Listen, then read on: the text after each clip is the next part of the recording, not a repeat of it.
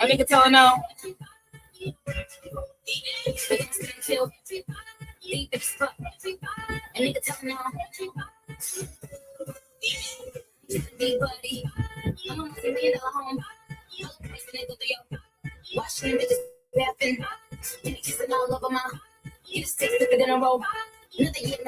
Bodies. Love Nikki down.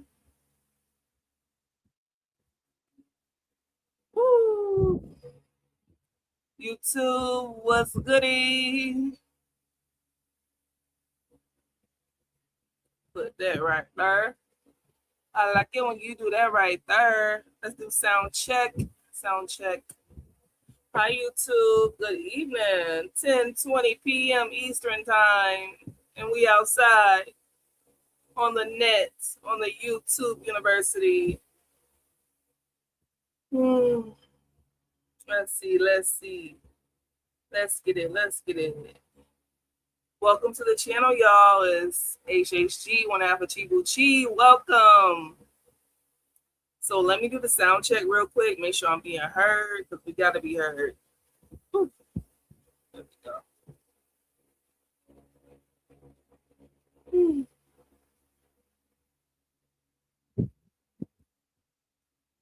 We have to be heard.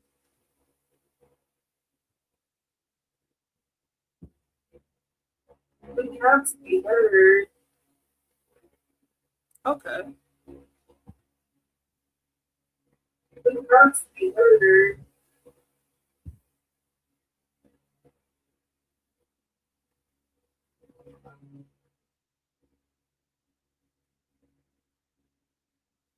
All right, we are live with it. I need to do one more sound check. All right.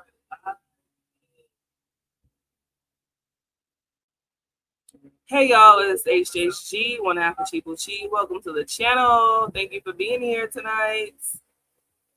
Hey y'all, it's HHG, one half of Chibuchi. Welcome to the channel. Thank you for being here tonight. Period. Hey y'all, it's HHG, one half of Chibuchi. Welcome to the channel.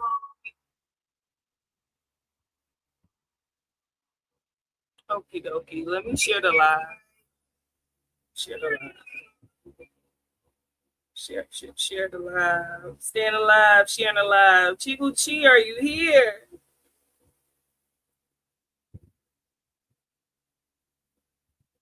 Okay, good evening. What's goody?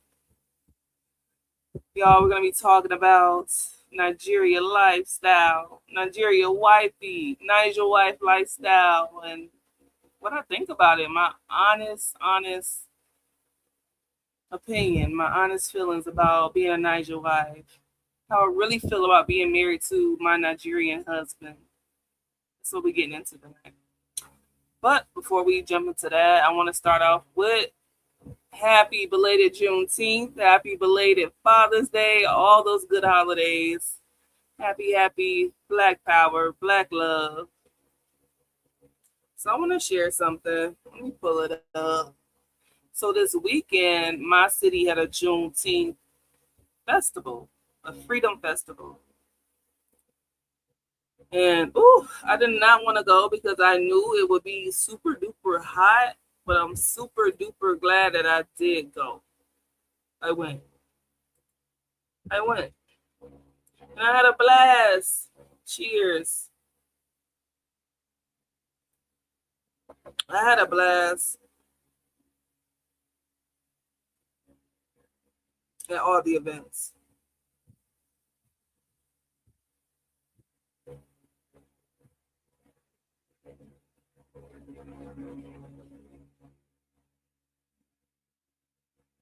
Oh wow. Somebody just like commented. A lot of comments. You know what? I will go through those comments on this live tonight. I will respond to you. Yolanda Strickland, 18. I'm gonna respond to you. But hold up. Let me sip my drink.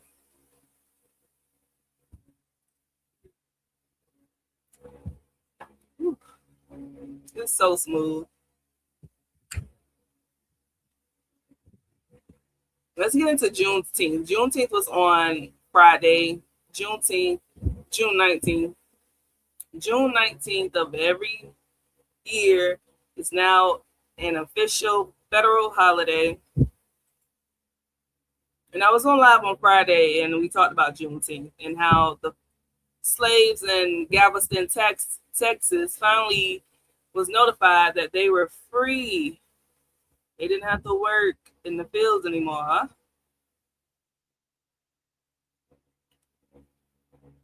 So that's how we got Juneteenth. So June 19th, 1865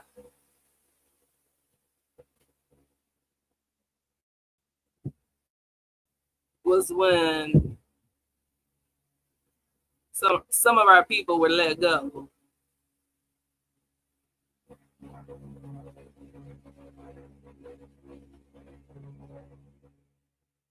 They were still out there working in the field. They had no clue.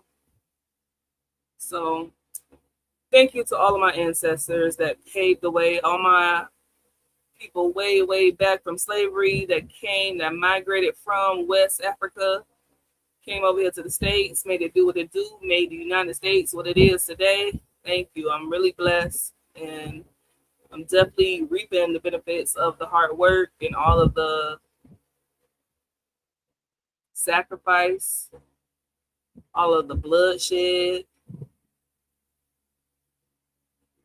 all of the unknown.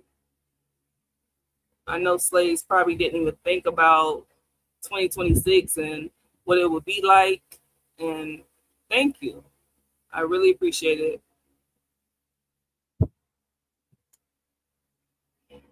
I really do. Okay, so here is Juneteenth.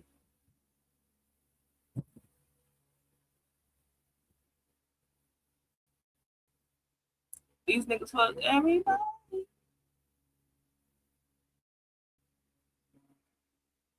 I was just in my Nicki mode. I am a Barb. I love Nicki Minaj. And Pink Friday 2 still is. It came out on our birthday because me and Nicki have the same birthday, December 8th. She 83. She 82. I'm 92.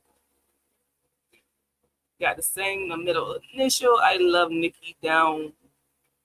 But let me share this with y'all. Okay, this was my Juneteenth and how I spent my Juneteenth in my city. So let's check it out. Check it out. Share. Laptop moving a little slow body. You know, since we got like Wi-Fi and everything involves having a phone, I truly think everything to move super fast, even though that's not reality.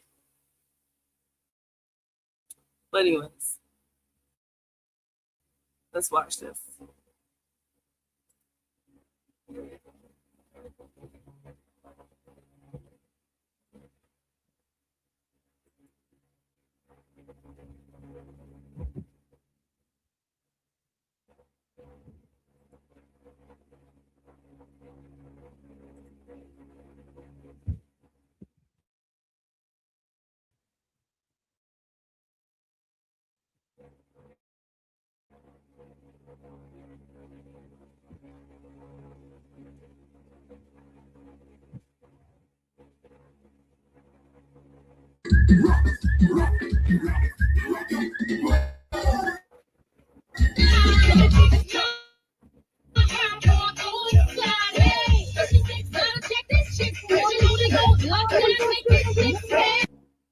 Easy, baby. That you would continue. Curtis Wilson. It is so fucking hot. Got to get that Italian ice. It be hot outside. They have the water continually splash evolving going with for the kids.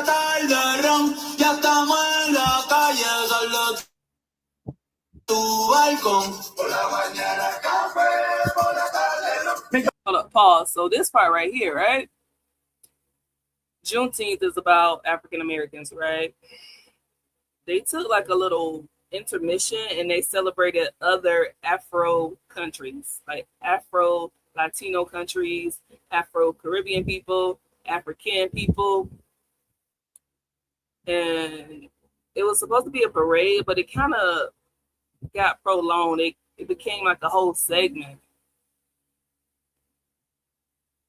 and it was like, this ain't Juneteenth, but it turned out pretty cool because they had the Nigerian flag out there, y'all. You're gonna see it right here. Let me show you. Wait for the flag bearers. Mexico, Spain. Here we go. DJ B Lloyd, my favorite DJ. West Dog. DJ B-Lux, live in the Soca Mix. Go! Y'all see the Nigerian flag? Yeah.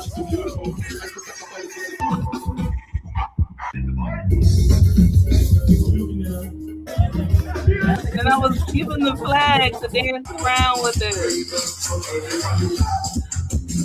That was so cool. He's Nigerian.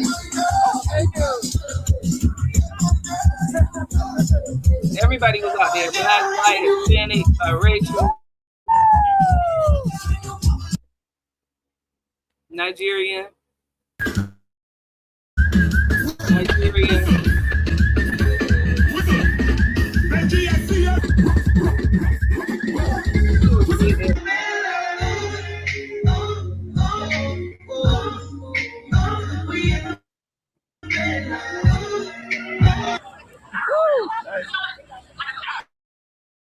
They had the double dutch. Look at all the people.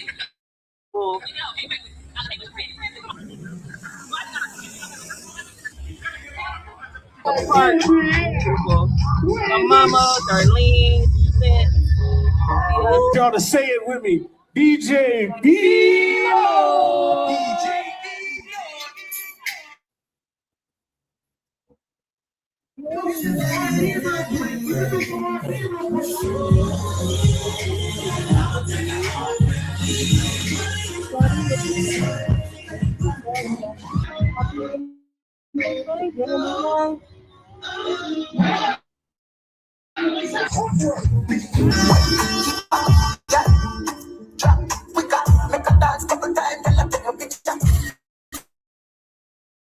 It was such a vibe. Oh boy. And you definitely needed your umbrella. Fan yourself real quick. Pause, because that's the end anyways.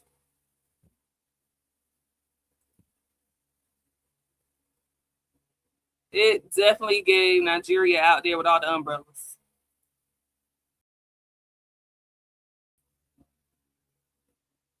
Where I'm at? Okay. It definitely gave Nigeria because everybody had an umbrella trying to block the sun. The sun was on 200 degrees. Oh, but it was a good time at Juneteenth. They had the Nigerian flag out there. I was able to hold it and vibe with it. I saw my Nigerian friend. It was just a good vibe. It was a good vibe. I'm glad I went because I didn't want to go, but I went. I'm glad you celebrated. I can't do heat. Meaning, what? How you married? How are you with a Nigerian if you can't do heat? I need that flag. LOL. Miss Yolanda, where that? Says she can't do heat. Have you made it to Nigeria yet? Whew, that's another type of heat. I need that flag too. When I get a house, that flag will be in my house. To Juneteenth, to Nigeria. I'm out. Okay. So, like I said, tonight we're talking about how I really feel about being married to a Nigerian man. My husband, Mr. Chibuchi. We're going to talk about it. I can't do heat in Arizona. I am so sorry. Me neither. I mean, I can do it. I can't do it for long periods of time. So I was out there from like 2 to 6, 4 hours in the heat. Then I left my chair in the car, and I left my blanket in the car. Luckily, somebody had an extra umbrella. The umbrella saved my life. I love Nigerian heat because it's humid. Oh my gosh. Yolanda, you were a little different. So you will love Miami, Florida. You would love Miami because it is just like Miami. Hot. It's hot. It's like a bitter hot. Living in Miami, I did not come outside until nightfall. I'm either running my errands early morning or coming out when the sun is going down. Can't do it. So you commented. I just saw the comments. So are you with a Nigerian man?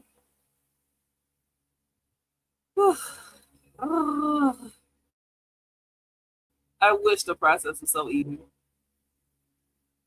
Okay, so being in love with a Nigerian and being with a Nigerian as of today, I mean like physically being with one, it's very different. So let's go to my dashboard. Let's see what you asked. We in the bed like ooh, ooh, ooh. Okay. Can anyone share what they are doing to bring their spouse to the U.S., please? And thank you.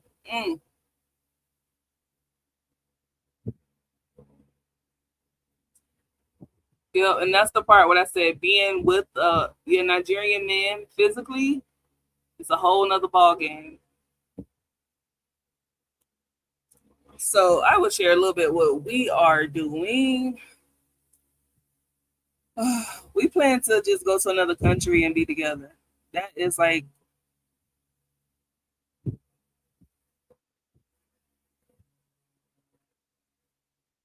I don't want to say, I'm trying to decide, do I want to say short-term goal? Yeah, that's a short-term goal for us. Because as you know, Trump has the ban on Nigerians for immigration. You can still get a visitor's visa or you can do the K1 fiance visa, but you can't migrate to the U.S. Not right now. You can still apply, get in line, do your interview, but you cannot migrate. So Nigerians cannot migrate to the U.S. as of right now. So what are they doing to bring their spouse to the U.S.? So what Chibuchi and I are doing is we applied for the immigration paperwork. We got in line for that. We really just carrying on like usual. I'm in the state of Nigeria, and we visit each. Ugh, I wish it was each other, but I go visit him. But this time around, 2026, we are planning to visit in another country. So, like one of the Caribbean countries. Someone here on YouTube has shared with me St. Kitts is a good place to visit at. We're thinking about Barbados. I had someone on YouTube tell us about Eastern countries like, I want to say Oman or somewhere in the Middle East. Apparently somewhere in the Middle East, and I'm not sure about now since all this war stuff. But she was able to bring her husband to the U.S. via the Middle East. Like he moved there, they did all the paperwork from that country, and now he's here in the States. But they did all of that before Trump made all these changes. So all the changes were really implemented January 1st, 2026. So everything is still like up in the air for everybody. Everybody's still trying to figure it out. So you are not alone with what's the plan. I would suggest getting in line for if you're married already, because you said spouse. Yeah, if you're married, go ahead and apply for the paperwork, get in line, and still try to find a way to be with your man. Now, I shared this on the last live I was on. One of the recent lives I was on, this Nigerian YouTuber named Teo, he went to St. Kitts and he invested in their country. Therefore, he became a citizen. Therefore, he got their passport. And having that St. Kitts and Nevis, that passport, it allowed him to travel to more countries, including the U.S. So that's visa by investment or citizenship by investment. So now he is a citizen of Nigeria and St. Kitts, and he has both passports, and he can use the St. Kitts passport to enter the U.S. But granted, he did all that before the ban because all of the Caribbean, well, most of the Caribbean countries are on the partial travel ban as well. So I believe, so say I live in Barbados, I'm a citizen of Barbados, and I already don't have a U.S. visa to come visit. I can still apply for one, but now they have that visa bond where you got to pay a bond in order to get your visa, or you could be told no. So they're just making it stricter and harder to get that visitor's visa. And if you want to migrate, that's at a halt altogether. So that was your first question. We just getting in line and we're still carrying on. Okay. I'm filling out the USCIS. I found out USCIS scrutinized them, which is crazy. Yeah, they do. Am I still alive? Let me check.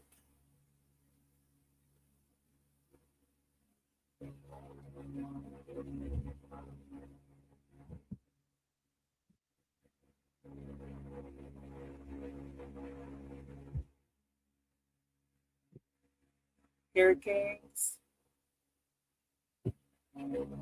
Oh no, what's happening? Hurricanes. Oh no, what's happening? I mean, weather is gonna occur no matter where you at. I mean, weather is gonna occur no matter where you at. I mean, weather is gonna occur no matter where you at. Why am I frozen? Sorry, am I frozen, Miss Yolanda? I think I'm frozen.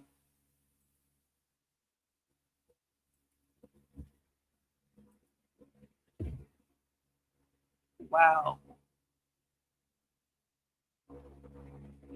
I can't believe I'm frozen right now.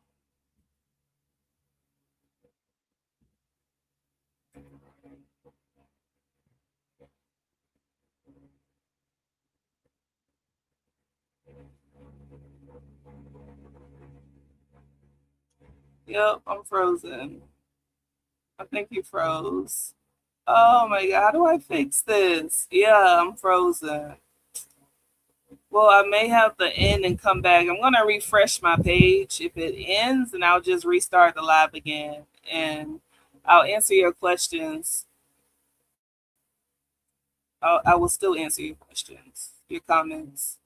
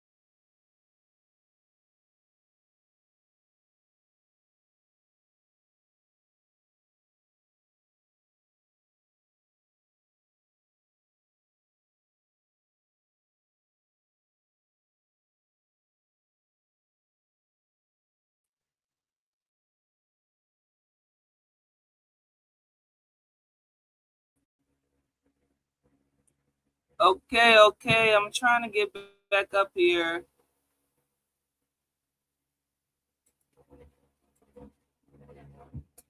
Ooh. Let's see. Where we at? I'm gonna have to just switch cameras.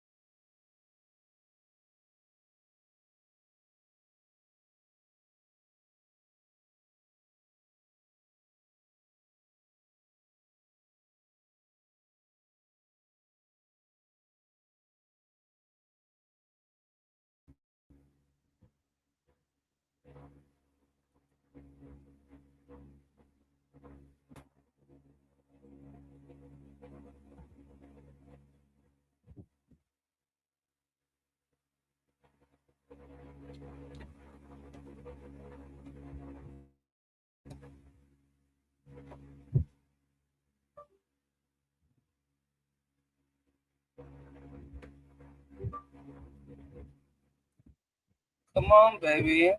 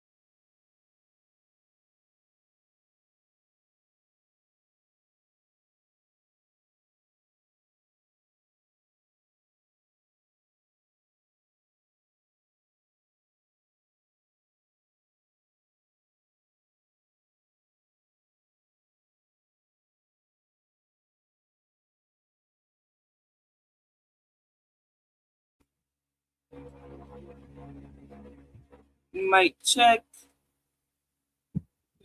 Mic check. Am I being heard? Check. Okay. Mic check. Am I being heard? Check. Okay. All right. So we're just gonna use this camera. Am I being heard? Check. Oh my gosh, I hate this camera.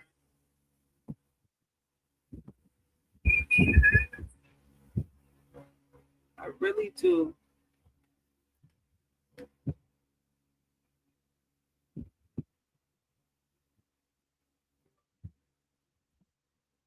Okay, so we're gonna proceed like this for now. Um,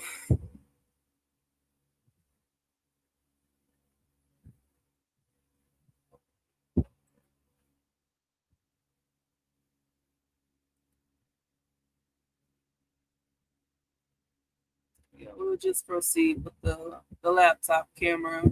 Sorry about all of that.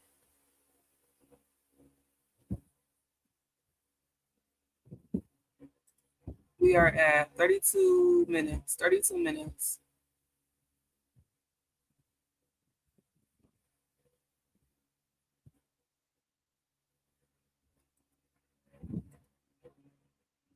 Get it? Why are you being difficult though, bro?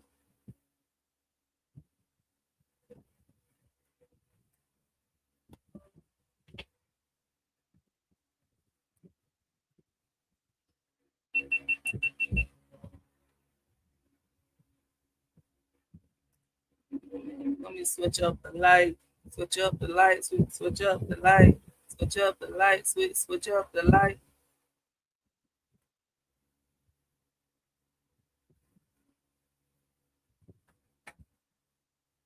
Switch up the light. Switch up the light.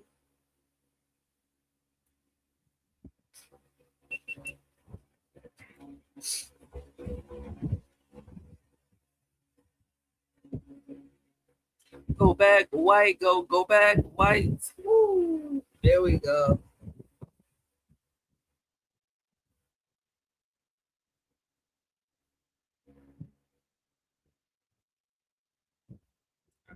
So now I'm gonna plug in the camera again.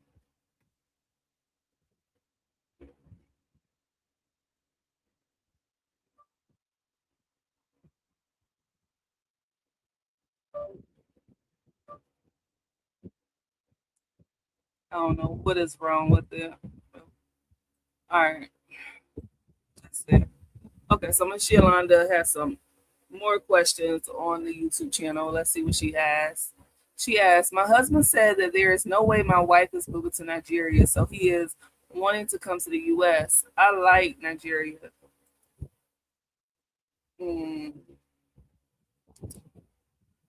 Why don't he want you to come to Nigeria?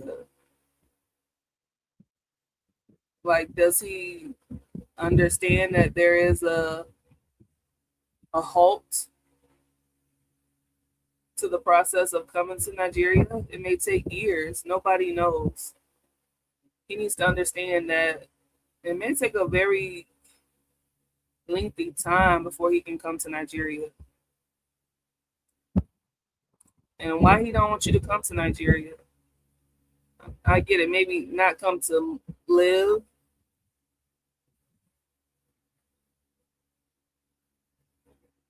I'm be honest, I'm not keen on living in Nigeria myself.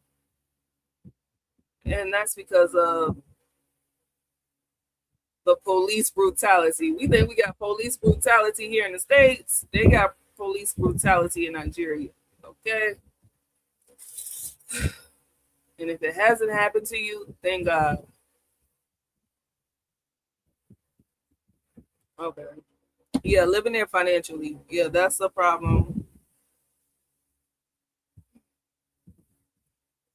There's no real economy in Nigeria, so I definitely understand that. But Miss Yolanda, just you know what they say: dot your I's and cross your T's. You just never know. When I met Chibuchi, I was dumbfounded because he said this to me. He said, I can't come to the States. I was like, what? I was like, we're having a conversation. I'm like, you got to come visit me in the States, you know? And he said, I can't come to the States. And not because of anything legal or anything, because he just didn't believe that there was a way to get there. I was ignorant too. That's when we first met.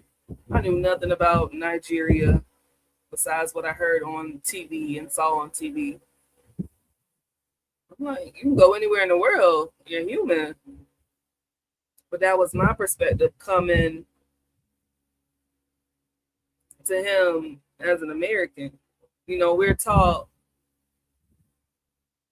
the world is our oyster. You know, let freedom ring. We can do anything we put our mind to. The American dream. There's no Nigerian dream that I know of. From my understanding, all Nigerians is trying to, not all, but, you know, most people are trying to get up out of there. I watch documentaries of people who left Nigeria, moved to like the UK, even China. And they're like, we're not going back to Nigeria. And in most of those situations, the people, the native Nigerian people who were living in other countries, they were mentioning the police extortion. I cannot stand it. I had to cuss the police out. the first time we got extorted. They like to play these games and they like to go for young Nigerian guys. And I talked about this in plenty of my YouTube channels, YouTube videos, but they go for younger Nigerian men because they know who you gonna call when you get in trouble. I know the first person I'm calling, my mama. So you're gonna call your mama, you're gonna call all your female relatives, and they're gonna pay up the money that these policemen want so you can get out of trouble. And who's not going to do that for their loved ones? So it's so much extortion in Nigeria. That's why I wouldn't live there. Can't even go outside. Last time we were extorted, we had went out to a local restaurant, was taking public transportation, and we were walking and on leaving the restaurant, we got extorted in broad daylight. I can't stand it. I got left on the streets in Nigeria. I see if I got left in the streets in the UK, but I'm in Nigeria. But luckily, some nice Nigerian people, they scooped me up and they helped me resolve the issue. Me and Chibuchi were able to get that connected. But they would beat your ass. And that's what happened to Chibuchi during his last rendezvous with the police. They beat him up. So I'm not interested in being over there because of that. I've seen people say that, okay, it was this one, she's white and he's Nigerian. She's over there living and she says that she can work remote. I don't know what she does. I think she's on TikTok. But she's like, la, la, la, la. She's like happy-go-lucky over there in Nigeria. Now, if I was white, I definitely wouldn't go to Nigeria. But then also, Africans love white people for some reason. I don't know. So I understand your husband saying he don't want you there. But if that what it take for y'all to be together, then yeah, finances, you gotta come with your bag, or y'all gotta start a hustle or a business over there. Nigeria needs more economics. Nigeria needs more jobs, more everything. I don't know what the people are doing with the money in Nigeria. I really don't. I know the politics is a big thing in Nigeria, and I told my husband friend, he's thinking about doing politics in his later years.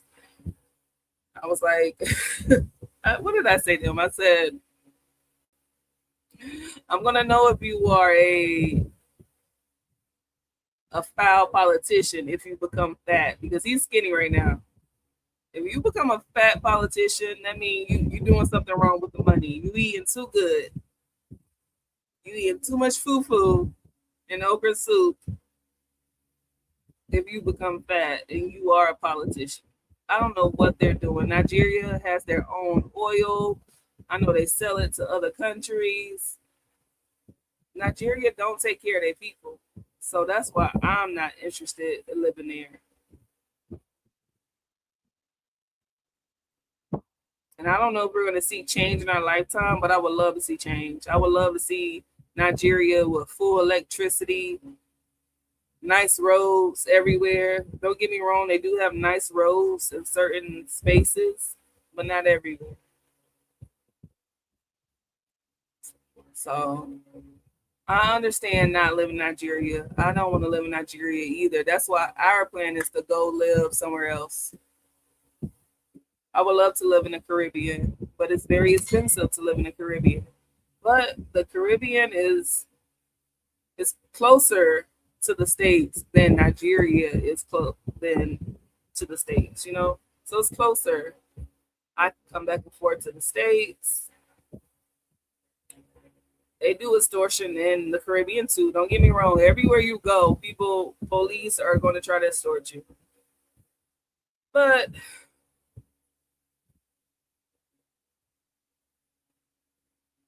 Nigeria is just like a lawless country.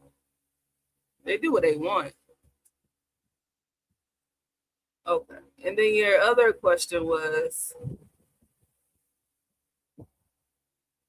how do you maintain any financial responsibility in the U.S. if you live in Nigeria? My husband is self-employed and the money is not always that great. How do you maintain any financial responsibility in the U.S.?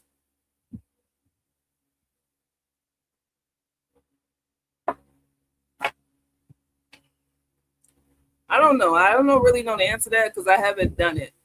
The longest I stayed in Nigeria was for 4 months. So for 4 months, when I stayed for those 4 months, I wasn't paying like for housing in the States. I still had to pay my other bills though. So it's like you gotta budget and save up for taking time away from the States to go to Nigeria. Or you gotta get you an online hustle. You gotta find a way to make money while you're gone. And that being said, being in a long distance relationship is very expensive. It's expensive. And I definitely want to talk about finances in a long distance relationship,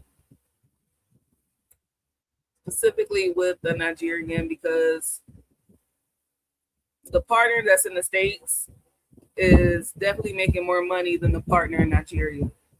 And that's a no-brainer. You don't have to be in a relationship to know that. I guess I would look at Panama. I got some people in Miami that's from Panama. That would be hard because it's my income only almost. Yeah. Yeah. You're not the only one. You're not the only one.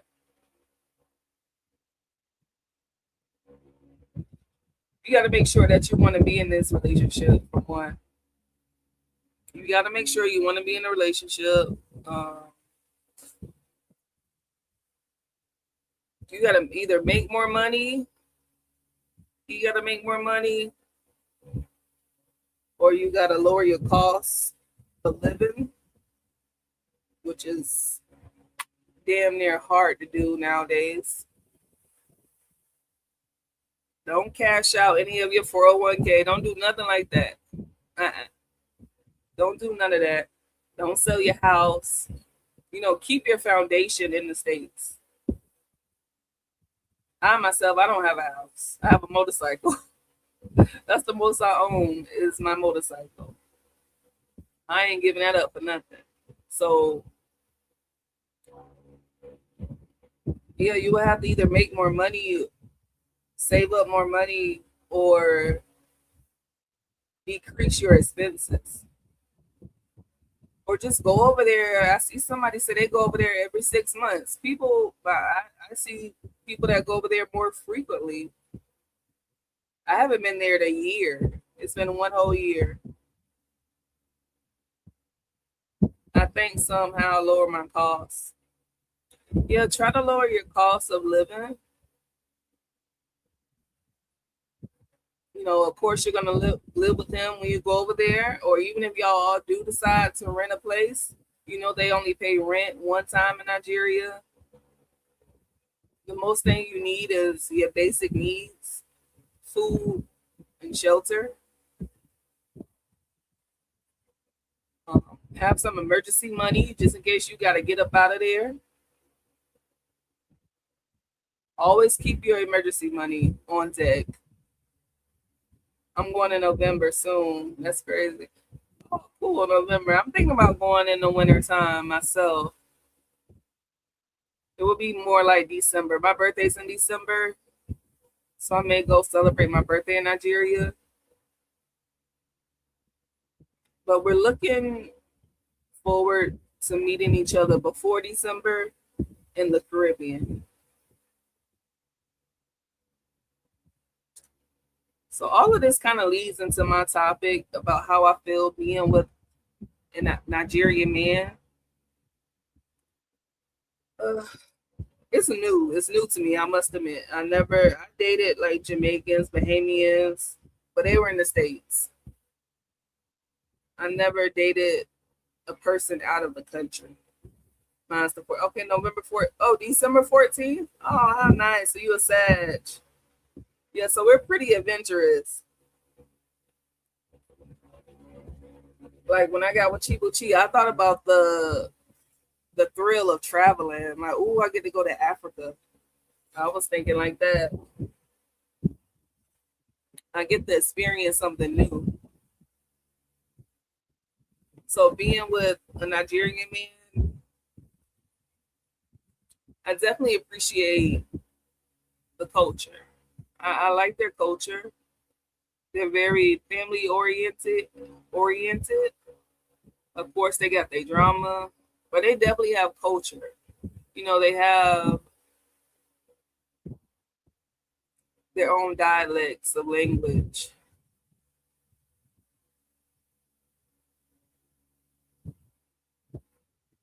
The way they cook, the way they dress. For me and my husband, I love the way that he was raised to get up and tidy up the house. He's very neat. I like that because sometimes I can get a little junky. Not nasty, but junky. I can be a little junky. I can be a little carefree, stuff everywhere. But then Chibuchi, he balanced me out because he likes neat and orderly. And with my ADHD, I like neat and orderly things, but it kind of makes me anxious. I don't like things in perfect sync. So he balanced me out like that. And he was raised like that by his mother. His mother has passed on now. And he still carries out those same habits. He's the middle child. I'm the middle child. So that's pretty cool. I think we connect in that way.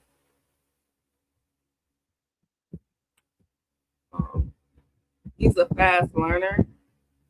I don't have to explain everything to him. Like he know how to use social media and catch up on lingo and research something he don't understand. Like I didn't have to explain Juneteenth to my Nigerian husband. He knows how to go to Google and look it up. I wish I could be, girl, don't we all? I wish I could be a YouTube traveler. And I'm not laughing at that comment. I'm laughing because me too. Me too. But you know what it takes? It takes consistency. That's all. YouTube does pay. It really does pay. We're not paid yet, but it does pay. You said yes, their culture is amazing. Yeah, I really think it is. It's very colorful.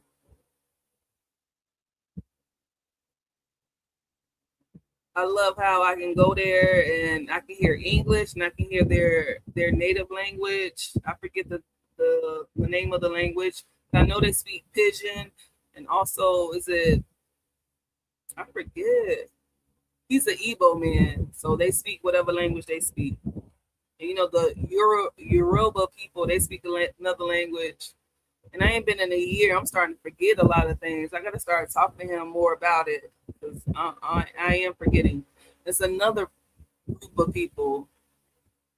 You got the Yoruba people, the Igbo people, and then the other people. One thing I remember about the other people is that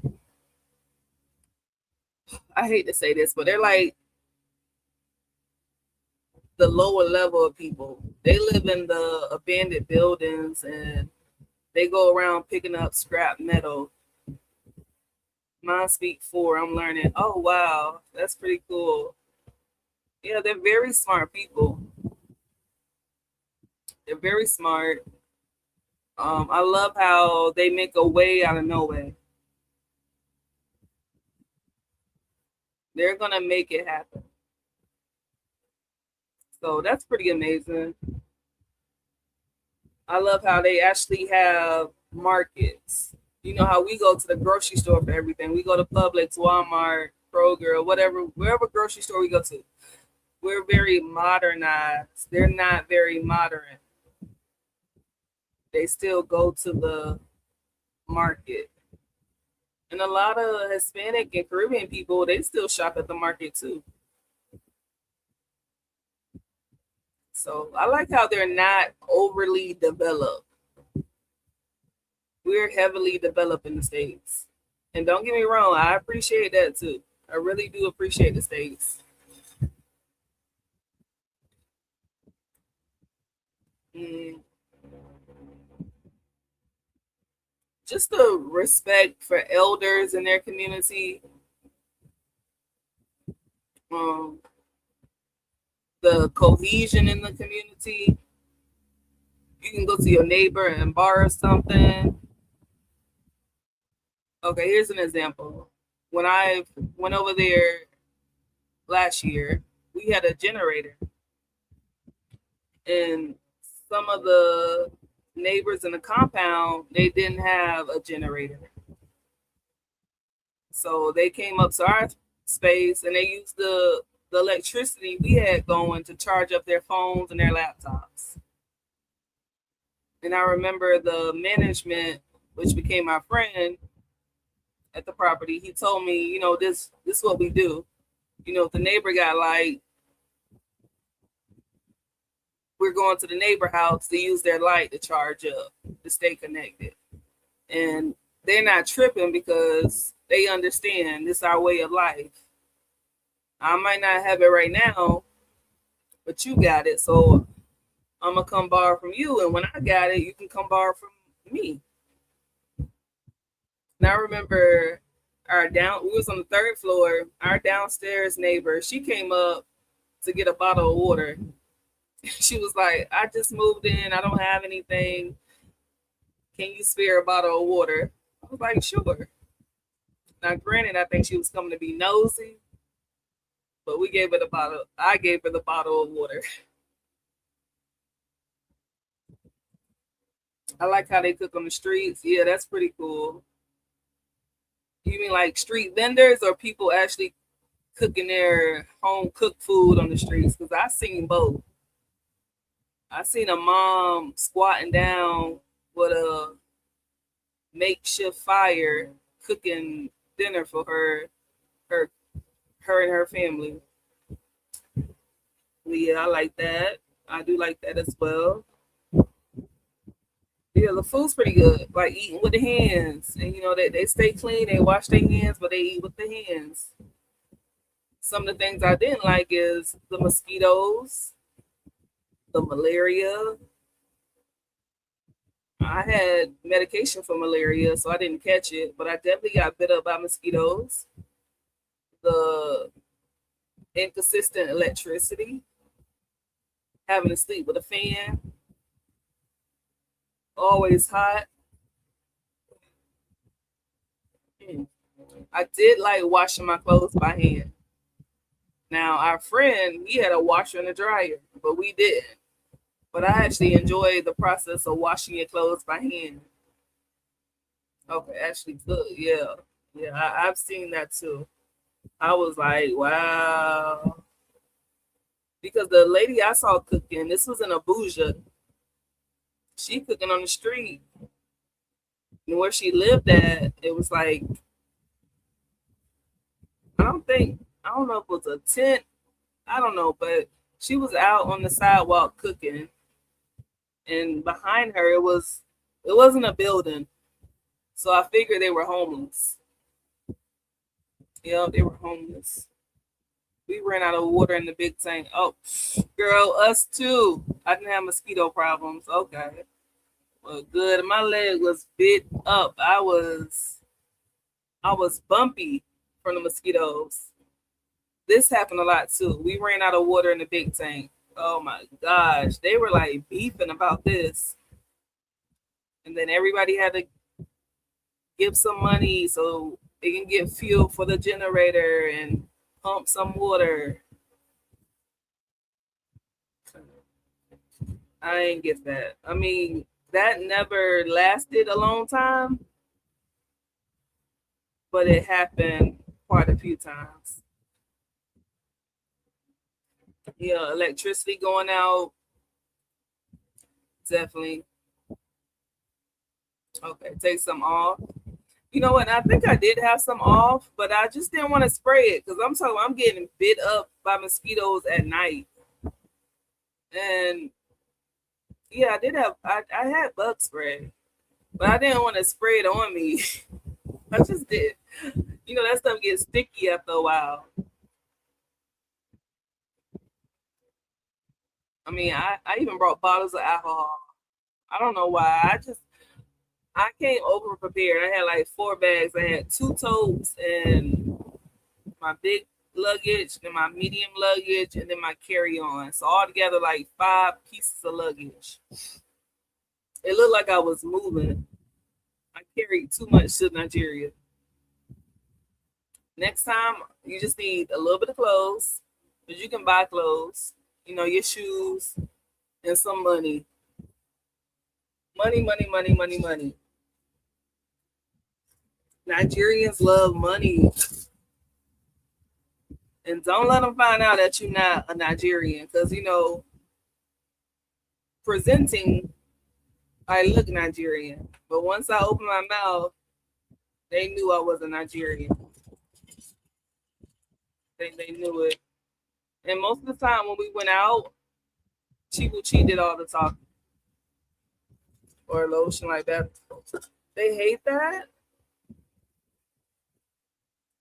Okay, I definitely brought Bath and Body Works. I even brought some men's Bath and Body Works for Chibuchi. I didn't know mosquitoes hate that. I thought maybe they'll be attracted to the sweet smell. Me too. I brought clothes. I brought too much. I brought food. And all my American food, it went so quick.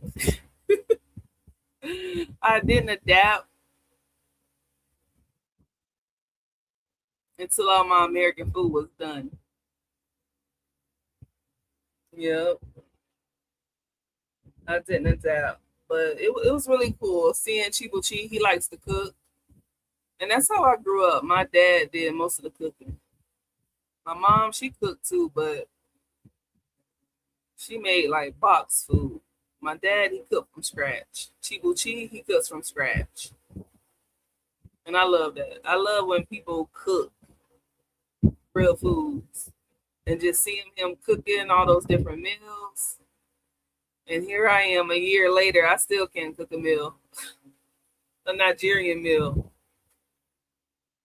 But soon I'm gonna cook some okra soup and some fufu. I'm gonna make that. I'll probably do it on live. So yeah, I love the culture of Nigeria. I love how the men they actually take care of their women. And not saying that men in America they don't, but it's like they put in that effort. It's like it's clear. The communication is on point with Chibuchi. I was like, when we first started dating, I'm like, whoa, he texting back too quick. He's responding to every message I send. He's not skipping over messages. He's not taking hours or the next day to respond. You know, of course, I went through that with my men here in the States. And ain't nobody got time for that. And by the time I met Chibuchi, I was like at the point in my life, like, I'm not wasting time with no nigga at all. I'm not wasting time with you. Because people will play with your time. They will play with your time. And at that point, when I met him, I was done playing. I'm not playing with you. And I made that clear with Chibuchi. I'm not playing. So we met up 2 months after meeting each other in Turkey, Cyprus. And that was cool. Cyprus is more modern, but it's still undeveloped, but definitely more modern than Nigeria. Electricity 24/7. Uh, most of the roads are paved. Diverse population. But I didn't really care for the Cyprus people. They were a little snobby and they were definitely racist. Yeah. So by the time it was time for Chibuchi to leave Cyprus, I was like, yeah, you need to get up out of there. Don't stay there. And then the cost of living was about the same as the States over there in Cyprus, which is an island owned by Turkey and Greece. So you got northern Cyprus, you got southern Cyprus. So and then their food wasn't good. It was okay, but it was like wraps and they had like a Popeyes over there. They had another American chain too. And then the Popeyes chicken in other countries don't taste the same at all. At all. Or maybe they had like a pizza, one of the pizza chains in Cyprus. But yeah, when he got back to Nigeria, I visited him twice. And I definitely felt more comfortable in Nigeria versus Cyprus. But when I visited him in Cyprus, I only visited him for 1 week. The first time in Nigeria, it was 2 weeks. And the second time in Nigeria, it was 4 months. Now, our next meetup, I would like for us to meet up for at least a month. You know, a week is too short. A week is too short to go around the country, around the world. Yeah, a week is too short for me. Mm-hmm. Yeah, so the culture of Nigeria. I appreciate my man coming from a strong culture. Just the way they do things. Like usually when I trim my nails, I use a fingernail clipper. He uses a razor blade, and when he does it, your nails are just clean cut. He can give you like a manicure, and that's the way he grew up cutting his nails with a razor blade. I never thought of doing that. And I try to do it myself, and I can't get it. I can't get it right, so I still use a fingernail clipper. And of course, Nigerians, they love American culture too. You know, you always love something that you're not. And I won't say that for me. Okay. Well, I guess I do love the Nigerian culture, but not so much where I'm walking around here looking and sounding like a Nigerian. Nigerians actually love the American culture and they try to imitate it, like the way they dress, the way they talk. One of our neighbors in our compound in Owerri, they were a group of young guys, brothers, and I guess other relatives, but they were all guys right across the hall from us. And they used the N word. And when I first saw it, because it was in a text message, I was shocked. I was like, wow, y'all use the N word over here? And not all of them, but those young guys, they did. They used the N word. Ooh, the Nigerian music. I love Nigerian music, Afro beats, Burna Boy, Wizkid, Shala Papi, you know, all the rap Nigerian stuff. Plate of food in Nigeria is $4. Here they charge 40. Insane. Tell me about it. I would never buy a $40 plate in the States. I don't care how good it is, how hype it is. I got a plate today. It was gizzards, fried gizzards, and French fries and a drink. It was $15.11. $20 my max. I mean, unless I'm going out to like a restaurant and you sit down and you get served or whatever, I understand that being $40. But for some quick food, mm-mm. You know how people be trying to sell plates out of their home or a food truck? I don't like food trucks because for one, they're expensive. For two, the quality is not that great. So in Nigeria, you have the food vendors. You know, they're on the street, they're serving food. I don't know where they cook the food at, but you just pray over it and you eat it.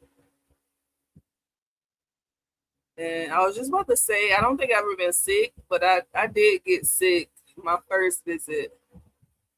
I ate some bole, and it was so good. It was, fish. It's like grilled fish in all this sauce. It's called bole, BOLE. And I got sick. I got sick from it. I don't know if it was because I overate. It messed me up so bad that I couldn't even go out that night. We were supposed to go out and party with a friend that night. I couldn't even make it. Let's see if I can find it. But it was one of the best times ever, and I still remember that day. I still remember it. I gotta redo our thumbnails. Our thumbnails look all over the place.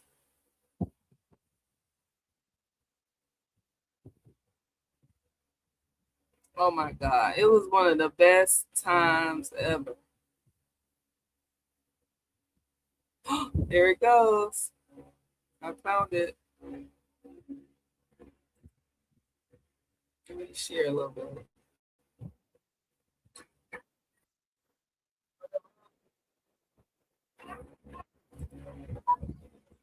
All right, let me share it with y'all.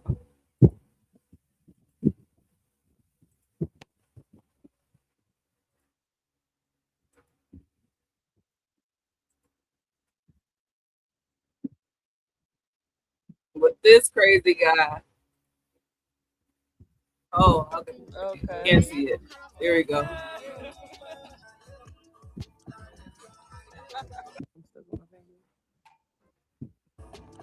This is in Port Harcourt. This food right here. See, they wash their hands with soap and water. I love my culture. And Chibuchi done got naked just to eat. Hi, y'all. It's ChibuchiHHG, and Chibuchi has to take a number 2. A lot of drinking. It's the fun guy right here.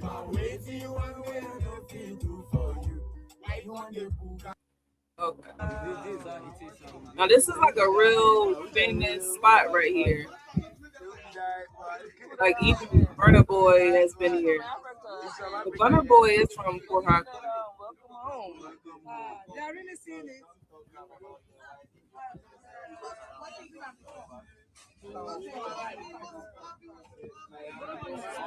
Hi, thank you. Okay. Oh, y'all got juice. Oh, y'all praying on me. Y'all, they praying on you with the juice. Okay, what's the flavors you got? How much are they? 2,000. Okay. He said, hold on. These girls were trying to get me to buy all this juice, and these juices were the bomb. The boss over there. Follow the boss. I'm just here. Nice. Pineapple and ginger? Yeah. Okay. Okay. Hey, I like the pineapple and ginger. Let me get this one for sure. I want to get this one for sure. Pineapple and ginger. How much is it? Watermelon sound good. Ooh, B, that sound good too. Yeah, she'll try it. She's gonna try it. Yeah, I know it's very nice. I'm gonna get this one for sure.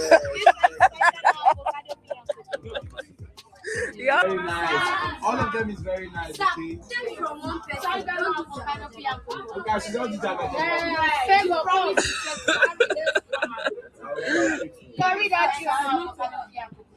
They're trying to sell the juices. Child, they were trying to sell those juices like crazy. All right, let me show y'all the food. It was so good. And it was one piece of fish. We all shared it. So you got the grilled fish, and then you got the plantains, the grilled plantains, and it's in some type of sauce. So good. Croaker is good. Okay, that's some good fish. Let's see. Yeah. We all just shared this food. We ate it back in. See the soap on the table. Good. Test Okay. You like it? it. She will like it. You like the test? Then you have to cut some fish. Cut some fish. Okay. Carry food.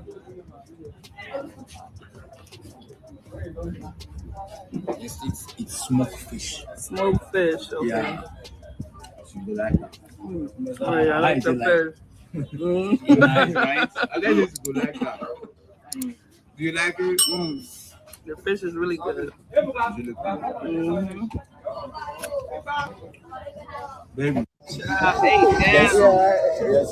Thank you, baby. And it was so hot out. KFC in the motherland. I miss. And again? Post me tag Trauma Bole on Instagram. Oh, Instagram. Okay, show me the.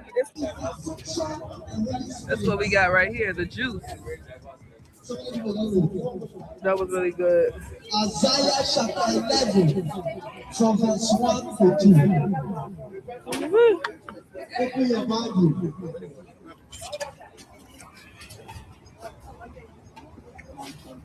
And don't get me wrong, it does look a little trashy, but it was nice. We gave this baby some money. That mama snatched that money up out our hands. Look at all these fish. Thank you very much. You're welcome. You're welcome, mommy. Beautiful girls. Bye. Bye. Bye. Okay, let it go? Okay. Bye, y'all. So they would push me out the door. I want builders. I see one.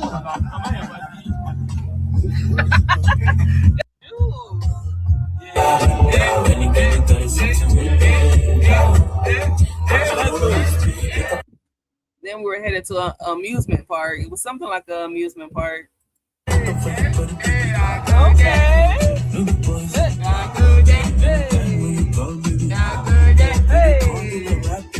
He was just so excited. Peter, this man is funny. Do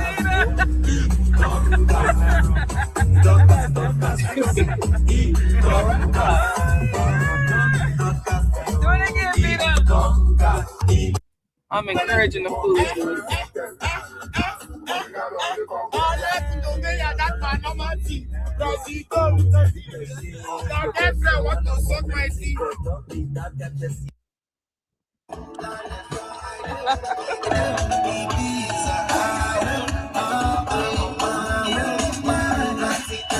Nigerian people love to shake their butt.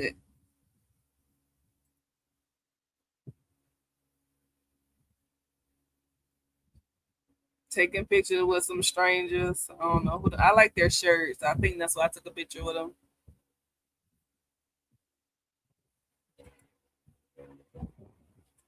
Yeah, the amusement park was really nice.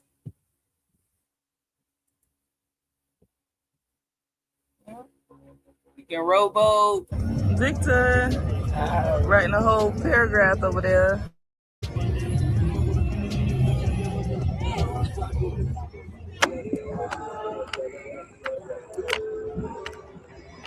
So childish. Yeah. So there's red juice I'll be getting when I go back. Okay. What's the red juice? Good times in Nigeria, I must admit. But then, like the negativity sometimes outweighs the positivity. And like the police, like the electricity, like the poor economics. Those are reasons why I wouldn't live there.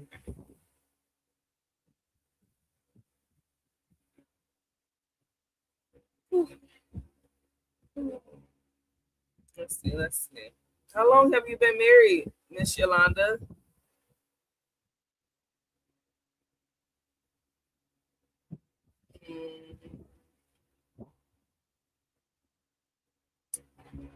one thing about being with a Nigerian man, so you are in a long distance relationship unless your man is here. And I love watching those people too, but I'm like, I'm not there yet. So I don't want to watch out too much. I would love to know how your man got here. But as of now, Trump has everything shut down. So I don't need to know that right now either. I mean, I can know it. But if you don't have a bunch of money like me, then you gotta sit back and wait and make it do what it do, such as going to visit your husband, meeting up in another place, which requires a lot of communication and patience with each other. Now, I must admit, sometimes we get impatient with each other. Well, not too much. I guess, I mean, when we get impatient with each other, we be like, oh, I miss you, and I miss you, and I miss you too. And we were supposed to meet earlier this year. That didn't happen. So it's been pushed back. And I pray to God it doesn't get pushed back again. So we both really working really hard. Oh, and this is something else I want to share.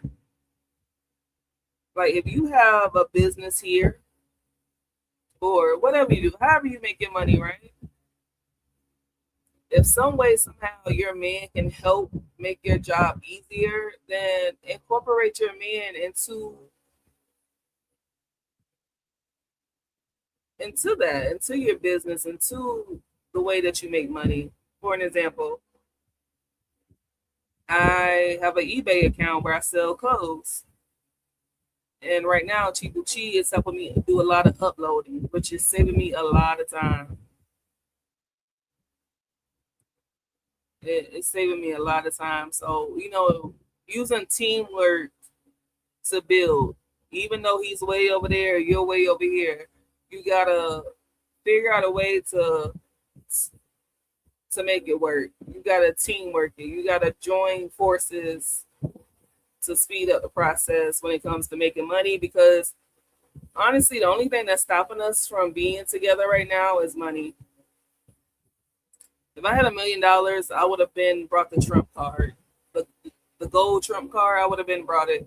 The $1 million visa, I would have brought it, because I know if my man is here, we're together. We're living under one umbrella. It will save me a lot of time, a lot of energy, a lot of anxiety, a lot of money as well.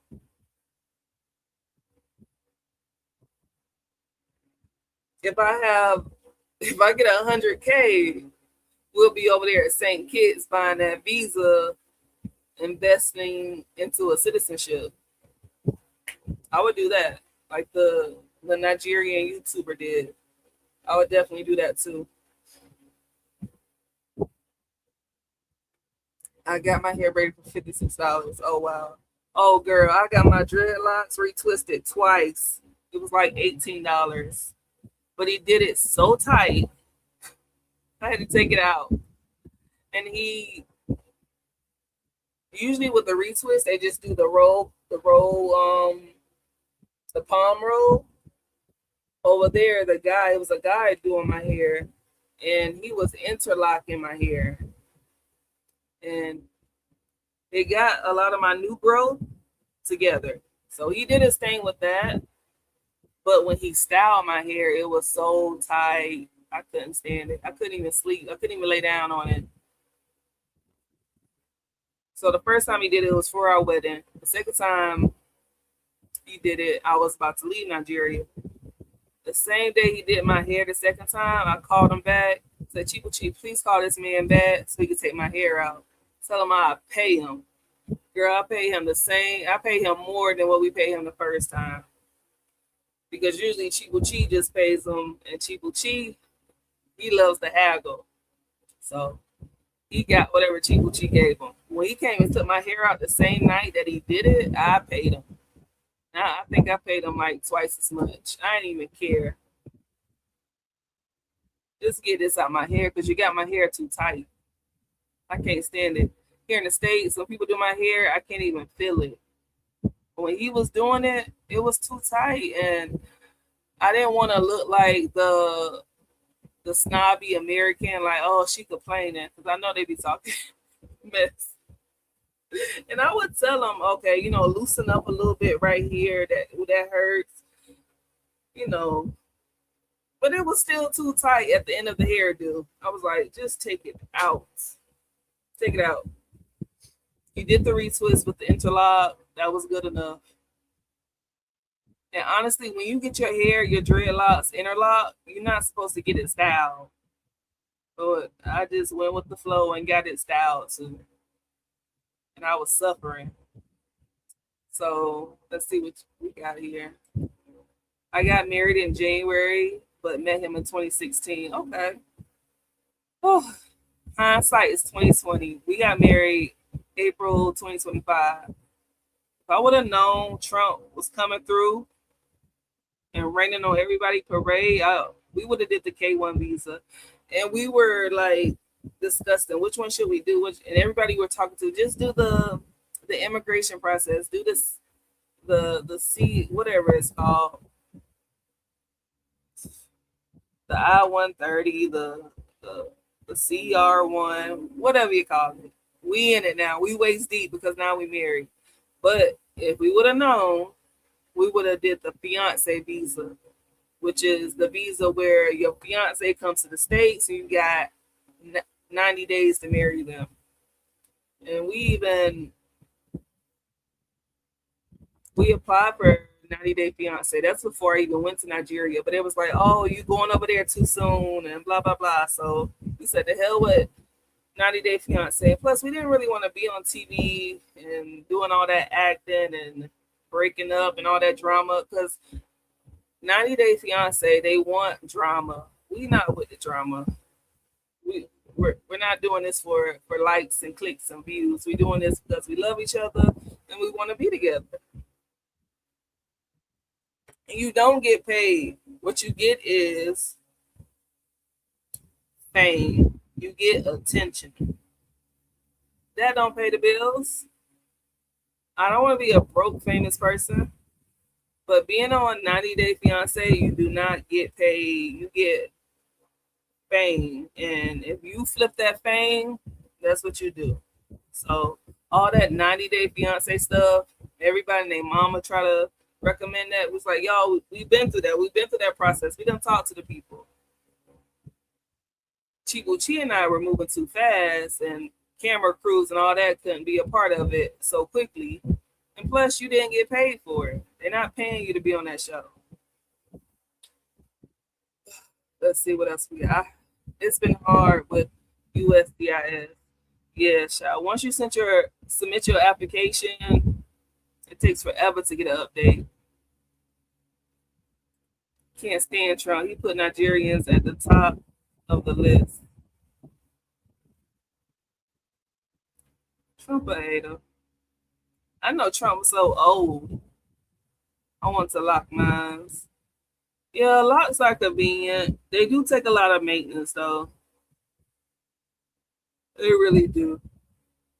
My little sister, she just combed out her locks. Yep, she combed them all out. She had it was about 80 or more. She combed them all out, and she still has a head full of hair. My beautician, she combed out her dreadlocks. But that's with the process of not being interlocked. So once you interlock your hair, I don't know if they can be combed out. I only had my hair interlocked once.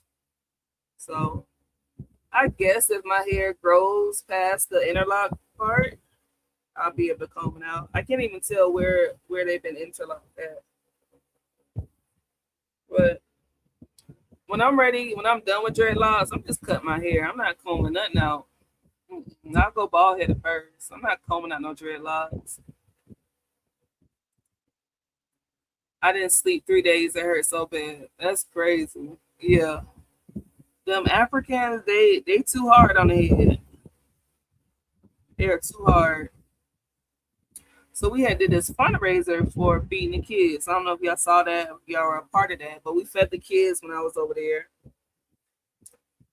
And thank you to everybody that participated in that, gave any money to support their children. They were just local kids. Y'all, they lived in I'm in my bedroom right now.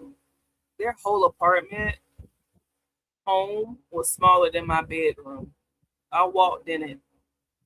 Smaller than my bedroom. One mattress. I'm on a queen size. They were on like a twin size.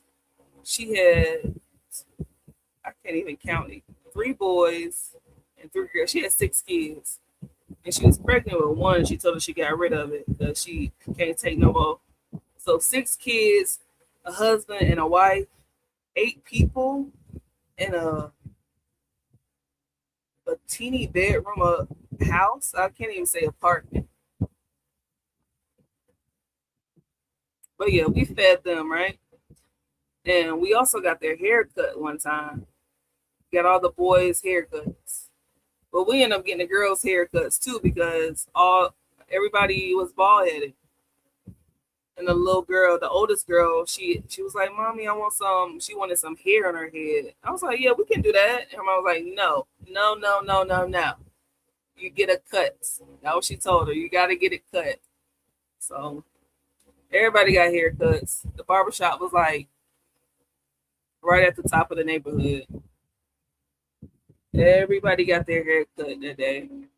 Maybe except for like one of the youngest ones, because I think they were like asleep or something. But most of the kids around there, they run around bald headed too. Not bald headed, but with a fade. And I get it, because having hair in your head it takes maintenance, it takes time, it takes product, it takes expenses. That's why my hair has a lot of new growth. I don't want to be bothered with hair sometimes. So when I'm done with dreadlocks, just cut it off. I rock an afro. hmm And also, I understand the fade cut for Nigerians, for Africans. It's hot out there. Don't get me wrong. There's some baddies out there. There's a lot of nice looking women, nice looking men with hair on their head. Nigerian women, they love wigs. Even the African and the Nigerian rappers, they rap about it. They joke about it. She want me to buy her a wig. A lot of them wear wigs. Now that I think about it, wigs is a popular hairstyle in Nigeria. Yeah, I'm not a wiggy girl. I went through my wig phase, and I went through my wig phase very quick. When I was wearing wigs, I was in Miami, Florida, and that's about the same temperatures as Nigeria. It's too hot for wigs. I'm a hot nature person. Like, y'all probably can hear my fan going right now. I don't like being hot. I don't like being, especially my head. I'm scratching my head, my whole wig moving back and forth. Oh no, that's crazy to me. So I'm not a wig girl. I don't knock wigs. I think they're beautiful. However you do your hair is beautiful to me. Whatever makes you happy, whatever makes you comfortable, I'm with it. Yeah. So being with the Nigerian man, it definitely takes patience, communication. We use on WhatsApp. We communicate every day. I don't care if it's a text, a voice note, a phone call, a FaceTime. We got to talk every day. And that's one thing I appreciate about my husband. He keeps the communication rolling. 12 a.m., I'm getting a call. Now, I'm halfway asleep, but in his time, that's 5 a.m. right now. He get on the line, he say prayer. I'll be knocked out in the prayer. But the whole point is that I'm picking up the phone. I'm hearing somewhat. Am I coherent? Most of the time, no. unless I'm already up. See, it's 11:51 right now, so if he calls tonight, I'll probably be up. But communication, um, the different time zones. Right now, we spring forward. You know, we got the time change here in the States. They don't do that. So right now, we are 5 hours apart. I'm on the East Coast, by the way. So me and him are 5 hours apart. In the fall time, we'll be 6 hours apart. So it's not bad. Um, our expectations, we make sure that we're always on the same page. I don't know if it's because Chibuchi is young. He's 20, 27. I'm 33. So we're 5 years apart. But he is one of the most willing men I ever been with. And it's not because, oh, he's in Nigeria and he want to get here. I never got that vibe from him. Like I told you in the beginning of this live, Chibuchi never thought he could come to the States. And I was dumbfounded because I was ignorant and he was ignorant about the whole process. But anyways, he's willing. He's willing to try new things. He loves travel like how I love travel. He loves to learn. We're both on Duolingo learning Spanish together. And I just got on him today. I'm like, you need to get back on your app and do your Spanish.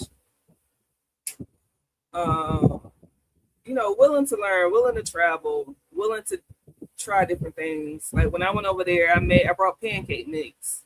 He ate pancakes. I feel like I made something else, but he didn't really care for it. Maybe it was grits or something. I think I brought grits with me. Cheese. In America, we eat cheese. In Nigeria, they don't eat cheese. They don't eat a lot of cheeses. You know, we love our cheese in America. That's not a big thing for them. And it makes sense, but they don't have consistent electricity, therefore they don't have refrigeration. So most of their food is cooked and can be stored without a refrigerator. So that's the different cultures as well. Our diets, you know, I'm willing to try your food, and he's always seeing what I'm eating, and he's ready to try my foods. My salad looks different from his salad. His salad is chopped up carrots and cabbage with some mayo. My salad is lettuce, tomato, cucumber, salad dressing. So that's a difference. Their salad is cool. You know, their salad reminds me of coleslaw. Now, our salad is a salad to me, but their salad is veggies and mayonnaise. I had a fade for 5 years. I loved it. Oh, that's awesome. I'm going to do that when I get older. I'm going to have a fade. I don't know if I have a fade, but I'm going to have a low haircut when I cut these dreads off. I'm not going to have dreads forever. What else?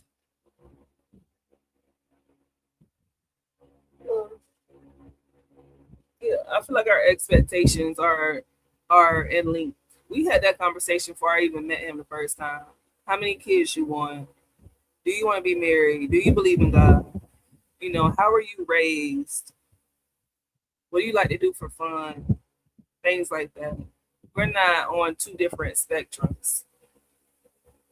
And we're 5 years apart, but we're still in the same age category. Like, it's not a big age difference. I might have dated an older man, but older man was never my thing. And younger people either. I always stayed with people who were close to my age. And usually most of the men I dated, they were older than me. I think maybe this is like one of the first, oh, he's younger than me situations. And I've never been married before either. He's never been married. And he didn't have kids, and I don't have kids. So we were on the same wavelength when it came to our life expectations. It's not a big difference. and we have those hard conversations. Yeah, we definitely have those hard conversations.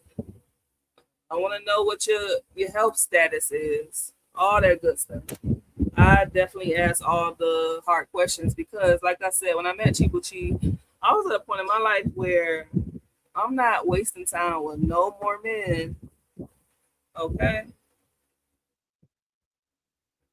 because I don't know, maybe it was Miami, Florida. I dated, not dated, but I dated in Miami, but also I've seen relationships. I see how people play. And it's like, why we gotta play these games? Why you wanna waste my time? Or me, let me give myself some accountability. Me wasting my time in a relationship. If you ain't feeling him, you don't see it long term. Why be with a person?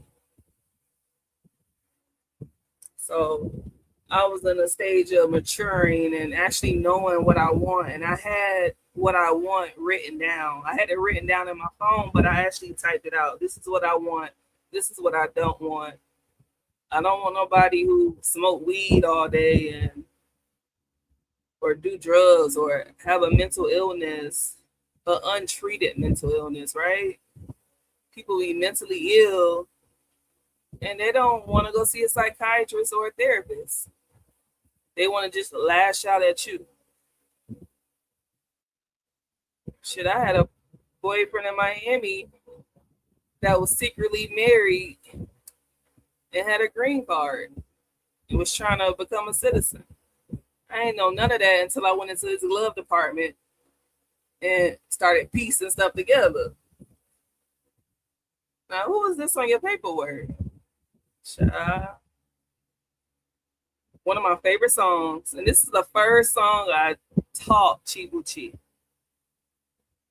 And I done lost all of my footage because Memorial Day weekend, my phone got wet. But anyways, I lost all my footage, right? Oh my God, I had some great, and this is why I gotta just start posting my stuff because I lost all of my footage. But the song I taught him, I'm talking about the lyrics. It was Kaya, Don't Trust No Nigga. Because deep down in my heart, still to this day, that's how I feel. Only man I trust is God. Now, yeah, I trust my husband enough to be in love with him, to love him, to be in a marriage. But that song by Kaya, Don't Trust No Nigga, it's a part of the Bible somewhere. You can't trust them. You can't. I don't care if they're Nigerian, they're American, they're Bahamian, they're Jamaican, they white, they black, they brown, they Indian, they Asian. I watch too many crime shows. You can't put your trust in them 100%. And an OG has told me this. You'll never truly know a person 100%. You know, we all have secrets that we go into the grave with. No junk food over there. I love it. Yeah, that's true. I was still able to get my Snickers chocolate bar or Pringles. It was at some points I was just craving some junk. And Chibuchi had to go out his way to find it for me. It was only like certain stores that had the junk, the American junk. And sometimes like the Pringles were like made in Dubai or something, you know, somewhere not in the States either. So it was like another foreign country to Nigeria. And it had a different taste to it.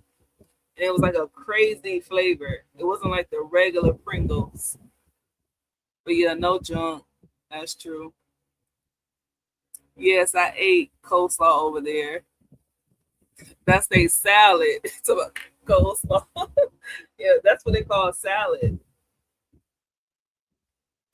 Now, even though junk food is not a regular food item in Nigeria, I've seen some fat Nigerians. Not a lot. I could probably count on my fingers how many fat people I saw, but saw some fat people. So I guess they be just if you're fat in Nigeria, it's probably because you're overeating. Because you're right, it's not a lot of junk food in Nigeria.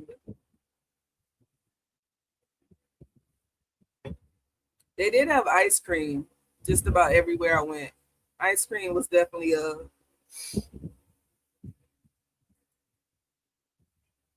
a popular snack over there. Ice cream.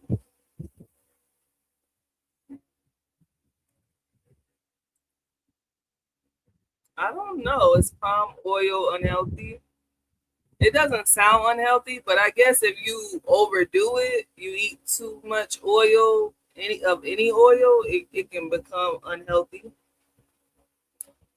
But I think they use a lot of red oil. That's what they call it. They use red oil in Nigeria to cook with or to make whatever they make. I should be ashamed of myself.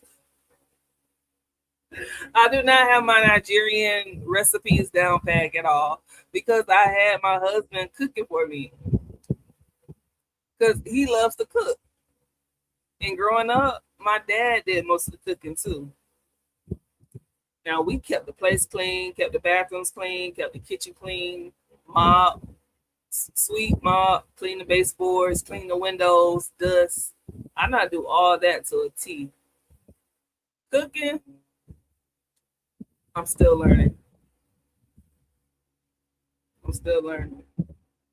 I can cook so I can eat. You know, I ain't missing no meals. But I don't know how to use no smoked turkey or nothing like that. I will have to follow a recipe. I can read a recipe and make a meal. I can make a good macaroni and cheese. What else can I make? Or I can make chicken wings in an air fryer. I am not a good fryer. I cannot fry chicken.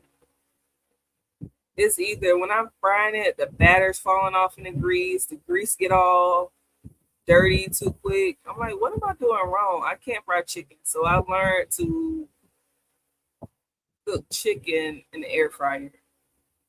That's one of the best inventions in this world right now, an air fryer.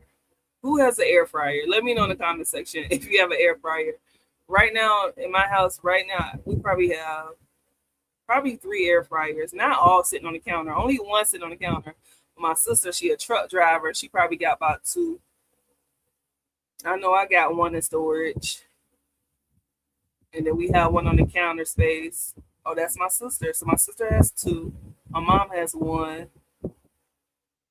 I got one in storage. I love an air fryer. I love shake and bake. Yeah, basically. I learned my cooking skills from my mom, and she made like hamburger helper, some other little box food. I finally got out of canned vegetables. I do frozen vegetables, but I at least open up the frozen vegetables. I rinse it and then I put it in a pot and I cook it. I don't put the frozen bag in the microwave and warm it up. Yeah, I'm not the cook, and I'm okay with that. I don't want to be the cook. I can wash the dishes. I just want to eat good. So you cook, I'll clean up. And it works. It works. I think it works. We're both we're content with that. And Chibuchi, he loves to clean, so he helping clean too. But I don't mind washing dishes. I used to think washing dishes was nasty, but I like washing dishes now. Yep. I'll wash the dishes. That's how I feel. Shake and bake. That's funny. I can do what I can do. We go eat. That's the point. We go still eat if I'm cooking. Y'all make sure y'all like the live. Give this live a thumbs up. And thank y'all for being here. It is 12:06. Happy Tuesday. It's Tuesday, y'all. On my side of the world. But yeah, give this like a lot. Give this live a like. Hit the thumbs up button for me. That is greatly appreciated. Let's see what else we got.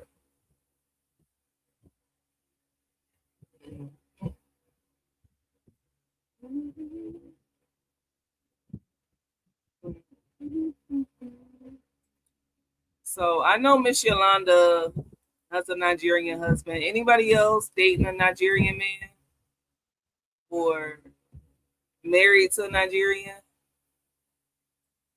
Who has a Nigerian man? And what is like? That's what they have. Domino's. Oh, I was talking about Turkey then, but yeah, Nigeria definitely has Domino's and Costa. That's so funny. Yep, yes they do.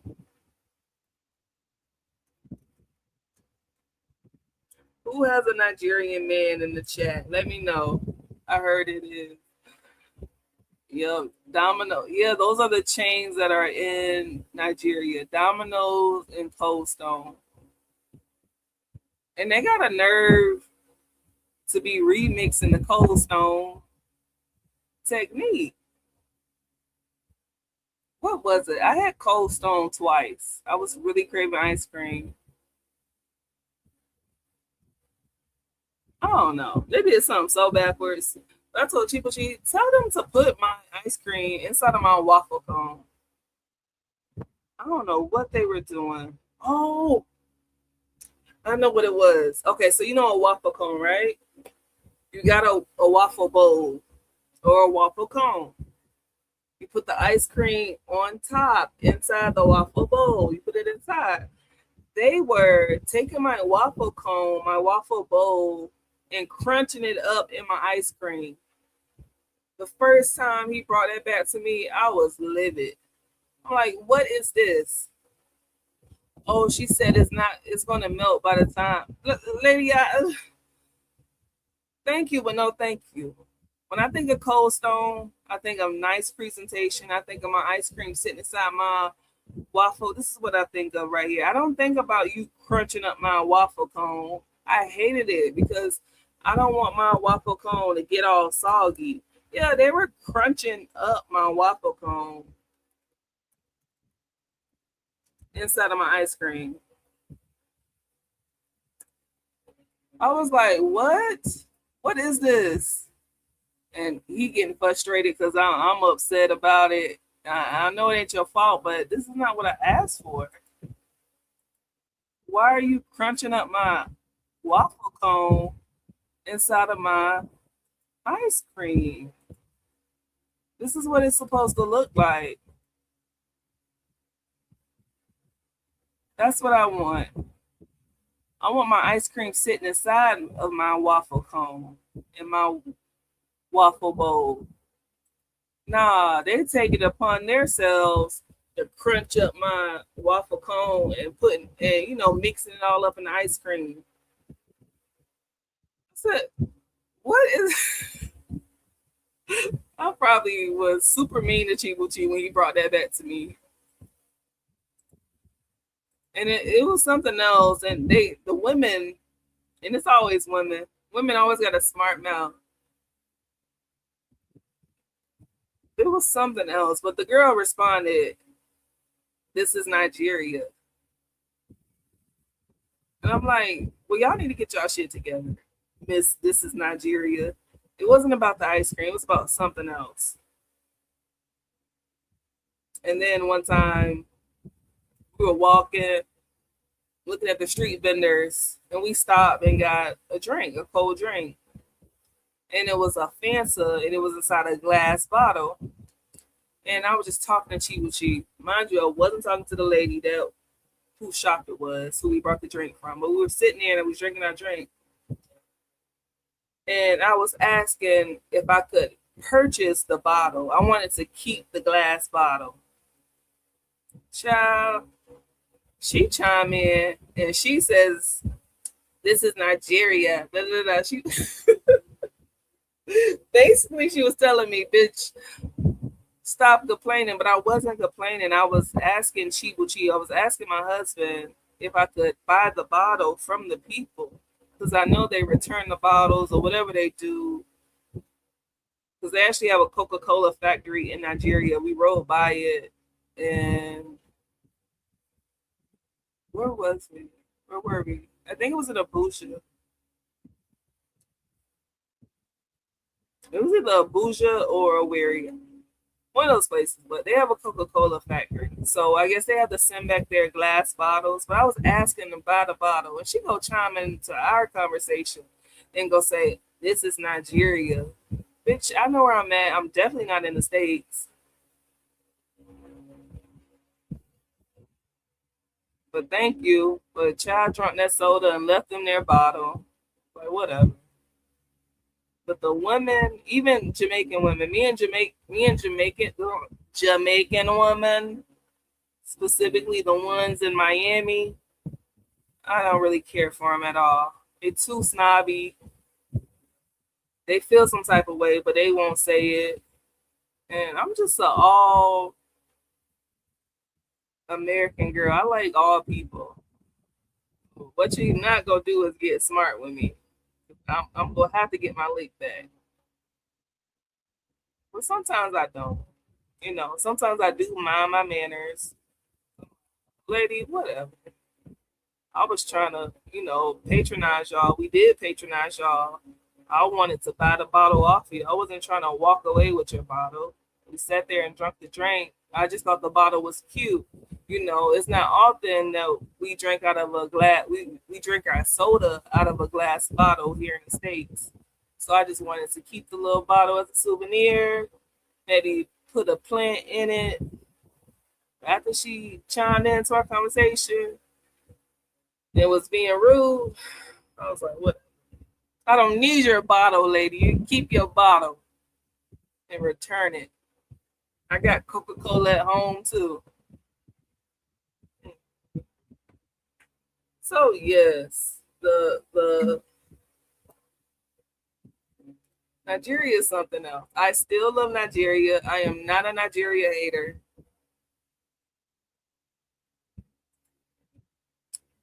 You season well, put lots of flour in the egg, make it crispy, and you cook each side and keep turning it to light brown, not dark brown. I think I be having my heat too high. I'm not a good fryer. I can't stand that. It's low key embarrassing. But you know what? I don't need fried food, and also I'm learning if I want fried food, let me just go to a restaurant so I don't have to smell up the house. I don't have to put in the energy of cooking fried food, or I let somebody else cook it. But my current solution is the air fryer. I learned you put a little baking soda on the meat, season it, put baking soda, put some oil, mix it all up, put it in the air fryer. It comes out crispy.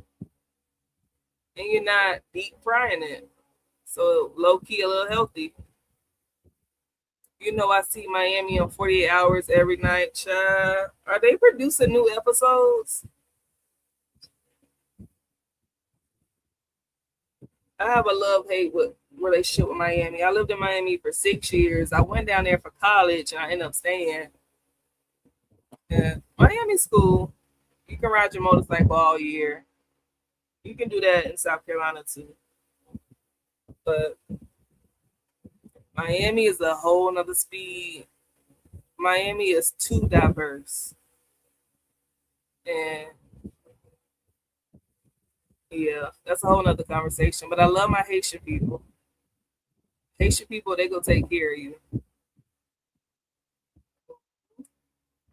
And they're dangerous too now.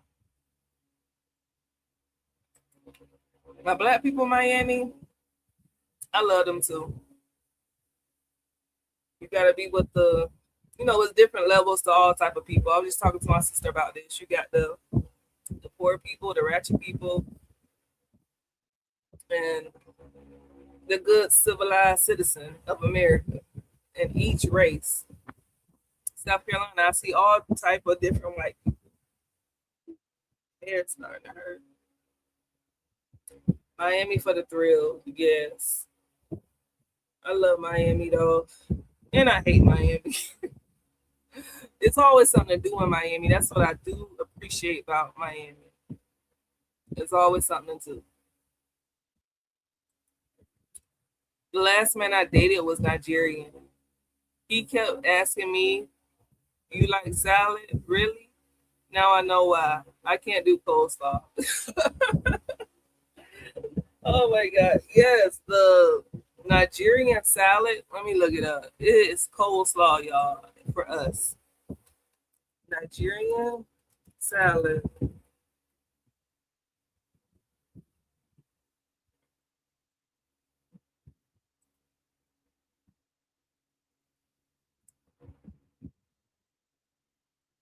This is the Nigerian salad Chibuchiwa made.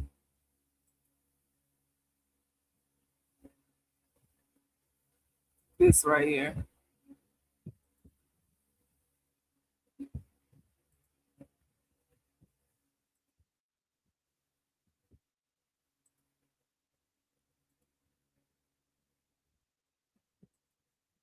Oh, hold on.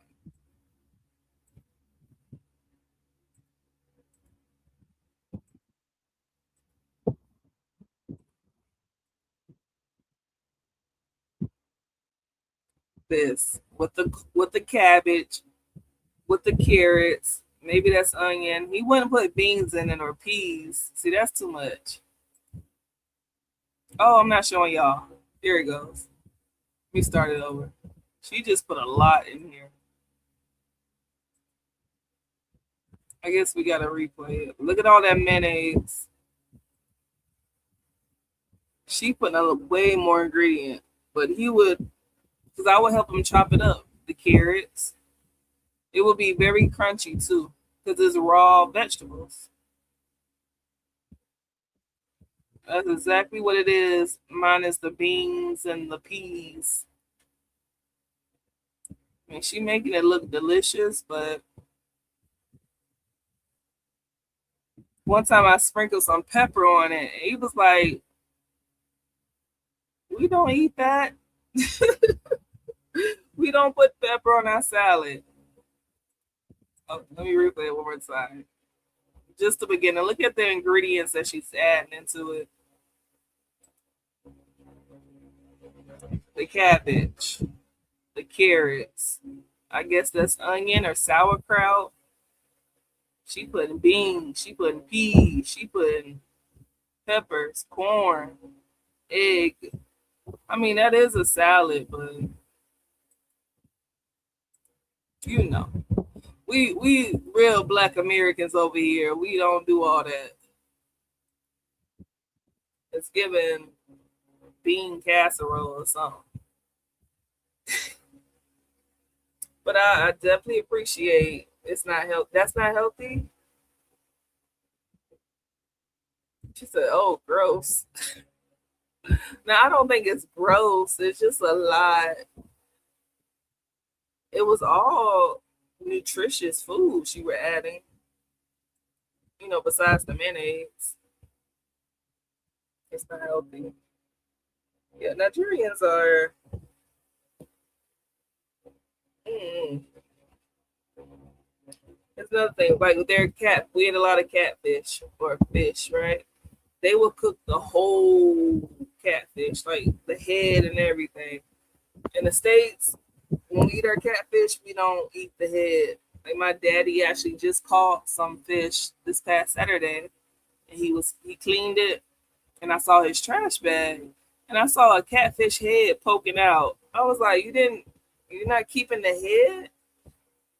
And before I even can say it, he said in Nigeria, he said in Africa, yeah, they eat the head. I was like, yeah, you're right. I was just about to say that. In Nigeria, Chibuchi was cooking the head and all, some of the eyes, the whiskers, everything. I don't want to visit. You don't want to visit where? You don't want to visit Nigeria again? I want to go somewhere else. I done did Nigeria twice. I'm like, next case. I want to go somewhere else. I want to do Barbados. I want to do the Caribbean. I want to do somewhere where I can go to the beach. I can be free. Don't get me wrong. I know those countries, they got their own issues too, but I want to go to a country that has a good relationship with America. I'm gonna say that. That's where I want to go. Mhm. Thank y'all for watching. Yeah, we're trying to get monetized on YouTube, so you being here helps a lot. Liking the video, making sure that you are subscribed to the channel helps a lot. Yeah, you just gotta find ways to make it work when you're with a Nigerian man. Now, I would have loved if Chibuchi, if I would have met him here in the States. But I was having this thought. I was like, if I would have met him and he was already in the States, I probably wouldn't have experienced a lot of Nigerian culture. So I am grateful for how this have evolved, how we met, how it's going. I'm grateful. He's patient. I'm patient. Do we want things to go faster? Absolutely. If I can have everything I want right now, but then it wouldn't be exciting no more. You know what I'm saying? But I would still enjoy having access. I'm gonna say that, not having everything, but at least having access to everything I want. I think that would be a good life, and I am having a good life right now. But everything could be better. Everything could be better. So it's not bad. My marriage is going well. It's going well. I do fantasize about what would it be like when me and my husband is together 24/7. Because you see people online or high school friends, they're married, they in their house together, they having kids together. It looks like they're living their best life. I'm like, I can't do that yet. I'm not even gonna buy a house until I'm with my man. Yeah.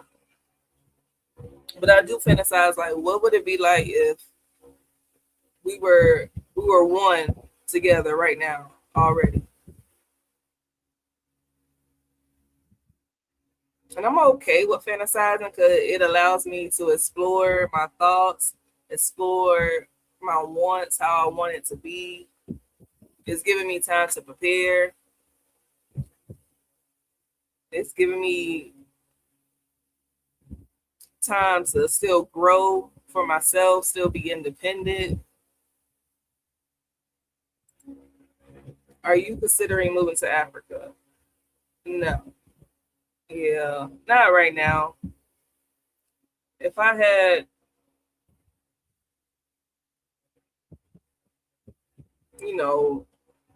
the money to do it, then maybe. Yeah, I don't have the funds to do it. I want to be able to ride my motorcycle free. I want to be able to, I love my freedom. Living in Nigeria, you got to be on your toes. You got to be strategic when you leave the house. You got to have a heightened sense of awareness.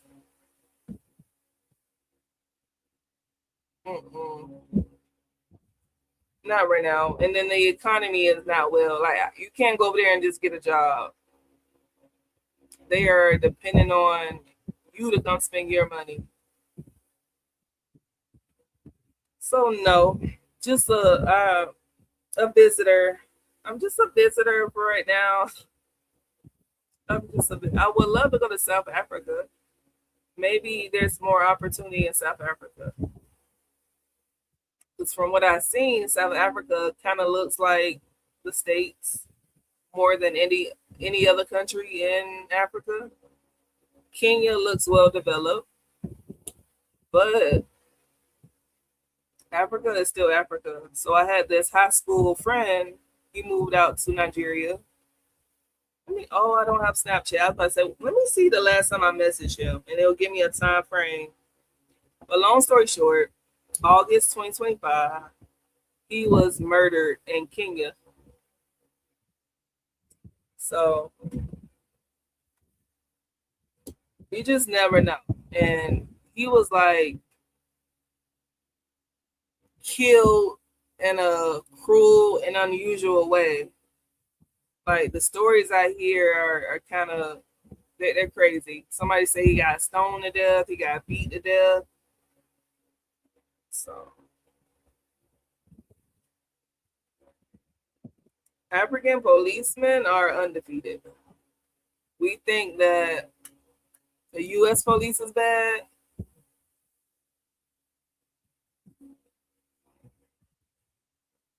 Them people are bad. I ate it until the eyes out. Ooh, Lord, you ate the catfish head. Child, we had goat meat soup one time. And somehow I ended up with the eyeball in my bowl of food. Somehow I got the eyeball in my mouth and I bit down. And I bit down and all these juices started coming out. And I bit down and the eyeball is such a strong, oh gosh, muscle. It didn't break, but it squeezed out these bunch of juices. I almost had a fit. Like, why do we have to cook with the eyeball still in the animal? It was the whole goat head. Ugh.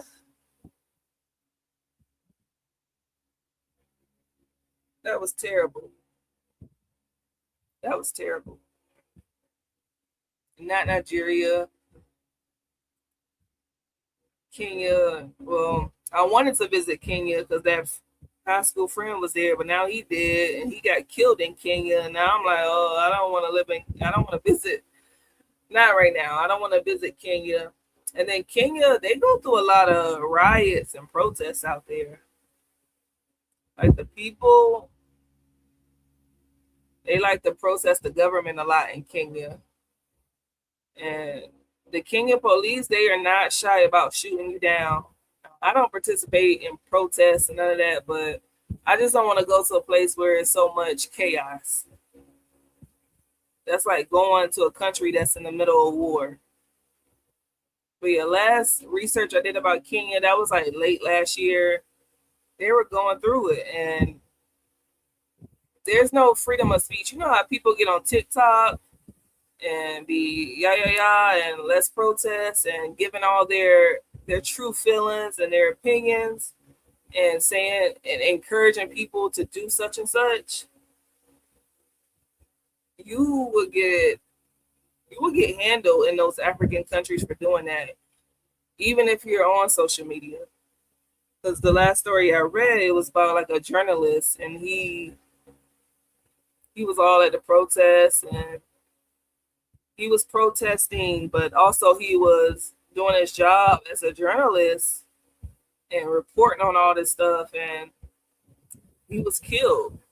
Like, you don't have a freedom of speech there. But I wouldn't be doing all that if I'm there anyways. Like, I'll be trying to blend in and be quiet as a mouse, just trying to observe.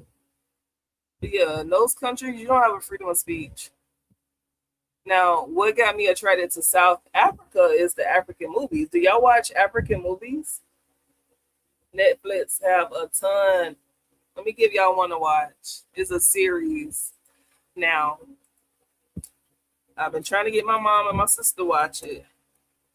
And I see somebody started watching, but they didn't continue. Because you know what you gotta do? You have to get past episode 1.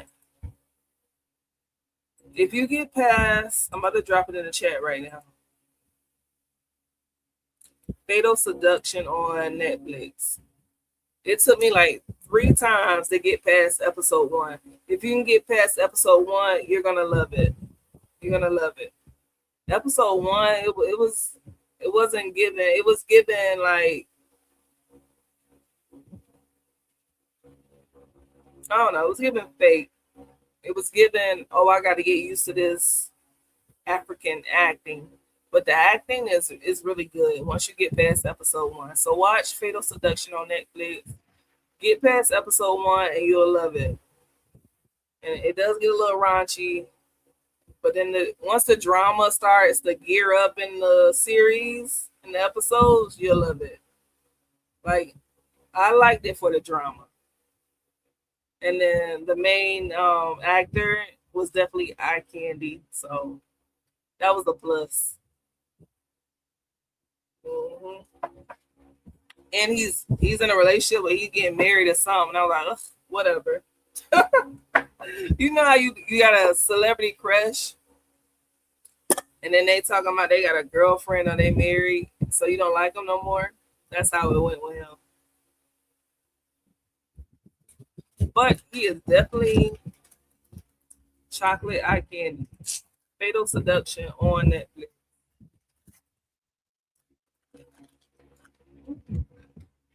Nice birthday. I got this whole bag for $3.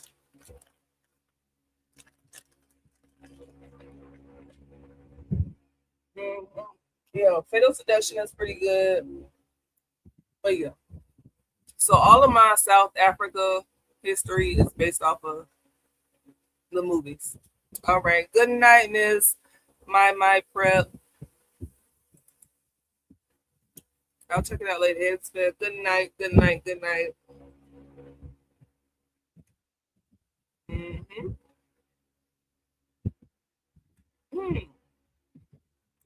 Yeah, definitely not living in Africa. I wish this ban would clear up, but also we just applied for our immigration paperwork, so we still have a process. You know, I am hoping that we get rich first. That way we can go buy some citizenship somewhere. Y'all know anything can be brought. Mm-hmm. But in reality, I see a lot of people. What are they doing? I don't know. It's been all over the place. I follow this. I guess I can show y'all. Let me just show you.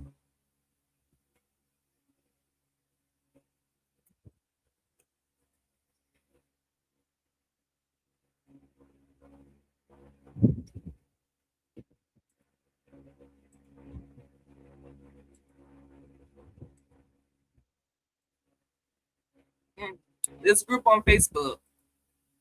Let me make sure I'm sharing it. Nope. Okay, right here. This group of people, this group on Facebook is where everybody who's with a Nigerian or is migrating from Nigeria, the CR1, the IR1, the K1 visa.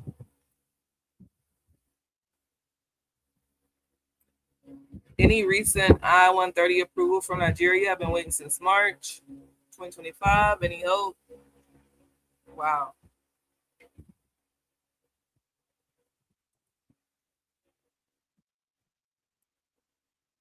Okay, there was some hope right there. Somebody got approved last week.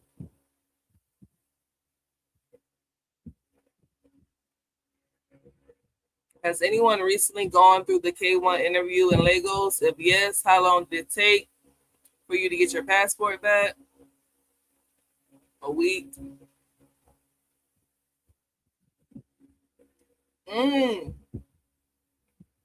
We were denied and reached out to our congressman immediately, and his office contacted the consul where we interviewed before it was sent back. They reviewed it and asked that we bring his passport back immediately. It was approved, ready in 5 days. We are not the norm, though, I would say, but the turnaround time was quick. Wow. So they were denied for the K1, and they reached out to their congressman, and then somehow, some way, it got approved. So that's what I was trying to get at. A lot of people are reaching out to their congressman in their state, but see, that's the K1 visa. If you're already married, you can't do the K1 visa. What month is USCIS approving I-130 application for CR1? We filed May 2025.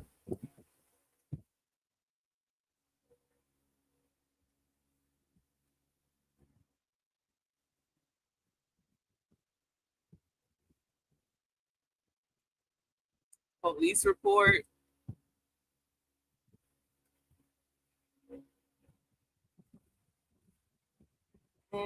I still got to learn the terminology. I had it, but then I never really learned it, so I forgot it.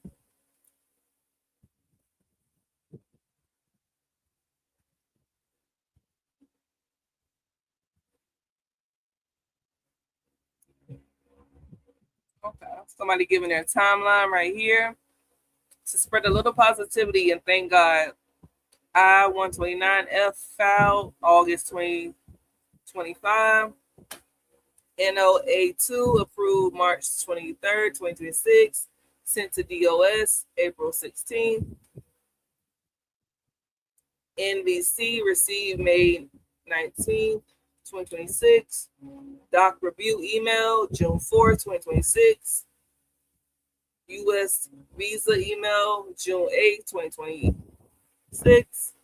Doc review in July 2026. Embassy Lagos.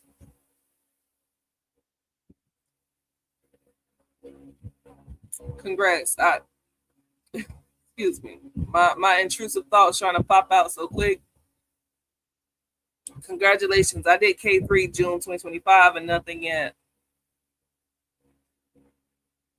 I like a white lady. I mean, and y'all could be white too. That was my intrusive thought.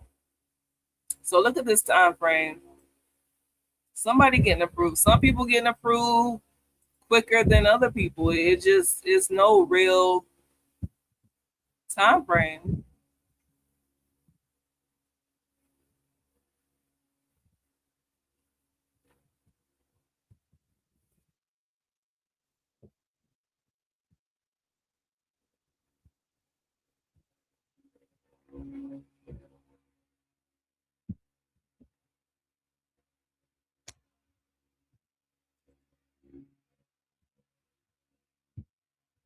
So as you can see, the information, the feedback is all over the place.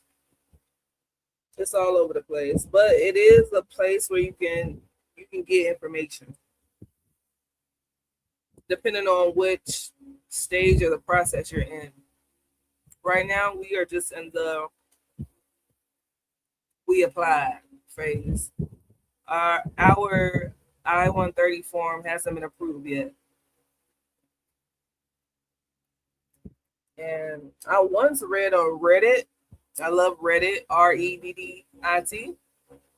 They have a form just like that Facebook form for immigration. They have plenty of forms. But one saying if you submit your I-130 paperwork, and I need to do this. I don't know why I'm pussyfoot, and I hate myself sometimes. Because I'm like dreading filling out paperwork and having to send it off. But guess what? I'm going to do that this week. I'm going to write it down on my sticky note. So, for the people in here, I once read, once you submit your I-130, submit your paperwork for I think it's K4.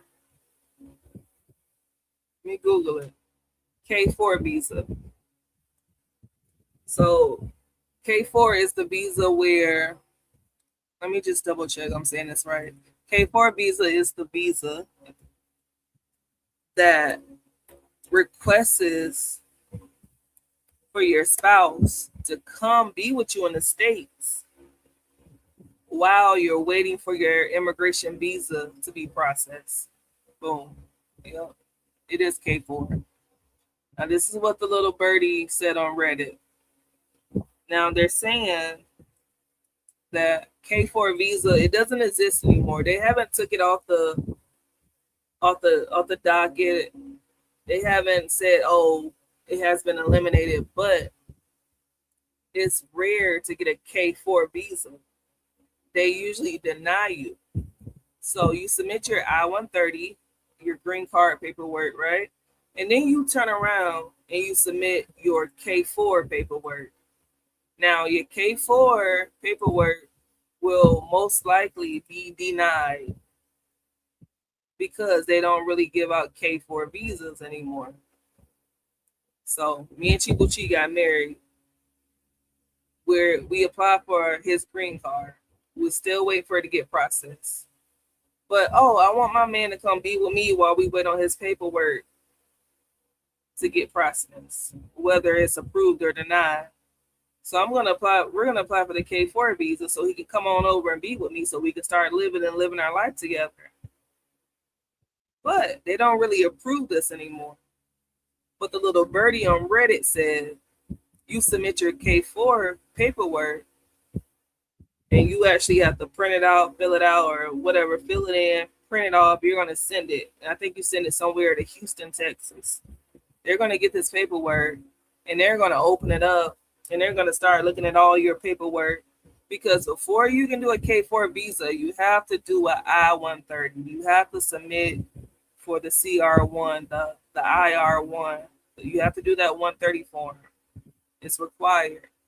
So once they receive this K4 paperwork in the mail, they're going to open up your stuff, which is going to get them to open up your profile. And they're most likely going to deny that K4 visa. But since they got your paperwork open, they're going to go ahead and look at your I-130. Nobody knows if it truly works, but some people have said that they felt like doing this has given their I-130 a boost. It's been looked at because when they receive this K4 paperwork, they got to open up your profile and see what's up. They felt like it pushed them up to closer to the top of the list. And this is something I need to do. And it's free, because the only thing you had to pay for was your I-130. You already paid for that when you applied for the CR1, the IR1 immigration process. So I need to try. Should have been did it, but it's never too late. I'm going to do it. Y'all know I'm going to keep y'all updated. We got to try. So back to Miss Yolanda asking in the comments, what are people doing to get their spouse to the States? What are people doing? They're trying every little trick in the hat. Submit the K4 visa paperwork, even though K4 visa technically doesn't exist anymore. Just submit the paperwork. Reach out to your congressman when you get denied, or apply for emergency interview. Go through your congressman. Get many people aware of your situation as possible. And I haven't been doing that because I'm like, I just applied. But you know what? I might as well start doing it. Because one thing, once you submit that I-130, what department is that? Federal department. Anyway, they sent me back a receipt in the mail. It was like, this is your receipt. We received your I-130 application. So they're pretty on top of sending you your receipt. Because you're paying $607 or $700 to even apply for these paperwork, this immigration process. Send me my receipt. Let me know you got my application and my money. I think it was $600. This stuff is costly. But shout out to a lovely lady and congratulations. Oh my gosh, I am so bad. One of our lovely supporters, and she recently got married. She sent us $500. Was it earlier this year? She sent us $500 on Cash App. Big surprise. She was just showing love though. She was just showing love. But she got married in April and we weren't able to attend. Is your husband working as well? Yes, Mr. Chibuchi. He does for himself. It's not a 9 to 5. Well, shit, I don't work a 9 to 5 anymore. I was about to say it's not a 9 to 5 like I work, but I don't work 9 to 5. I'm an entrepreneur, but I am a social worker at heart. But yeah, my husband work as well. You gotta feed yourself. You gotta at least feed yourself. You know, and the good thing about Nigeria is you only pay rent one time a year. So basic needs are met. But we always take donations, JHDTX.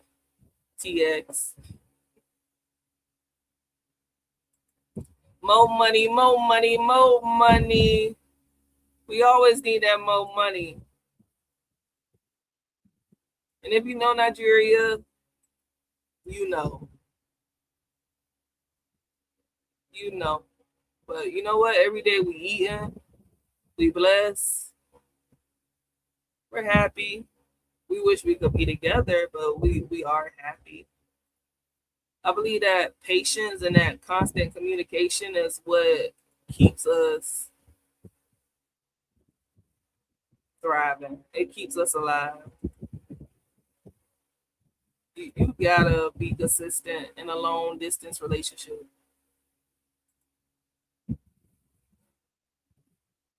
You gotta be, but any relationship, but it's especially a long distance relationship because you don't have that physical aspect. But shit, I've been in relationships where we live down the street from each other and can't get them to pick up the phone. That's the most disheartening feeling ever. It still kind of irks my nerves.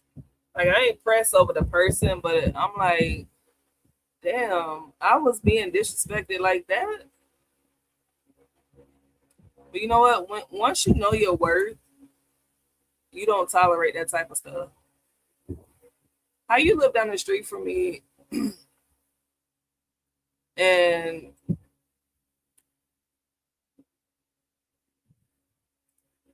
you're not talking to me. But I ain't got to worry about that no more. I do not have to worry about that anymore. You know, once you know better, you do better. If he ain't communicating, if she not communicating, then she don't want you. Then I think that it is as simple as that. They don't want to be bothered by you. They don't like you. They don't want you. If they're not communicating with you, I don't care if this is the domestic relationship or international relationship. If they're not talking to you, they're not replying to your text, they're not responding, they're not checking in, seeing how you doing during the day, they don't want you. Ain't nobody that busy. Okay? Nobody's that busy. Usually when I don't respond right away is I mentally respond or I just don't want to be bothered. And who wants to be with a person who doesn't want to be bothered? So I say don't waste your time in any type of relationship. Because time is something we can't get back. Right? You can't get it back. And don't be giving people all these second, third, fourth, fifth, sixth, seventh, eighth, ninth, 10th, 11th, 12th, 20, 30, 50, 100 times. Don't give them so many chances. Don't be in a relationship for so long and it's going nowhere. It shouldn't take him 10 years to marry you. And I know a lot of people that's in those type of situations. But I've never been a dater, a person who dates for long term. Like, honestly, like a month in, I know what's up. A good 4 weeks. Because it takes 3 weeks to create a habit. It takes 3 weeks for a habit to be implemented. So I'm gonna give you an extra week, which makes it 4 weeks, which is a month, for you to show me that you want to be with me, or vice versa. Like, I know that I'm feeling you. It takes a month. It doesn't really take too long. And my motto is definitely don't waste your time in these relationships with a Nigerian, with an American, with a Mexican, with anybody. Don't waste your time. Play your cards right. And I love the song by Keisha Cole and Tupac, Play Your Cards Right. And at the end, Tupac, he's saying, like, take your time, don't be in a rush. And that's so true. But take your time doesn't mean take 10 years. It means be attentive within that first month. See if you're feeling this person. Don't ignore the red flags. Because it's easy to do. It's easy to justify red flags. Oh, well, he didn't mean it that way. Or being naive. Like, we all have human intuition. We all either seen it in a movie or experience red flags in real life. You know how you watching a movie and you can see what's happening, but the character that's right on the screen, they can't see what's happening. Don't be that character. Because this is reality. This is not a movie. This is your life. This is your time. You know when somebody is jiving with you. Don't let people jive with you. But there's so many other people in the world. There's so many other options. Don't waste your time. And I'm speaking from experience. I'm really talking to myself. But I'm married now, and I'm praying for a long, long, long marriage to death do us part. I'm not interested in the divorce. I'm not interested in the bad times. Now, I do expect maybe sad times. I already experienced sad times. I want that Michelle Obama type of love. And I don't even know them, but I feel like it's probably good. Like, Michelle and Obama just did a speech this past weekend at the Obama Presidential Center. You know what I'm saying? Like, love me out loud. Don't love me in the dark, in the closet. Don't love me and a whole bunch of other different women. Because we can get vengeful if that's what it takes. Do I want to get vengeful? No. Do I want to get my lick back? No. Do I want to do you dirty? No. Can I? Yes. But we don't want to play those games. We want happy, successful marriages, happy, successful relationships. And that's the goal. We're here to share our journey. we are here to learn from other people in the same type of long distance relationship. We're here to learn, to grow, and we're here to make some money too. So it involves all positive things. We don't want none of the negative stuff. We want to sweep all that negativity out the door.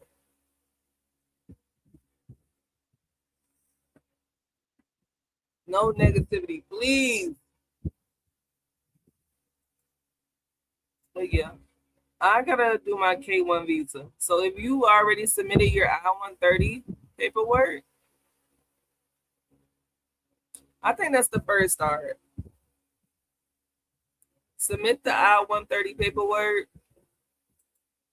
and then try to do whatever else you can, but don't overextend yourself.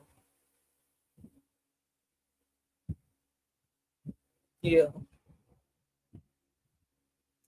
Don't overextend yourself. I can't say that enough. Don't overextend yourself. Don't break the bank. Don't cash out. And definitely don't crash out. I don't think I'm to the point where I'm crashing out by love right now. I'm not crashing out.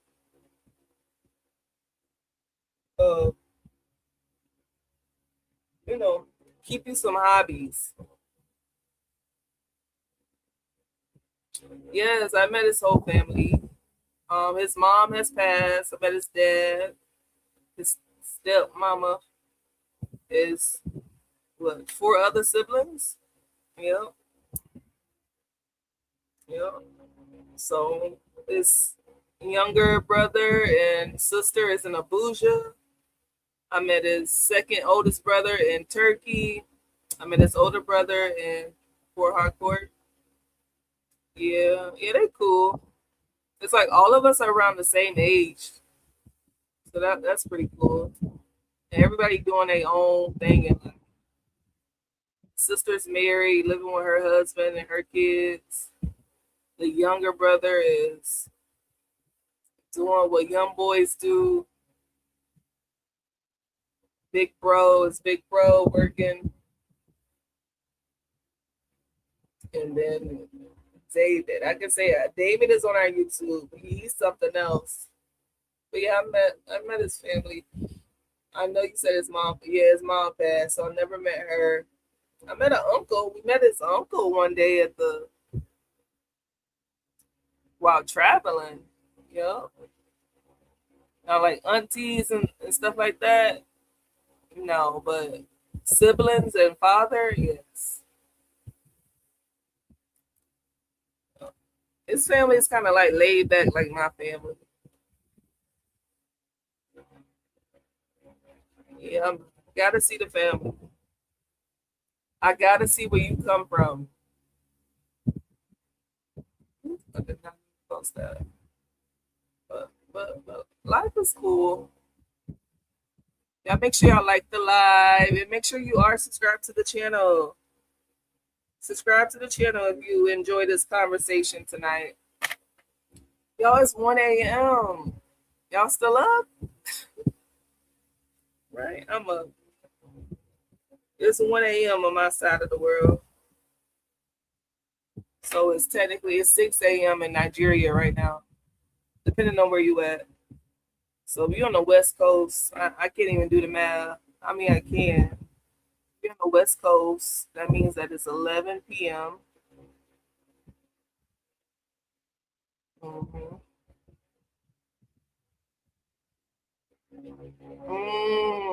But it's still 6 a.m. in Nigeria, no matter what coast you on.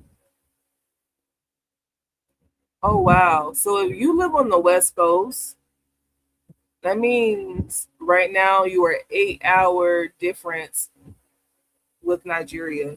Because I'm 5-hour difference. with Nigeria. Wow. Imagine having to juggle an 8-hour time difference. See, and those are the small things to be grateful. I only juggle a 5-hour time difference. If I was living on the West Coast, I would be juggling an 8-hour time difference. So it just really depends on how you receive things in this relationship. But I think I feel good being with a Nigerian man. It's one of the best relationships I had. Maybe because it is long distance, I'm not having to be in the physical so often. I still get to have my freedom. It's not the single life, but I am independent. And I like my independence. Does it get lonely? Yeah. It gets lonely. It gets a little boring. I'll be looking at others. I'll be like, I wish that was me and my booed up. But our time is coming, okay? Our time is coming. And that's also what I want to do in this relationship. I mean, on this YouTube channel, the ChibuchiHHG YouTube channel, is to encourage other people in the same position we are in. Because when I go on social media, I go on TikTok, I see other people's stories.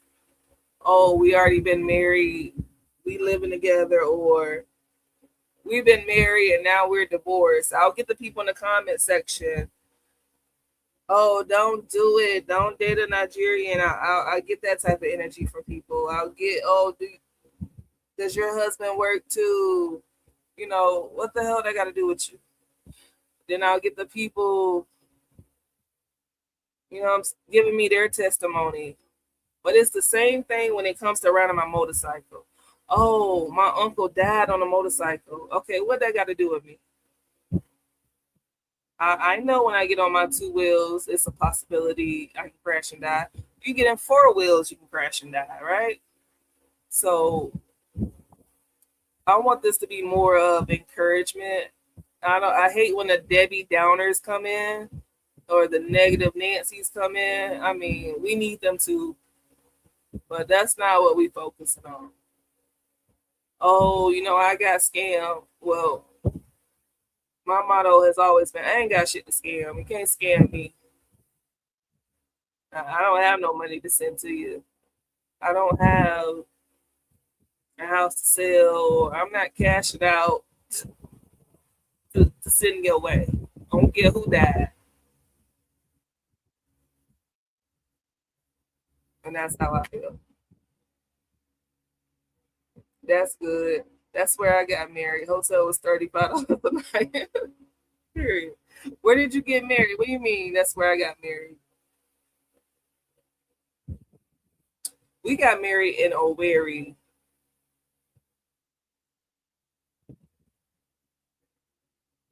What did I just say? I'm trying to figure out where you said that's where I got married. I stayed at Choice Hotel. Okay. Choice Hotel. We have a apartment in Nigeria. It's just easier it's just more financially sound to get a place for a whole year than to pay the hotels. Now, my first go round, we did stay in hotels. We did. Choice Hotel. Hey, you had a roof over your head, you had security, that's all that matters. Nigeria has a lot of hotels. And I love the Nigerians that are so, what's the word?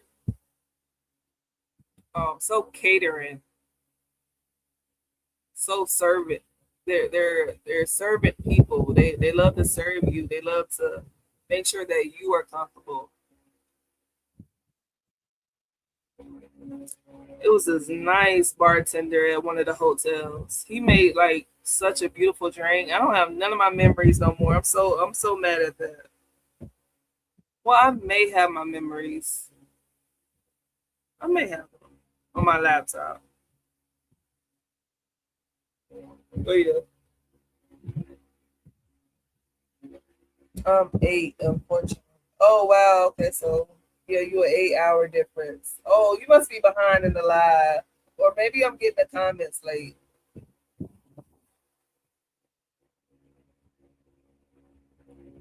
Uh, yeah, eight is a lot. I mean, it's not a lot. It's what you make it. You make it work with your schedule. So I don't want to say it's a lot. Like I feel like I'm not making you feel any better. Well, 8 is a good number. I'll give you that.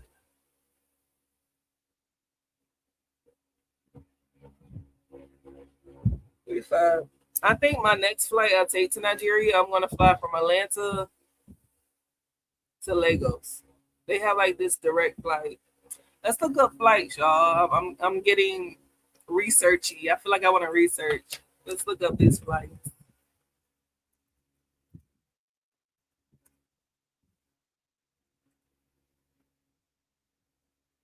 All right, let me share. Let me share.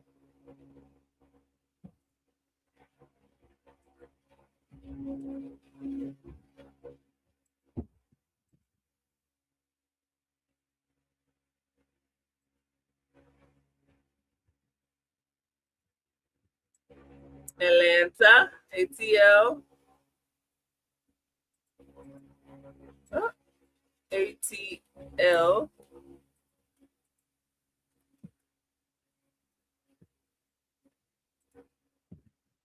I'm not gonna put any dates in. Okay, we're looking at 1,500, 1,400 for July. Now y'all know closer to holiday season, the tickets go up.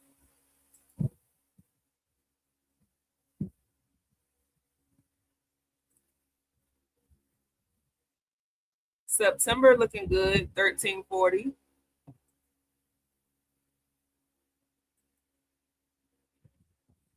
Woo! Look at Christmas. Look at December. The best time of the year. The flights are super expensive. 2,300, 2,400. So yeah, November, no later than November, you better be heading to Nigeria.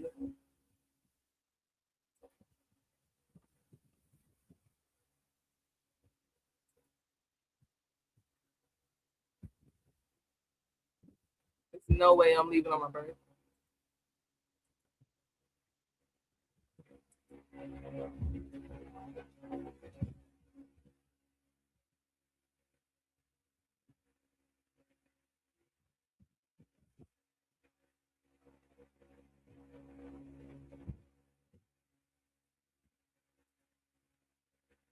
Okay, so this is a flight from Atlanta to Lagos.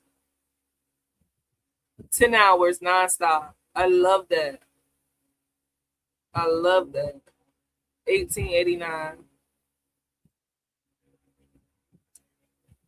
See, if you take Qatar Airlines, it's going to take 30 hours and 30 hours and 10 minutes. Hell no. Nah. That means you have a long layover somewhere. 14-hour layover. Oh, this is the returning flight. I want to do the Delta.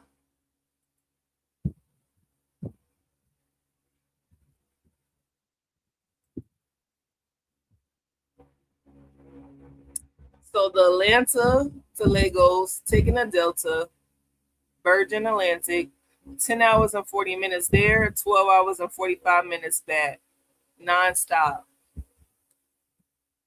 I want to try that one out.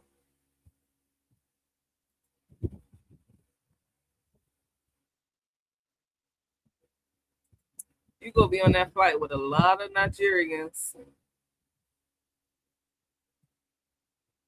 Uber was 7. It was at the Ikija. They treat us very good. I know that's right. Yeah, I love how they take care of the people in the hospitality industry. Yeah, I think I'm gonna take a one-way flight next time I go over there.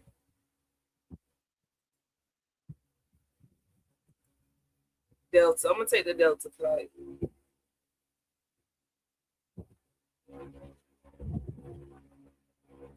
And this is staying for one whole month. But you know what? If the coins are right, it doesn't matter. I just like my money to be right. You know, you gotta have your money right. Ain't no way around it.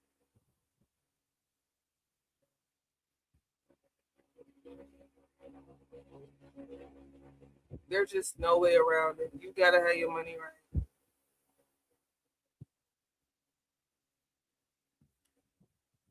And I try not to sweat money because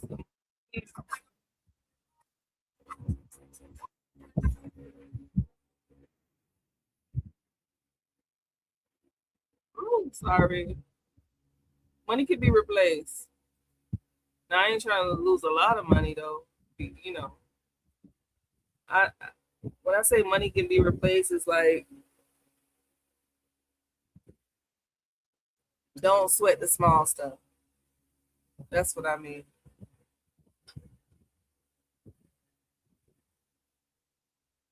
But yeah, I like direct flights. Yeah, 10 hours, 12 hours straight. That is long, but I can occupy myself. You can take a sleeping pill and half of that is sleeping.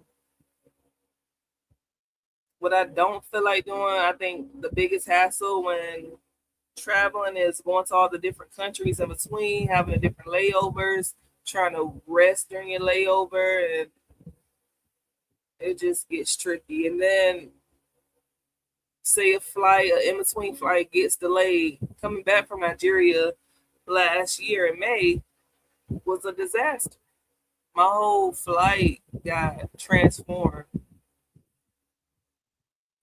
Yes, I rode the Kiki, the little yellow bus, little paddle, the little. It's really like a scooter with a taxi on the back. Oh yeah, I thought that was the cutest. The Kiki Pepe or something. That's like the short name for it. Yes, definitely rode that. Oh my god. Yes, I love the culture over there. Let me see. And yes, the $1 million challenge is still on. Your girl just have to create some content surrounding it. So with my money from the $1 million challenge, it went to the stock market. Mm. So just finding ways. So even when you are saving money, you got to throw it into an account to where your money is going to multiply. You got to be smart. But I've always been smart when it comes to the money. Making the money is not the issue.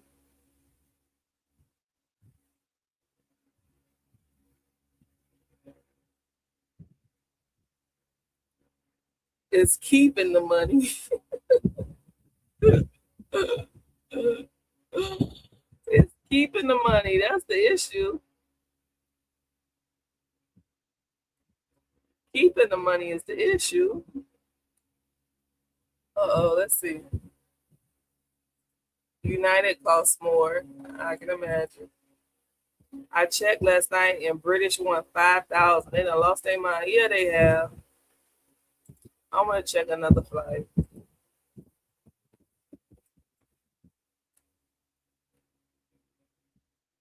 Oh, I think Chi said it's from Lagos to Barbados.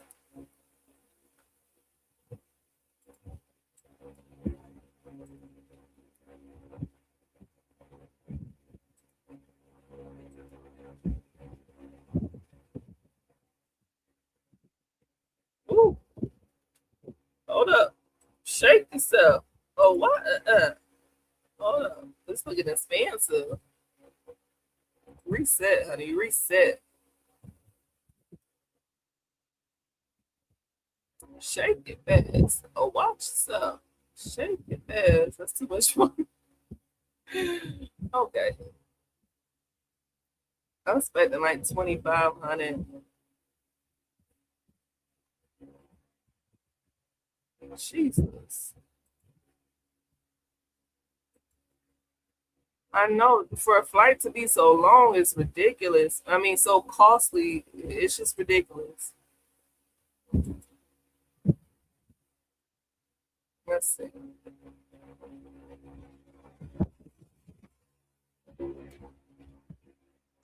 Okay, I told you. I don't think it's no more direct flights anymore. Air Peace, they had some direct flights, but not anymore.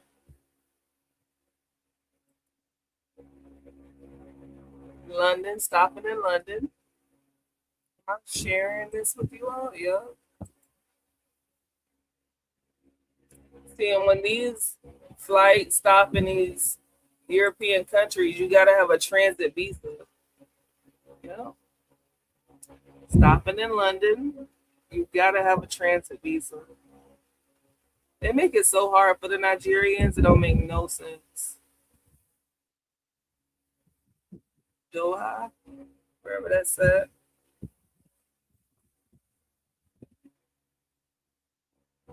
That has 2 stops. Stopping in New York. Imagine trying to get a transit visa in the States. They probably will make it that hard. Wow. So a London transit visa. Well, let's continue to go down the rabbit hole, y'all.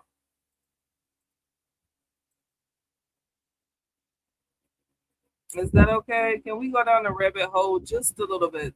2,500, right? So if I go to Google right here,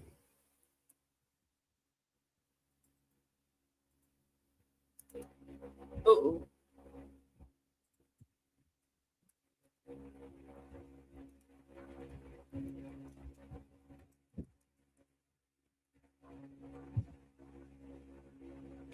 As a Nigerian passport holder, you need a UK transit visa to pass through London, unless you qualify the transit without visa exemption or already hold an eligible UK visa resident permit. The UK government visa check tool to verify your specific travel circumstances and check the requirements below to determine your next step. Are you exempt for a transit visa? You do not need a transit visa if you remain airside, do not pass through the UK border control, and hold any of the following. And you gotta, okay, and see, you gotta have A and B. So if a Nigerian is traveling to Barbados, they gotta fly through London, right? But you need a transit visa. You do not need a transit visa if you are staying on the air side. You're not going through border control. And if you are a citizen, you have a visa, a resident card, a resident permit, a valid Schengen visa. So we don't have that. Types of transit visas. If you do not qualify for an exemption, you must apply for one of 2 visas depending on your itinerary. Direct airside transit required if you're changing flights. The cost allows you to stay in the airport up to 24 hours. Visitor and transit required if you go to you check luggage, you leave the airport. Okay.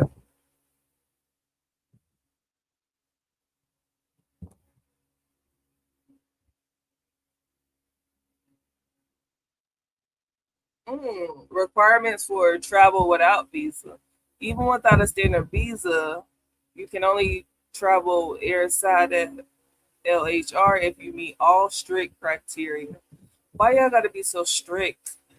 You arrive and depart by air on the same day. Flight leaves before 23:59. You have confirmed onward flight ticket. Okay. You possess the correct visa or documents to enter your final destination. Oh wow! So there is a way to travel without a transit visa. So transit without visa. I think we may fit these qualifications. Arrive the same day, leave the same day. You have an onward forward ticket. Oh, you got to meet all of these. You possess the correct visas or documents to enter your final destination.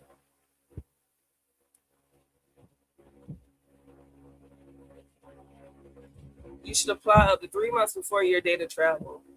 If a visa required, you must apply online before your trip. Okay. Okay, this is good information. I want to save this.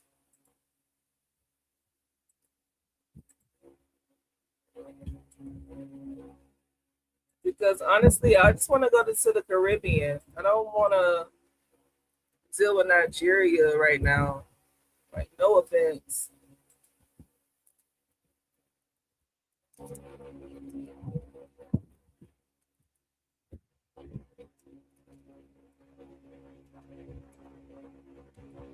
I want to go somewhere that we both never been. I want it to feel like vacation. You know, do y'all understand where I'm coming from? Like my next trip, let me get on the big screen. I want my next trip with my husband to feel like a vacation. I don't want it to be his norm nor my norm. Of course, he can't come to the States right now. But I want it to be different. I want it to be vacation vibes. I want it to be lovey-dovey. I want it to be able to walk the streets freely. Exploring new territory together. Honeymoon.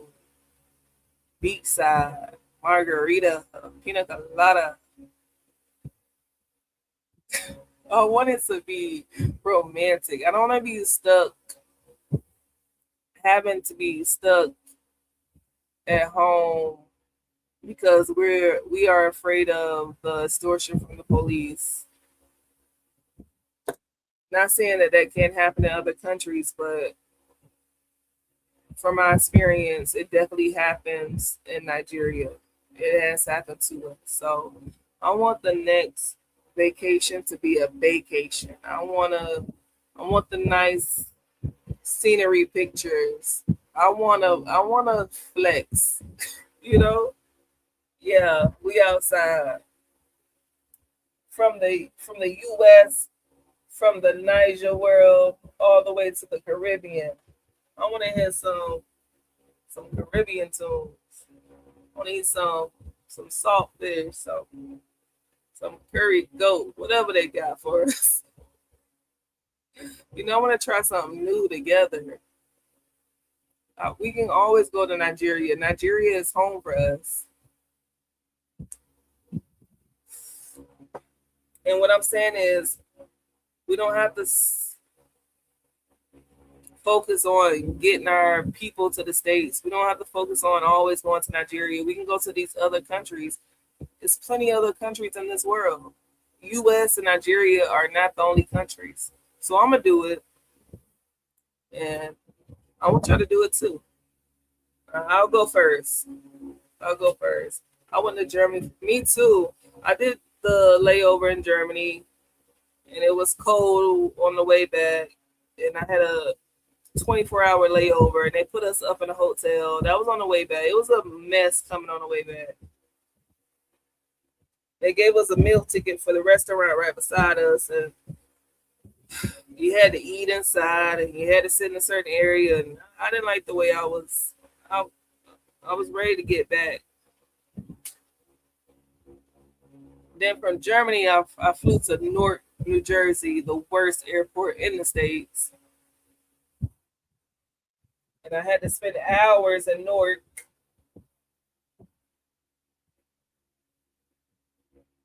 But yeah, next meetup will be a vacation, and I'm putting this in the atmosphere, let y'all know. Talking to God. It's going to be a romantic vacation. And I'm not going to worry about the cost because it's going to come. Barbados. We need a long-term rental. Let me show y'all what Barbados working with. Or maybe we'll go to the St. Kitts. Either one. Ooh. Oh, wait. This shit is nice, but it's expensive. Check it out.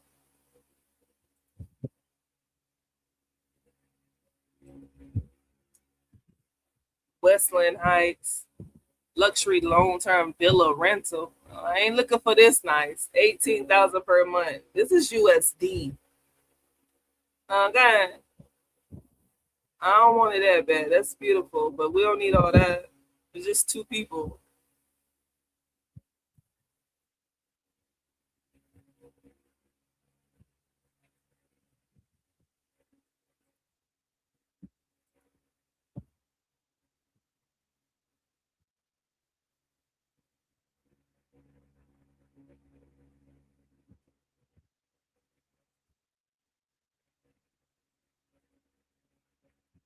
Ooh, Lord, the max prices.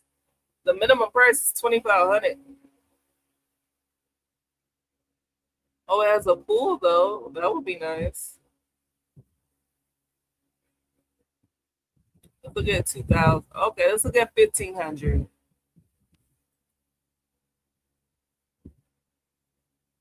That's nice though.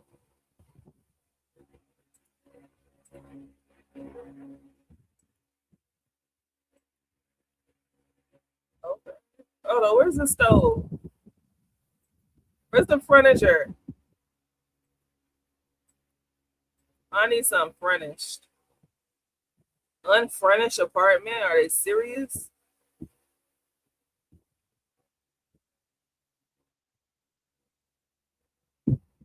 Electricity, internet, you have to pay for? Oh, no. Okay, this is not what I want. Get out of here.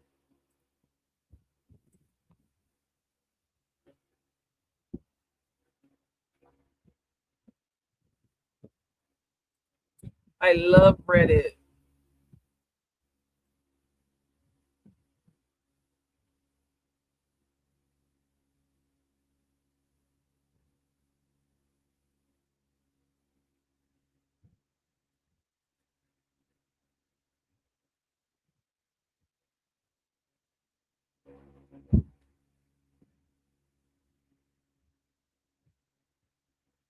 Look into Terra.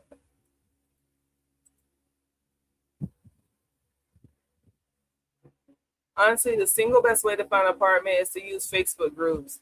In my experience looking, the real estate websites have stuff that's outside of your budget. My budget was exactly the same as yours. Granted, that was several months ago. Maybe things have changed, but the Facebook groups are going to be your best friend. Okay.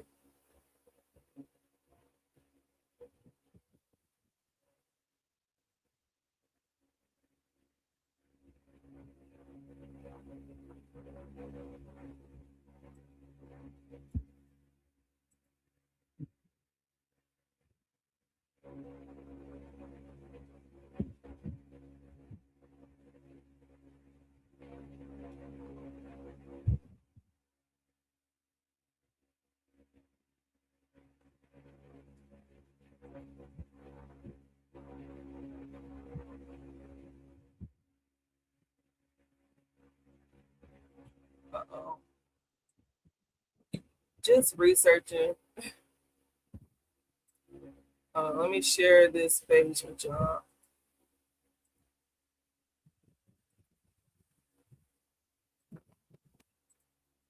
Somebody dropped a link to this Facebook.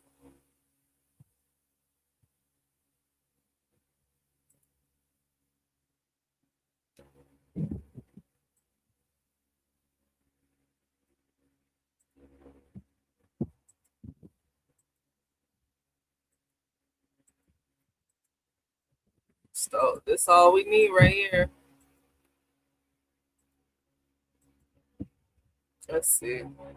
Beautiful complex located in Wanston Garden, St. Michael, Oh, that's where Rihanna's from, St. Michael, I believe. A few minutes away from UWI Hill campus. If you or someone you'll be visiting the island of Barbados to study for business trip, would like to avoid healthy prices or a room off campus, this is what you've been looking for. We're located in a quiet neighborhood, fully furnished, have great lighting and ventilation. What about AC? We need AC, baby. International students and short-term visitors. Okay, that's a nice little quick spot. You don't want nothing too fancy.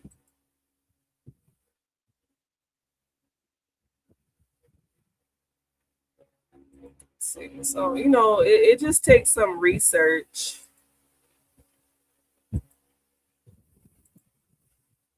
It takes a little bit of research.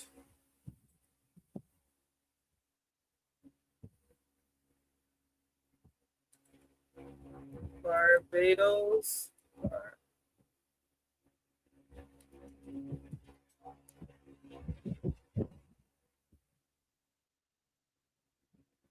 Wow, they got some nice. Oh, this is Florida.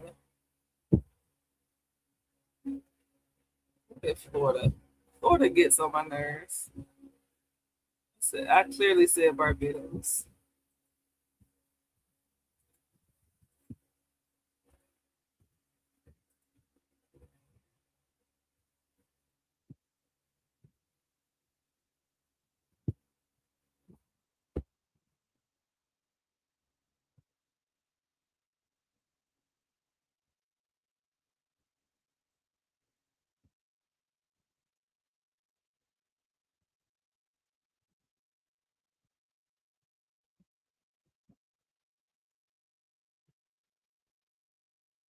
This is. I was about to say this is giving spam, but I don't know what it's giving. I'm gonna gotta get out of here.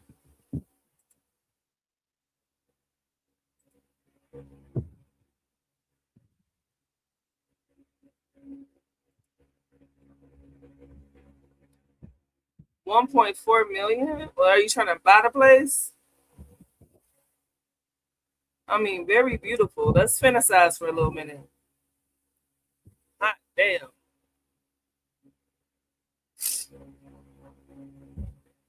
Very beautiful. I love it. I love it. That's all the pictures y'all got?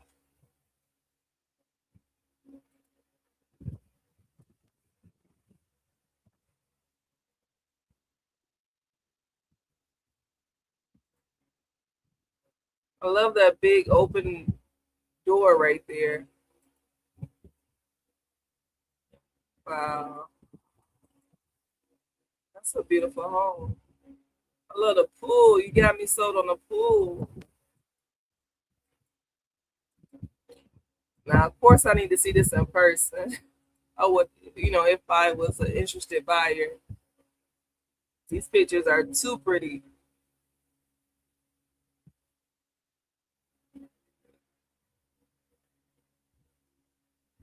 Land for sale.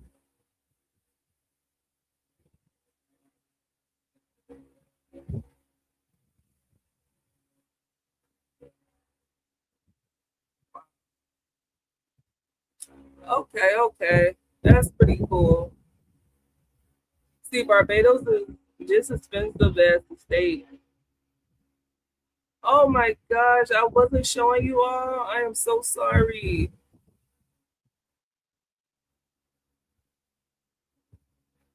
Let me show y'all really quick. Look at this one for 1.4 million. I guess you're buying it. You gotta be buying it at that price.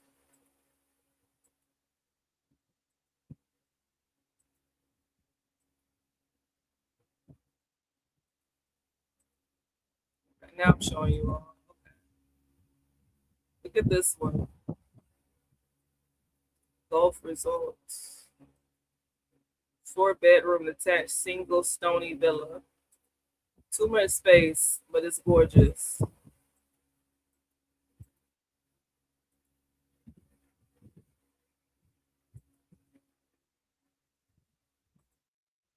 So yeah, I was just flipping through some of the properties Barbados say they have for.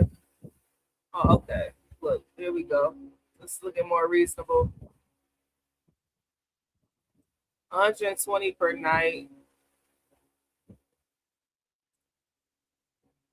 Ooh, I don't want to be that shacked up.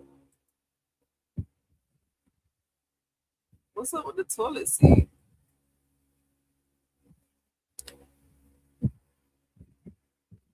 Oh, there's a dog reading a newspaper. That bed reminds me of Florida.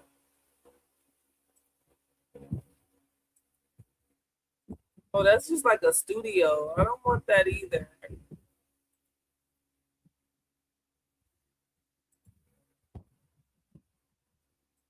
You know, I want to be comfortable, but also I want to be budget friendly too. I don't want to be that budget. Fix it, Jesus. Fix it. Fix it, Jesus. Fix it. That's all I'm going to say. Fix it, Jesus. Cheers. Maybe we need to get to the Bahamas. I love the Bahamas.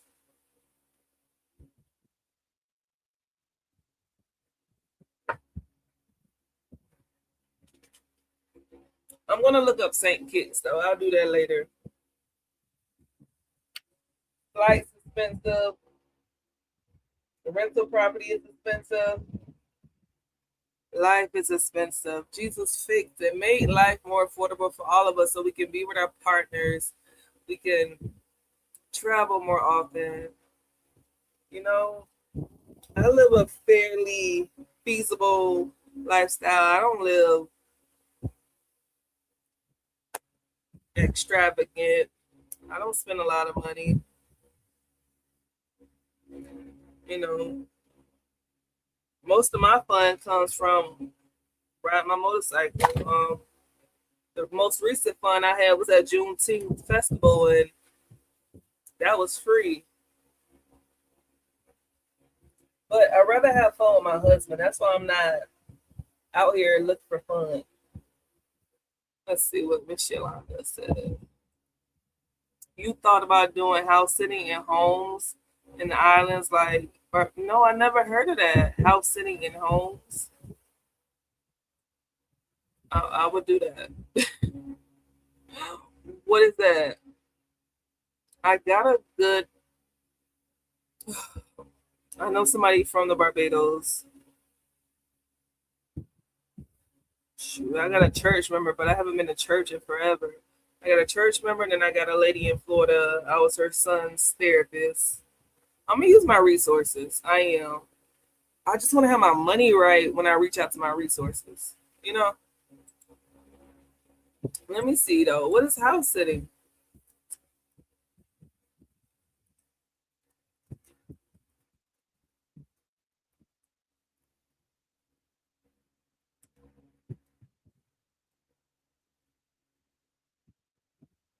I didn't know this was a thing. Wow. See, this is why I love having this community. I didn't know this was a thing.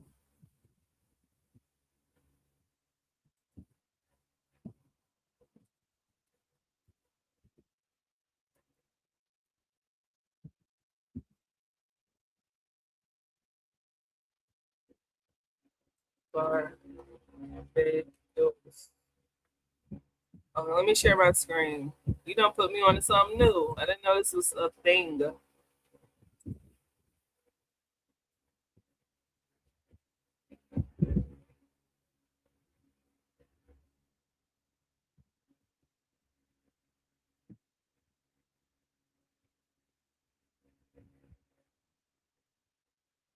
That I miss. I don't see nothing I miss.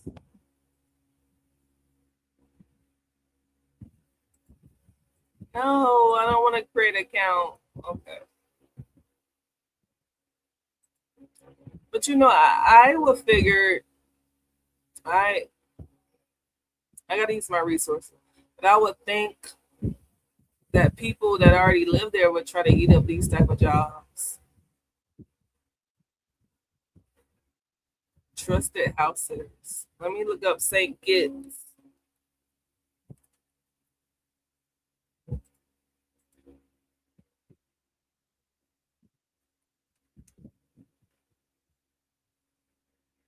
Uh-oh.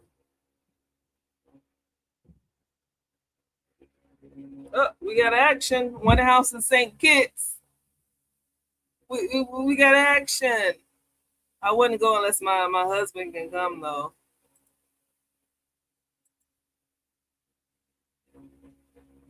Oh my God, I hate when they try to make you sign up for something. Let me go and sign up though. Let me sign up though.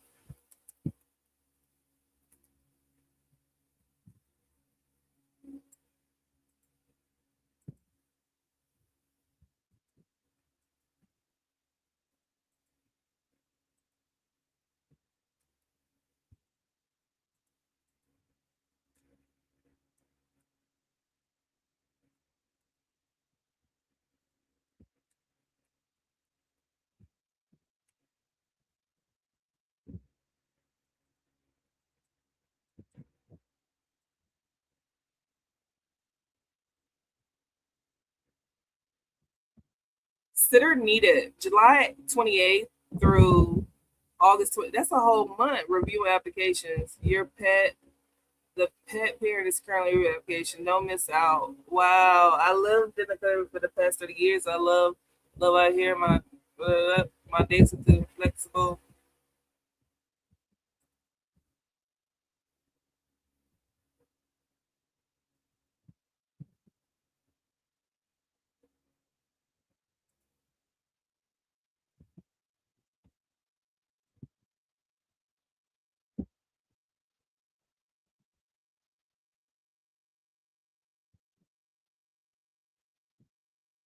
I am not providing a vehicle. It is better for you to rent one via credit card so you support already in place. Credit card home and your credit card at home on this protect you while you visit. Okay.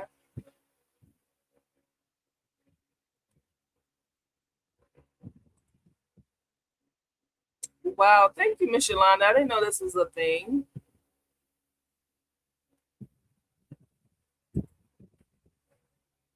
DJ Fish.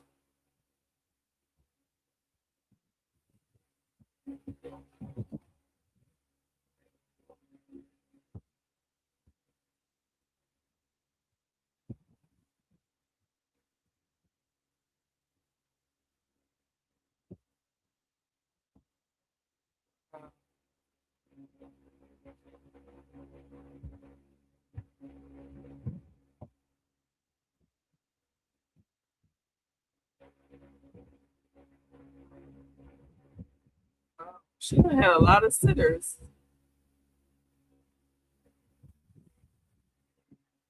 Let's look at her property.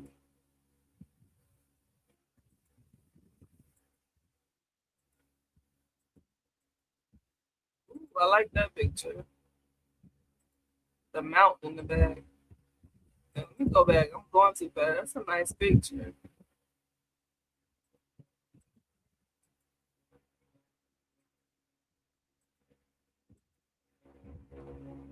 Okay, that's cool.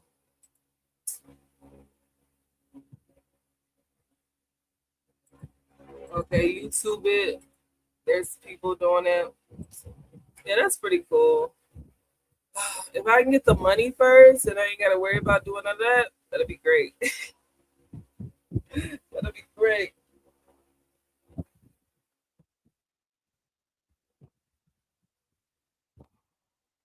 That would be great. I mean, it's definitely good for somebody that's traveling and they get to stay there and they get to work. I don't know if you get paid. It sounds like you exchange house sitting for somewhere to stay. I think my friend from New York did that. Yeah, I think he did, and he took care of the pets. I'm still looking to try to look into something so I can make. Yeah, that's a smart idea. I don't think do you get paid though? I think you just. It seems like you would just exchange for living in a cool place. You get to live there. But either way, that's a good deal too.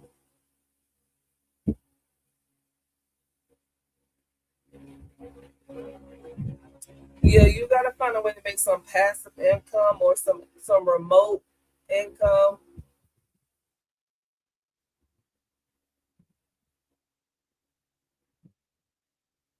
Anything you can think of, just try it. Just try it. But some have it where you stay at the house in exchange instead of paying. You, I want the money. I know that's right. Yeah, that's what it was given. It was given. Oh, you get to live here and just look out for my dog. That's your payment. Yeah. Cause reading that one, I didn't see nothing about no money. You know what? Let me look domestically too. I'm curious. You got me curious now. Let me go. Let me go back. Let me just look within state.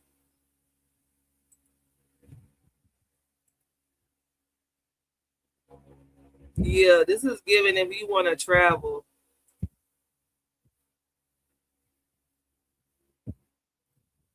Brooklyn, New York, Cali, New York. Ooh, look, let's look at. I like to look at the nice houses. I'm into the houses, honey.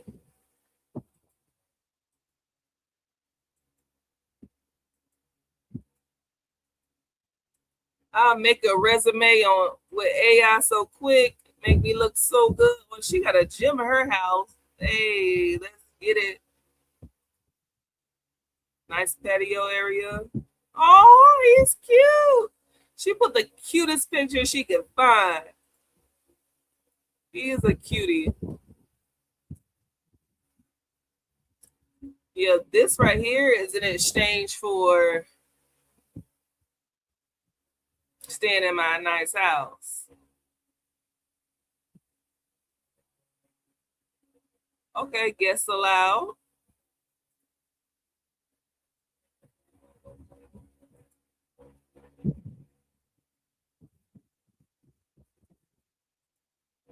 Oh my God, I'm not showing you all. You got to see this dog. Give me a second. I'm going to show you. I hate when it opens up another window. Okay. Look at her cute dog. This is a nice house, right?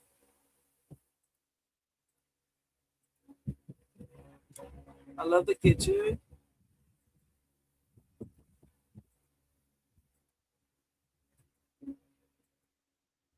Gym. Oh, she turned her garage into a living room. How cool. Look at that cute little doggy.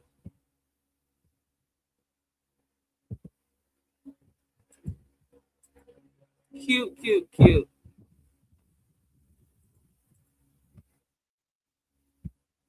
Oh my gosh. I still didn't show y'all.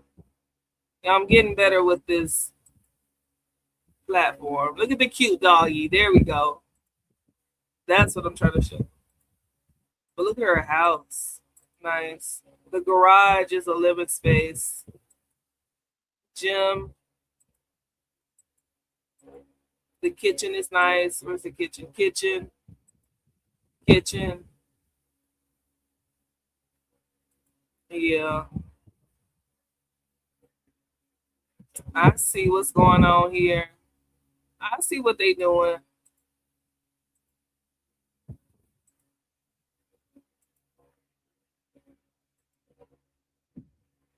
New York, Cali, New York, New York. And these are people that live in expensive places. Hawaii, ooh la la, that'll be cool. Let's look at the Hawaii house. Another Hawaii, Brooklyn, New York, Cali.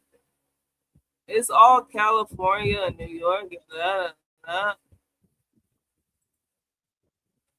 Canada, Utah, DC.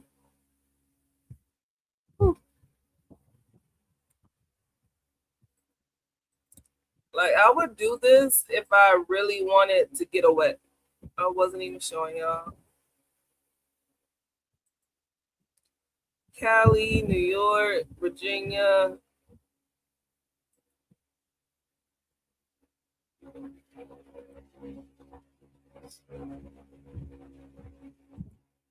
Yeah. I can only do it if I don't have a regular job. I would love to quit my job and do it full time. That would be cool. I didn't see a lot of people paying. Like, you think about the people who's requesting in Cali, New York, Hawaii. Those are expensive places to live. They want you to just come live in their specialty area in exchange.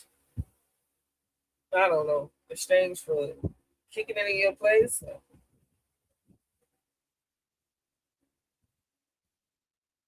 Wow, Costa Rica.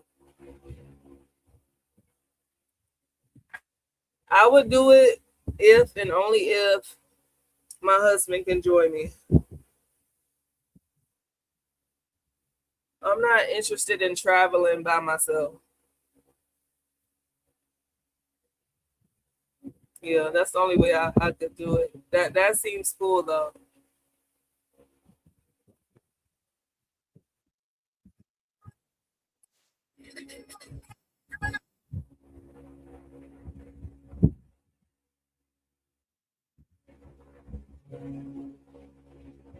Yeah, that's so cool.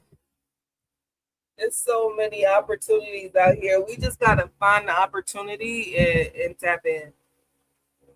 Yeah, find the opportunity and tap in.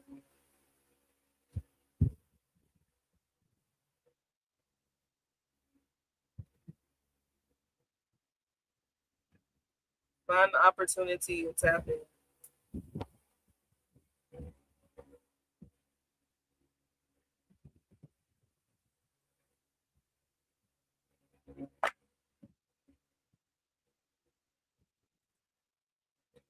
I would like to find a job that is outsourced. If you find someone, oh, I definitely will. Okay, let me write that down.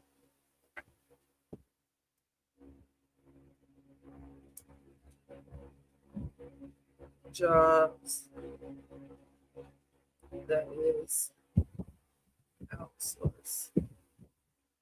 Like the work I do now, it gives me flexibility, it gives me freedom, it gives me choice to work and choice not to work, and I appreciate that.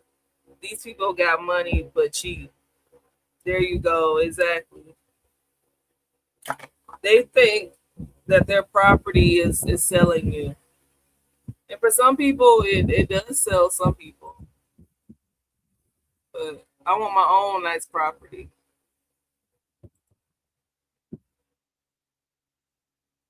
Yeah, I prefer my own nice property. I ain't mad at that. I see if like I wanted to go out to Cali, I don't want to pay for a hotel room, so I house it. But besides that,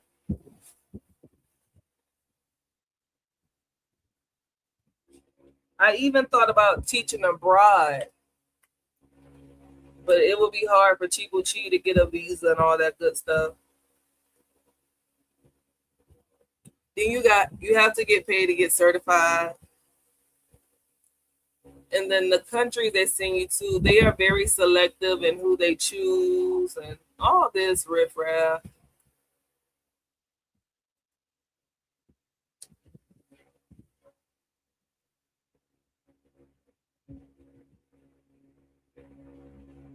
And I don't want to be a part of the riffraff.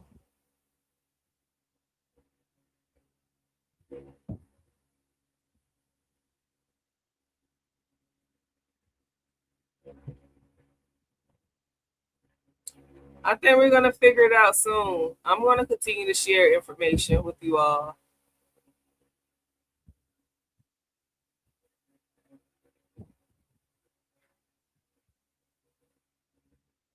Yeah, I'm going to continue to share more. How to make that money on from a distance. But it's really about making more money. We got to make more money. Yeah, teaching English. Yeah, I'm talking about teaching English in foreign countries. And you're getting paid to do that. And some places pay for your housing and all that good stuff. But as I told the lady when I spoke to her, I want my husband to be a part of it.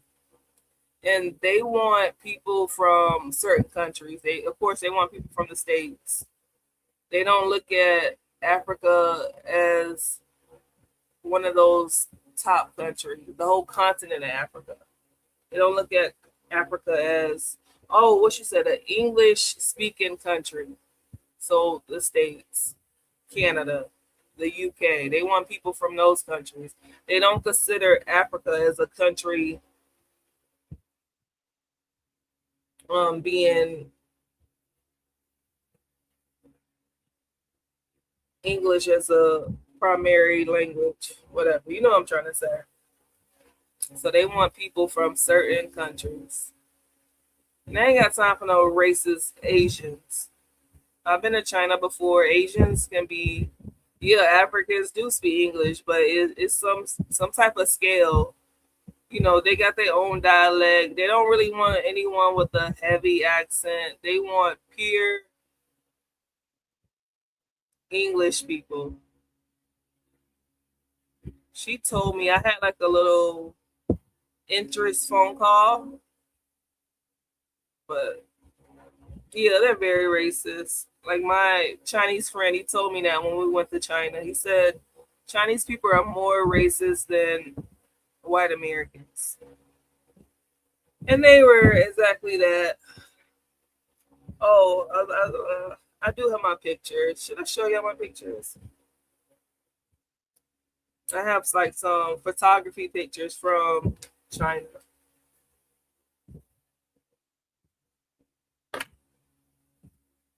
Let me see if I can get it out easily.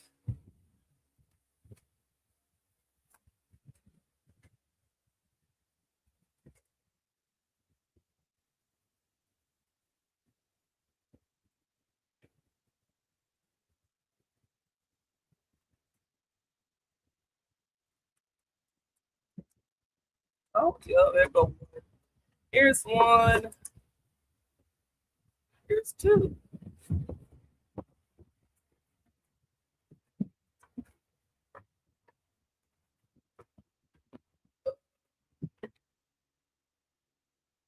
Canada told my husband 10,000, but no guarantee.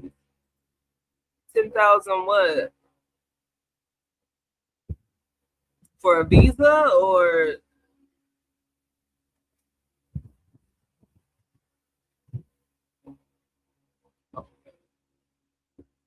This is China with my American friends and my Chinese friends. This is 2016. It's been 10 years. Time flies. And then this is China as well. With the mom, the Chinese boy, and the Chinese dad. Wow. They took good care of us. I'll give them that.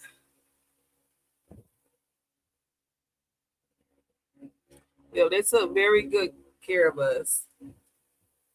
But Chinese people are racist.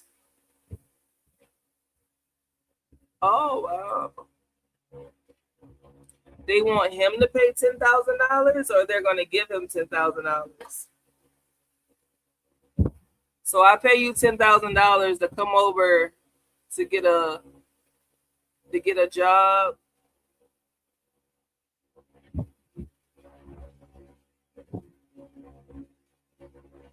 Wow. And then I heard something recently, like Canada is strictening their rules as well. And when you start to think about all this, try to process all of this, it gets mind-boggling. It becomes stressful.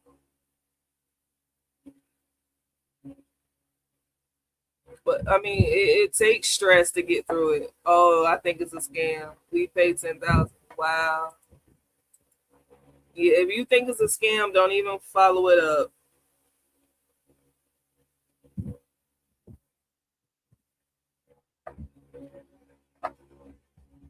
You know, if that's the case, the only way to get there is school. You know, I was just about to say, you might as well get a visitor's visa or go to school. Before we got married, we looked at the school route for him coming to the States, and you needed 10,000 in a bank account from your sponsor needed to have $10,000 in their bank account for like a good steady 3 months.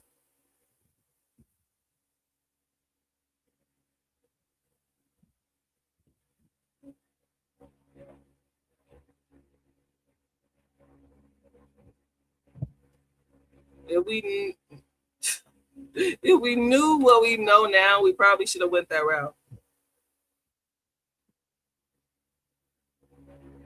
When you think about it, $10,000 is not that much.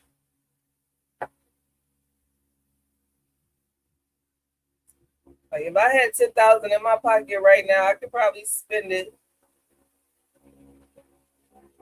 within like 2 weeks, and not going shopping, but spending it on necessities, spending it on some debt, spending it on getting some things in order.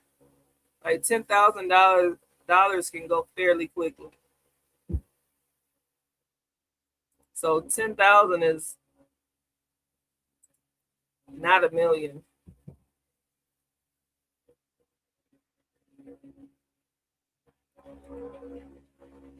Yeah, that's the way it go. But I feel like things are gonna shake.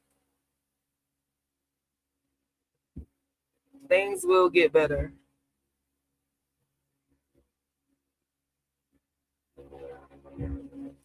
Things have to get better. I'm not settling for things getting worse.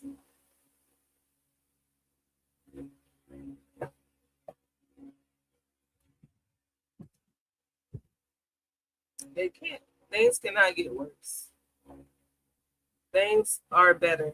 I gotta start speaking my affirmation. I do at least twice a week. I do my affirmations, but I gotta do my affirmations more often.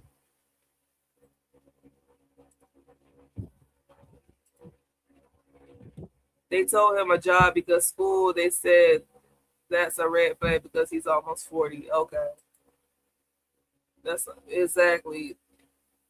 No, you can say that again. It's not a lot, but it's a lot to lose.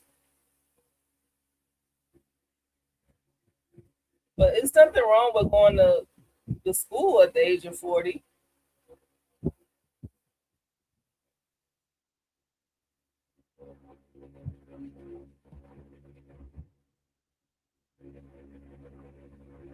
Oh, Chibuchi.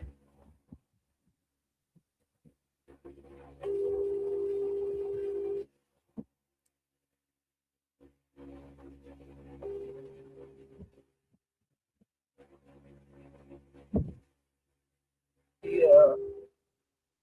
If you feel it's a scam, I would not bother with it. Might as well be patient. So, do you think that you're gonna apply for the immigration paperwork, the I-130?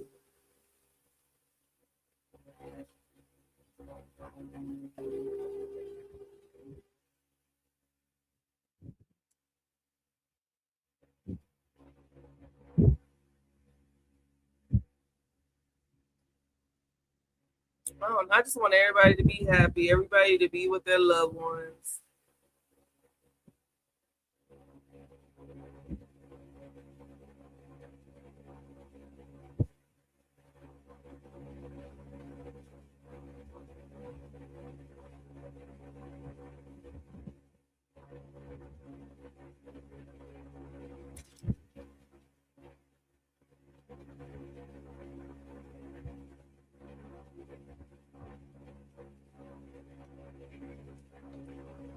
You know, everybody deserves to be happy.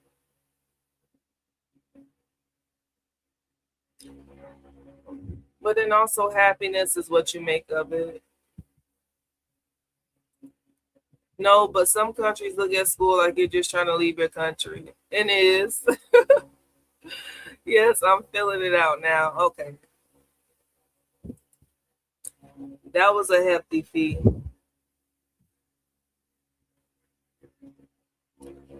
You know, but sometimes people want to leave their country and make better of themselves.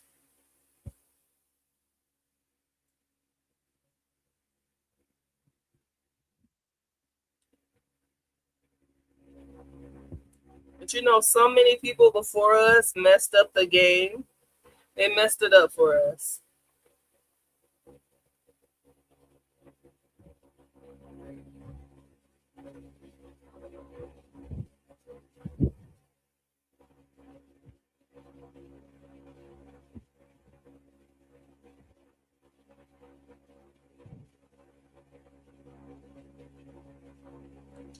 Oh my God. I was supposed to follow up on the 1-year-old that got shot.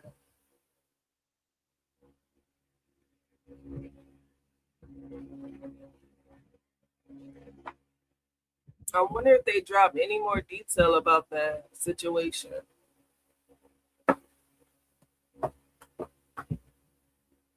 The 1-year-old in Mississippi that was killed at the Walmart.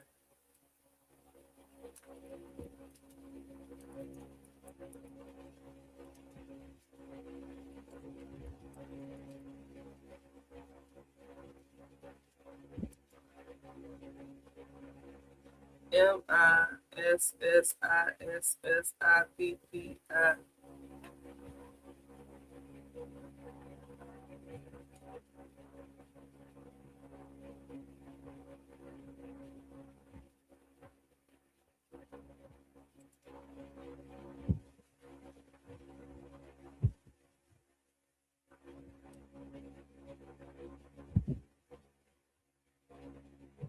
I feel like that mom. I don't know. I hate situations like this, but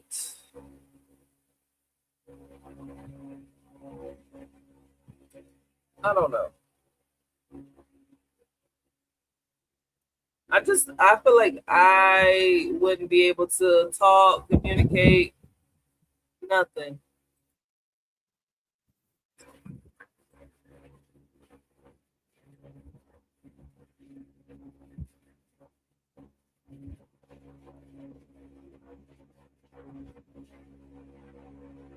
Oh, she got lawyer Ben Crump. Like she's lawyered up, which she should be. I just don't want this to turn into like a money grab. I don't want this to be about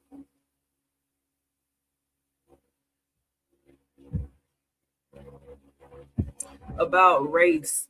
I want it to be about what it is. It was negligence. It was negligence to walk out that Walmart like that.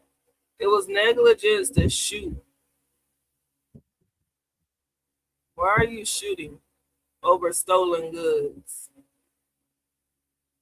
It's just the same shit with the Rick Child case, the same shit with the Carmelo Anthony case. Both parties are dead wrong. And it's going to take 12 individuals to figure out who was wrong when both sides were wrong.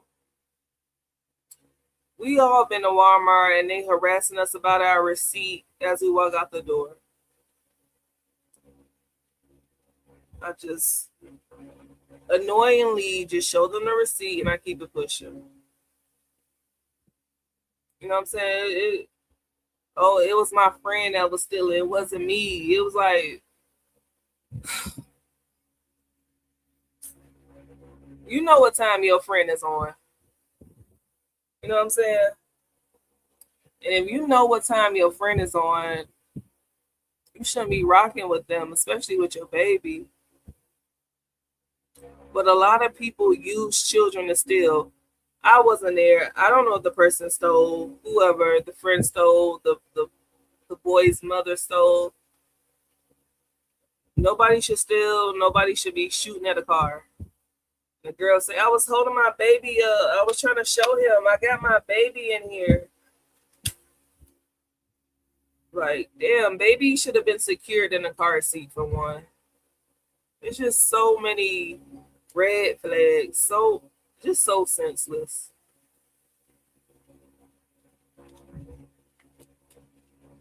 Officer on administrative leave. Okay, that doesn't mean nothing. That don't mean nothing at all. They want the video released so that no video has been released. Just a poor little innocent child gone.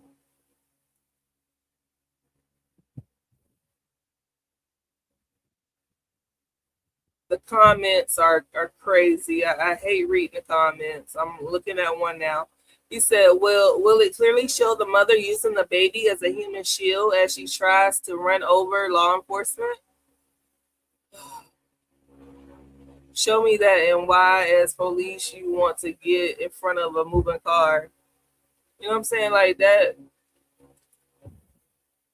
And certain people just twist everything. Oh, now she's using her baby as a human shield because she's driving over the police. The girl wasn't even driving. It's just so stupid. It's so stupid. It's so preventable.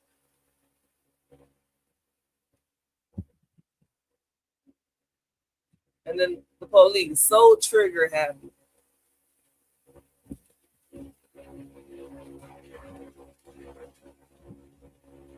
You know Walmart has plenty of cameras in their parking lot. All y'all had to do was get the tag and hunt them down that way. Oh, they try to run the police over. It's going to come down to the footage. It's going to come down if she paid for the diapers. Whatever they were stealing. I heard they were stealing diapers. It's going to come down to, did they steal, and did they try to run the police over? You know, that's already a different charge. You're trying to run the police over. We got to wait on the footage. Of course, they're going to take their sweet time with the footage. Baby gonna be already buried in the ground. Poor baby. You know, when babies die young, it's like the Lord needs them. The Lord don't want that baby in this cruel world that we live in. Negligent parenting. Like, but real talk, when I know people that steal, and I know not to be around them during certain situations. We all know that.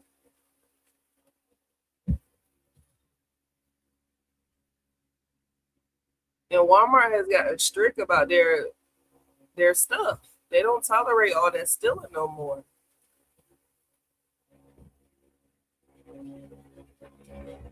Can't be stealing these people's stuff. There's just so much stupid stuff in this world.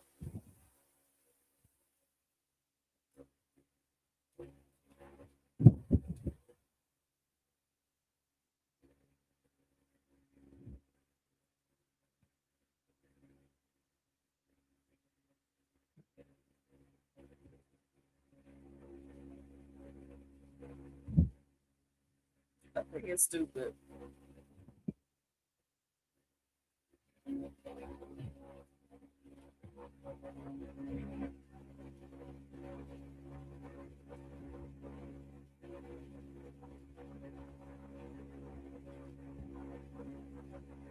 And I just hate it for the baby.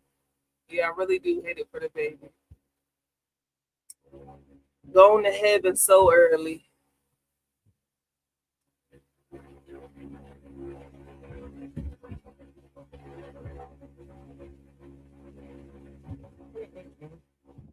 Well, Miss Shalonda and everyone else, they are dumb. Yeah, they're very dumb. We are reaching the 4-hour mark. This has been a great live. They should have gotten cloth from the beginning. I love you, Miss Yolanda. I know that's right. And then you ain't got to worry about diapers. People too lazy for cloth. You got to clean that cloth.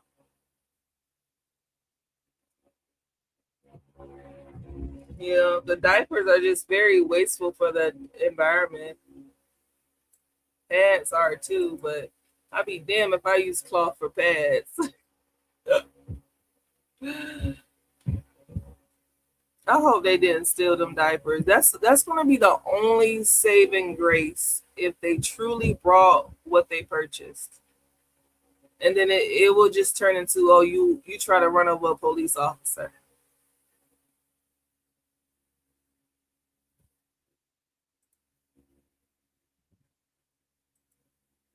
Do some serious stuff. Right. Yeah, that's gonna be serious. That's gonna oh, I hate it for him. Over $100. You can go DoorDash $100.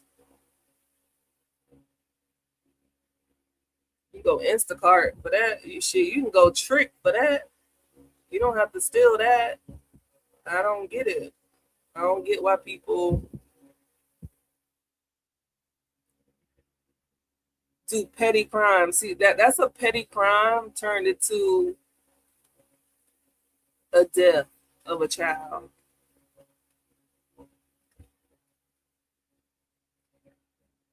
And then I heard that he almost got hit. He didn't get hit. It's like, what you backing up? That means you were driving off fast. It's just so much to it on both sides. And then you got to be stupid to be stealing. And Walmart stay strapped with police to security. The Walmarts in my area, they have security driving around the parking lots.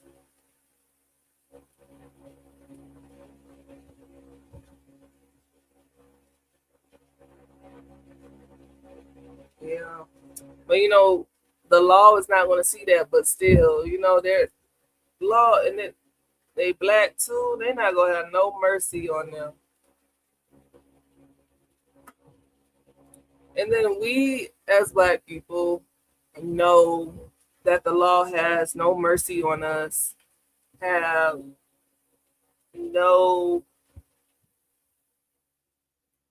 we don't get treated the same, right, as other folks. We know that. So you think we would use that and move differently.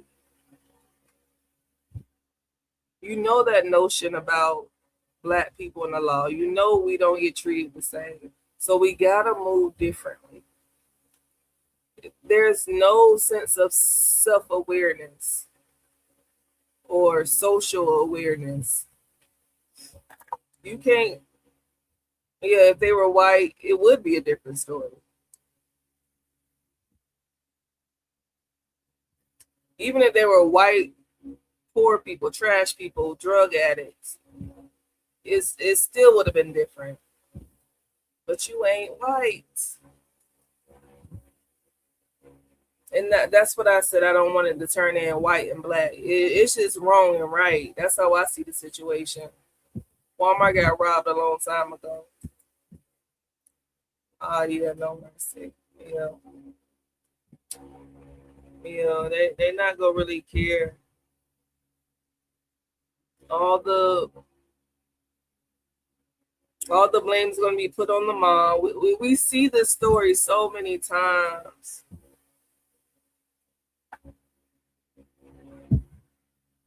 And then, I wake up and I see stuff like that. I'm like, okay, I'm grateful. I'm still alive. My husband's still alive. I'm not going through that. And I hate to feel that through somebody else's pain, someone else's sorrow. But it's the truth. It's like, okay, I didn't wake up and go out there and make a bad decision that changed my life in one of the worst ways ever. It sucks to have a child and only spend 1 year with them.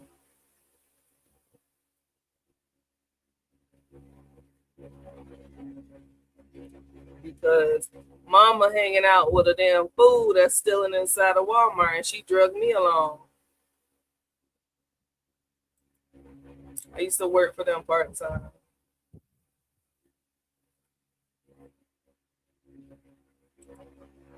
I seen someone put a big smart TV in their car and manager said, let it go.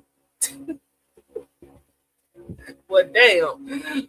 That's crazy. That was 10 years. Yeah, see, 10 years ago, things like that, it was like, yeah, we're not chasing behind any product. Nowadays, they chasing you down. They shooting your 1-year-old baby.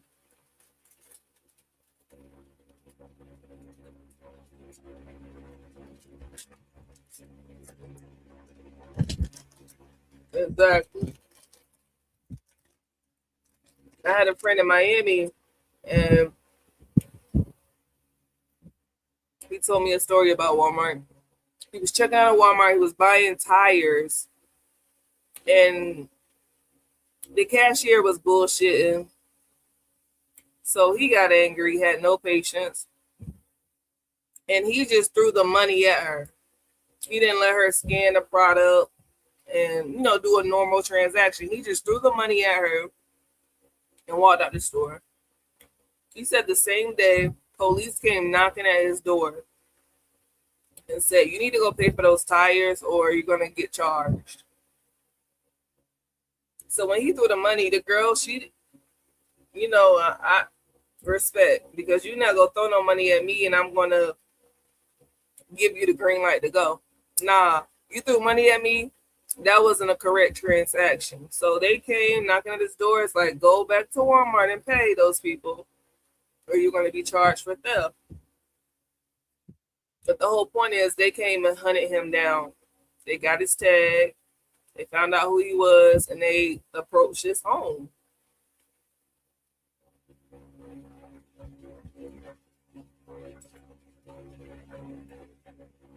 And how you fill up a cart? Like, then you got to get outside and you got to unload the cart. Unless you got a big truck and you just roll the whole cart in the truck.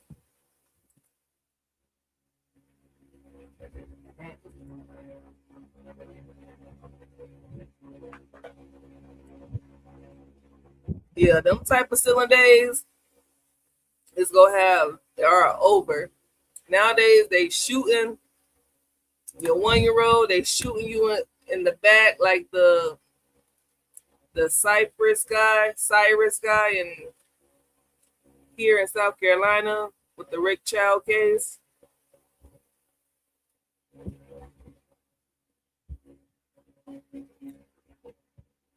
It's like that product is so important to everybody. It's important to the person that's stealing it. It's important to the people that own the product.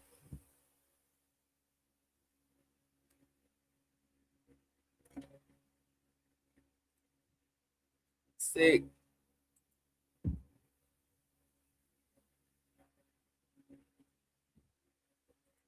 Yeah. 48 hours so exactly. They came knocking at the door. Sir, you did not pay for these tires.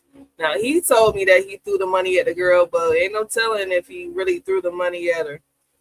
You throw some money at me, I'm picking it up, put it in my pocket. Sir, you did not pay for these tires.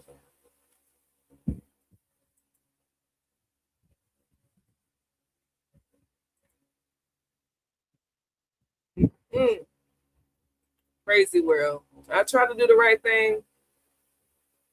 Try to stay about the trauma, the whatever it is.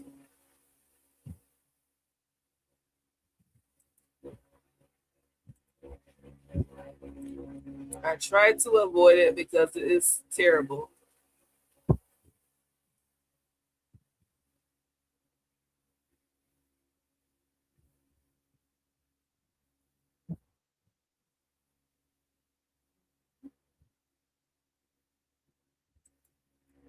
Terrible, terrible, terrible situation. So I definitely have some homework to do. I gotta submit my K4 visa paperwork, finding some jobs that we can work abroad and still be with our men.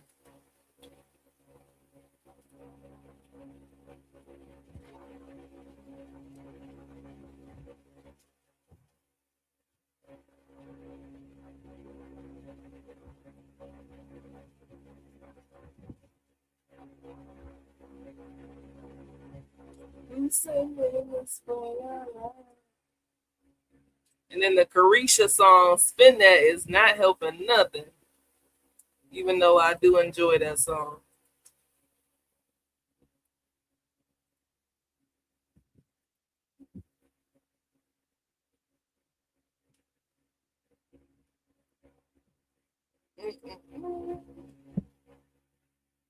Yes, K4. So after you do your I-130, submit that K4 application. That part.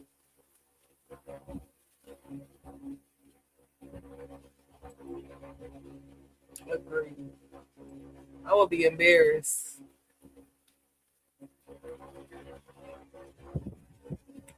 Just being impatient. You know, you got to be patient now. You got to, like, you need more patience than ever right now.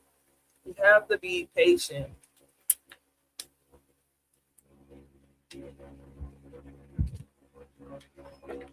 You know, yeah, hopefully send that K4 out, and then they start looking at your I-130. I got to do it.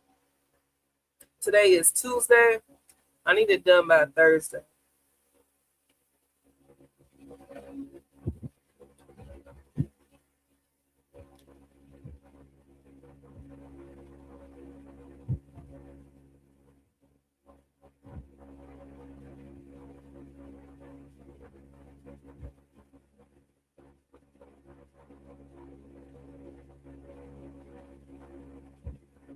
That would be so lit if that was. But you know what? It is one of the visas. It's one of the K visas. If they're letting the K1 visa, the K2 visa in, then they should let the K4 visa in. You know how many Nigerians in the U.S.? No, Houston looks like that. I gotta go see, because my good friend in Florida, her daughter moves to Texas. Not sure which part, to be with a Nigerian, and she explained the relationship to me, and it's like he is the provider. He don't want her working too hard. He got business booming. Let's look at these Nigerians. Child, don't. I done got married now. I've married now. I was already married. But I'm just curious. But also, I wasn't even thinking about a Nigerian before I met Chibuchi.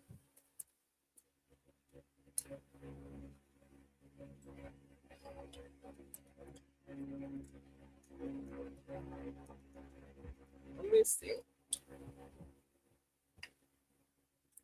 Uh-oh. Let's see. I gotta make sure I'm sharing the screen.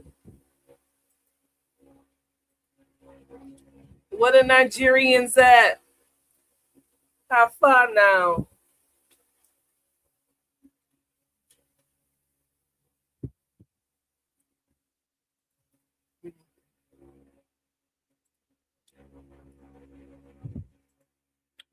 Do you take your documents to somewhere to look at?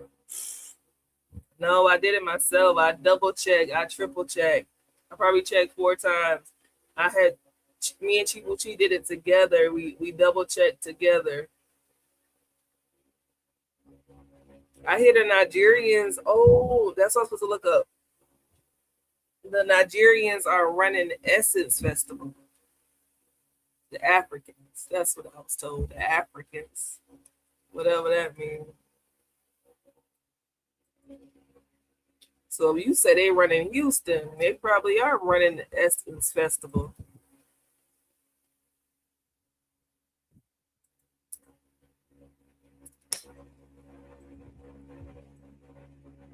The Nigerian takeover full documentary. Oh my gosh. How 150 Nigerians built a city inside of Houston, Texas. You go, Nigerians. I ain't mad at it. Somebody got to take over. We let the Latinos come take over, especially here in South Carolina. Like if you want to cry, my brother, there's somebody from Houston. The only language Houston people understand, is money. If you are moving to Texas to find love, you are moving to the wrong place. Women in Texas, they are like Lagos girls. They will suck you dry. Women in Texas, they are like Beanie girls. They can put you in big trouble.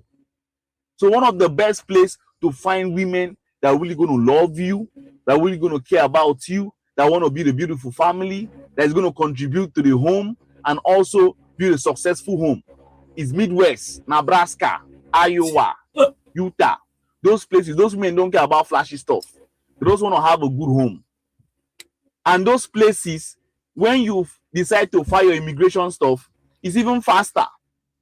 But Texas, there's too many fraud going on in Texas.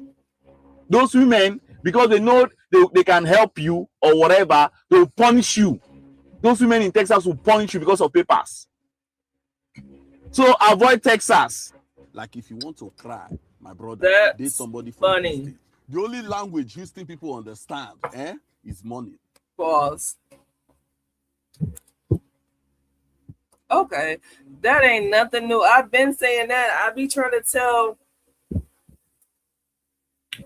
I was telling our friend in Owerri, which was our compound manager. I was telling him this. He swear women elsewhere ain't on the same thing. I said, yo, the women in the States want men with money too. They want to milk a man as well. Unfortunately, I'm not one of them, but every girl I know, they want a man with money. Yeah, I get it. Who doesn't, right? Me, I'm gonna go get her. I'm a hustler. I'm always gonna have my own bag.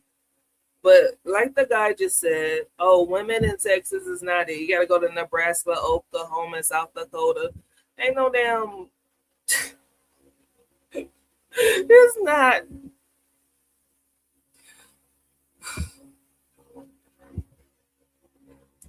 He's talking about the women in Texas are the same women in Lagos. Yeah, everybody wants somebody with something. And that's something I mean is money. Everybody want the dollar right now. Everybody need to get their own dollar up, get your own money up, and then find your mate. Have some security in yourself first. That's the perfect plan, though. You guys gonna have to fish them out. You gotta weed out the bad apples. That's funny. You think the women in the States different? Nah, they want even more. And I've been telling these guys this. Specifically the guy in Nigeria. I've been telling him that it ain't no different. You think you hook me up with a white girl, hook me up with a girl in the States. I can hook you up. I tried to hook them up. It didn't work out.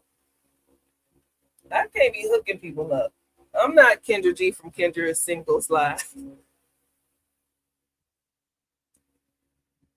And Kendra don't even hook people up. She just let you present yourself and let who comes to you come to you. It's just funny how they just now figuring that out.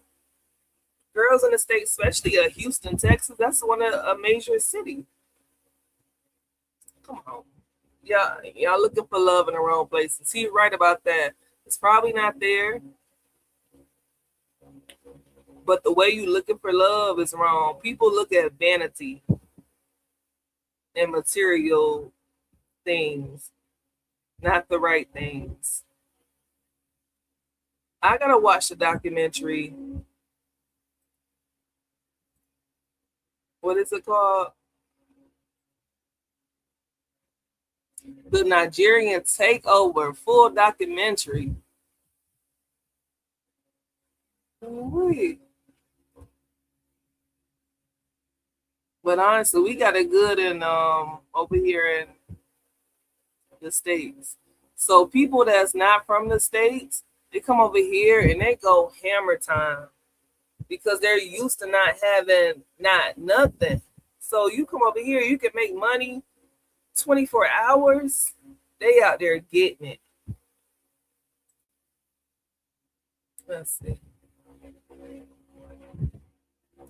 The Nigerian smart, hella smart, yeah. They run in Houston. I think I want someone to look at mine. Yeah, if you feel you need that, definitely. Yes, my husband wants to go to Houston. Why? He need to stop looking online. He want to come to the States so bad. He want to come to Houston so bad.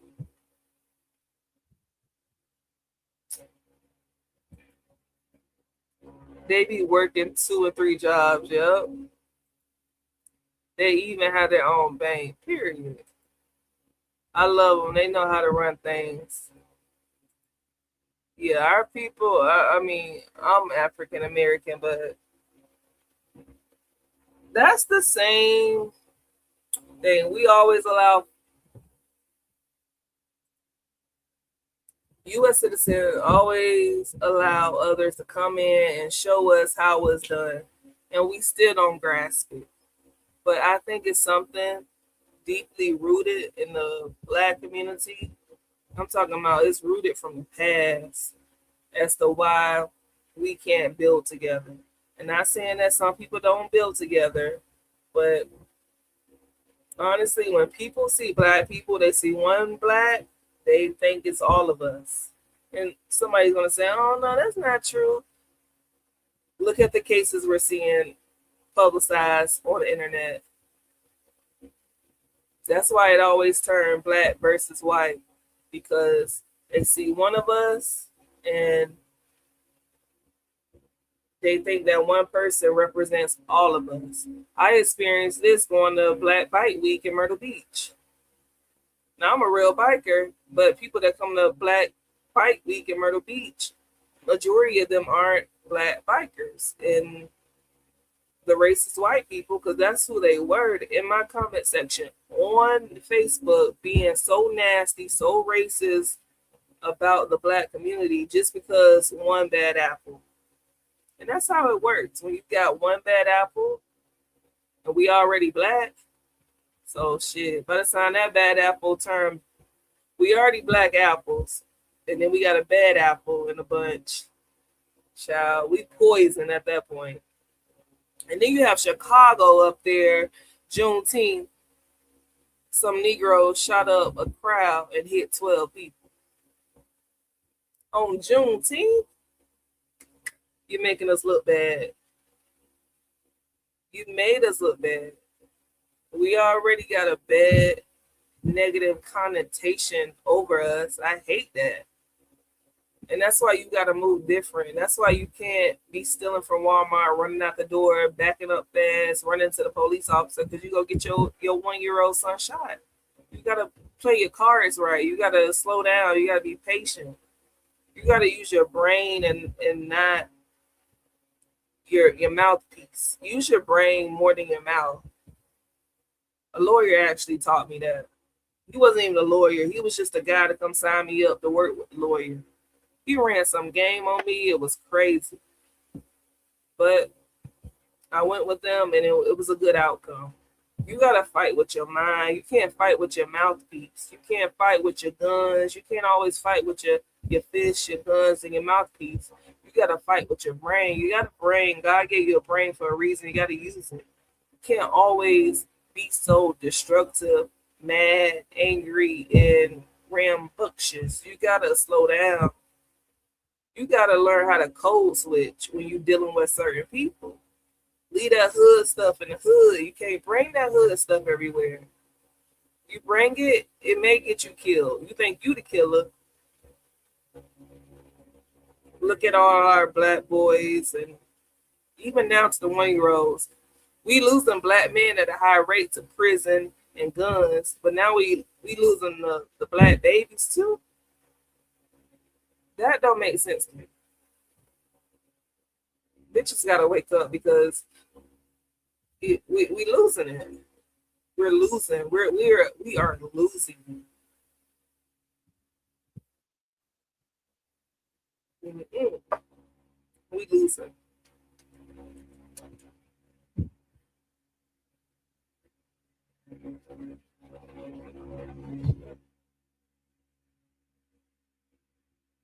Yeah, man. They shot up Chicago this weekend at a Juneteenth celebration.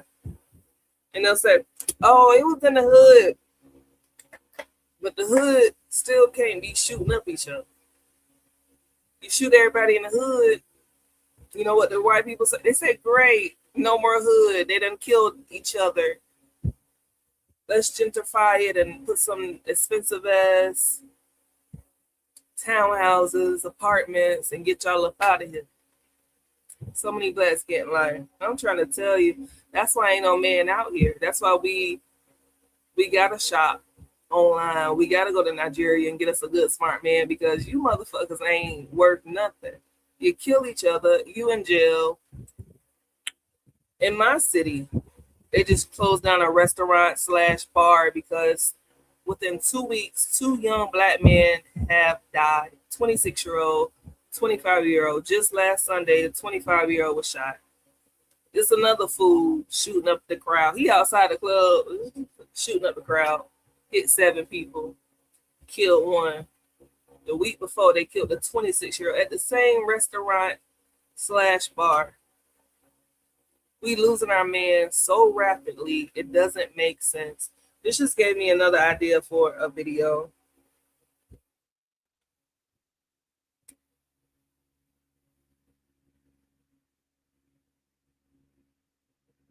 But I think the video is right here already. I done did it.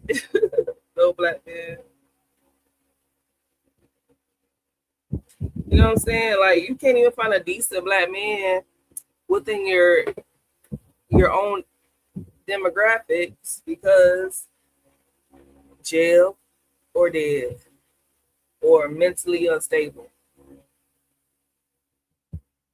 I'd rather talk to a billion Africans before I fucking talk to a jailbird, because you in the best country in the world and you sitting in jail. You ain't getting out no time soon. My man gonna have his visa before you get out. My man gonna be a citizen of the U.S. before you get out of prison. I'm not talking to no jailbird. Can't talk to a dead man. You better not talk to somebody that's mentally unstable. The fuck? We don't have any options. But that's not why I found a Nigerian man. He found me. Shit, he definitely found me. And it's been nice. So the topic of tonight was how I really feel about being married to my Nigerian man. I love it. I love it. I get TLC when I'm on site. I get prepared meals. I get anything I ask for. I get really that TLC, that love, that I can't go into too much detail, but it is, and it is not sexual, it's intimacy. I get that intimacy.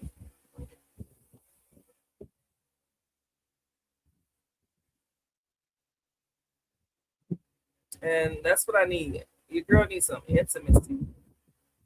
You know, you need that TLC, red light special. And the guys I see getting killed and doing the shooting and here, there, and everywhere is not it. These people, these men are combative. I'm not arguing with no man. I'm not.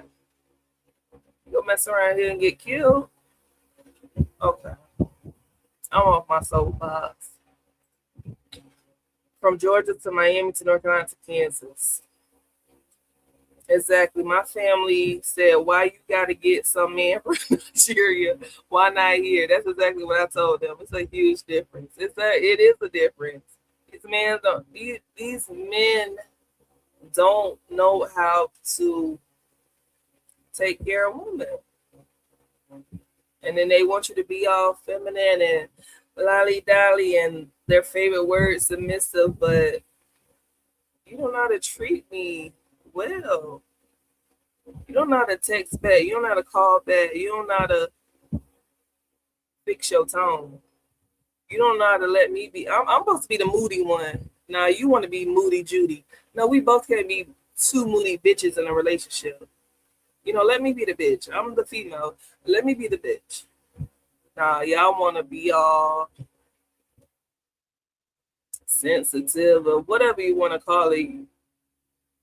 It can't be two bitches in a relationship.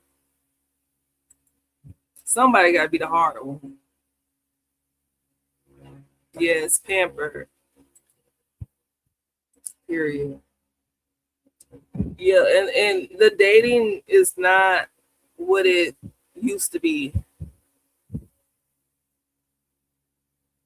And even if it is, y'all not dating how they used to be. You know what I'm saying? Men aren't courting how men used to court. So stop it. Let me see what else they got. The Nigerians taking over Texas. They gonna make me go out to Texas and see what's really good. Why Houston, Texas, like Nigeria? Okay, 6 minutes. Let's see. Texas, the Nigeria's capital of the United States of America. And this is because there are so many Nigerians in Texas than every other places in the US. But how did so many Nigerians found themselves in Texas? Nigerian guys, flags. Just check this out. See what is going on here? It's like Nigerians are taking over this whole election in America. This is who? Shegun, Georgia. See another one again. Can you hear? Gabi Okoye. Who is Gabi Okoye? Can y'all hear the video? Can you hear the video that I'm playing? I want to make sure it's being heard. I can barely hear because of my fan, but can you hear it?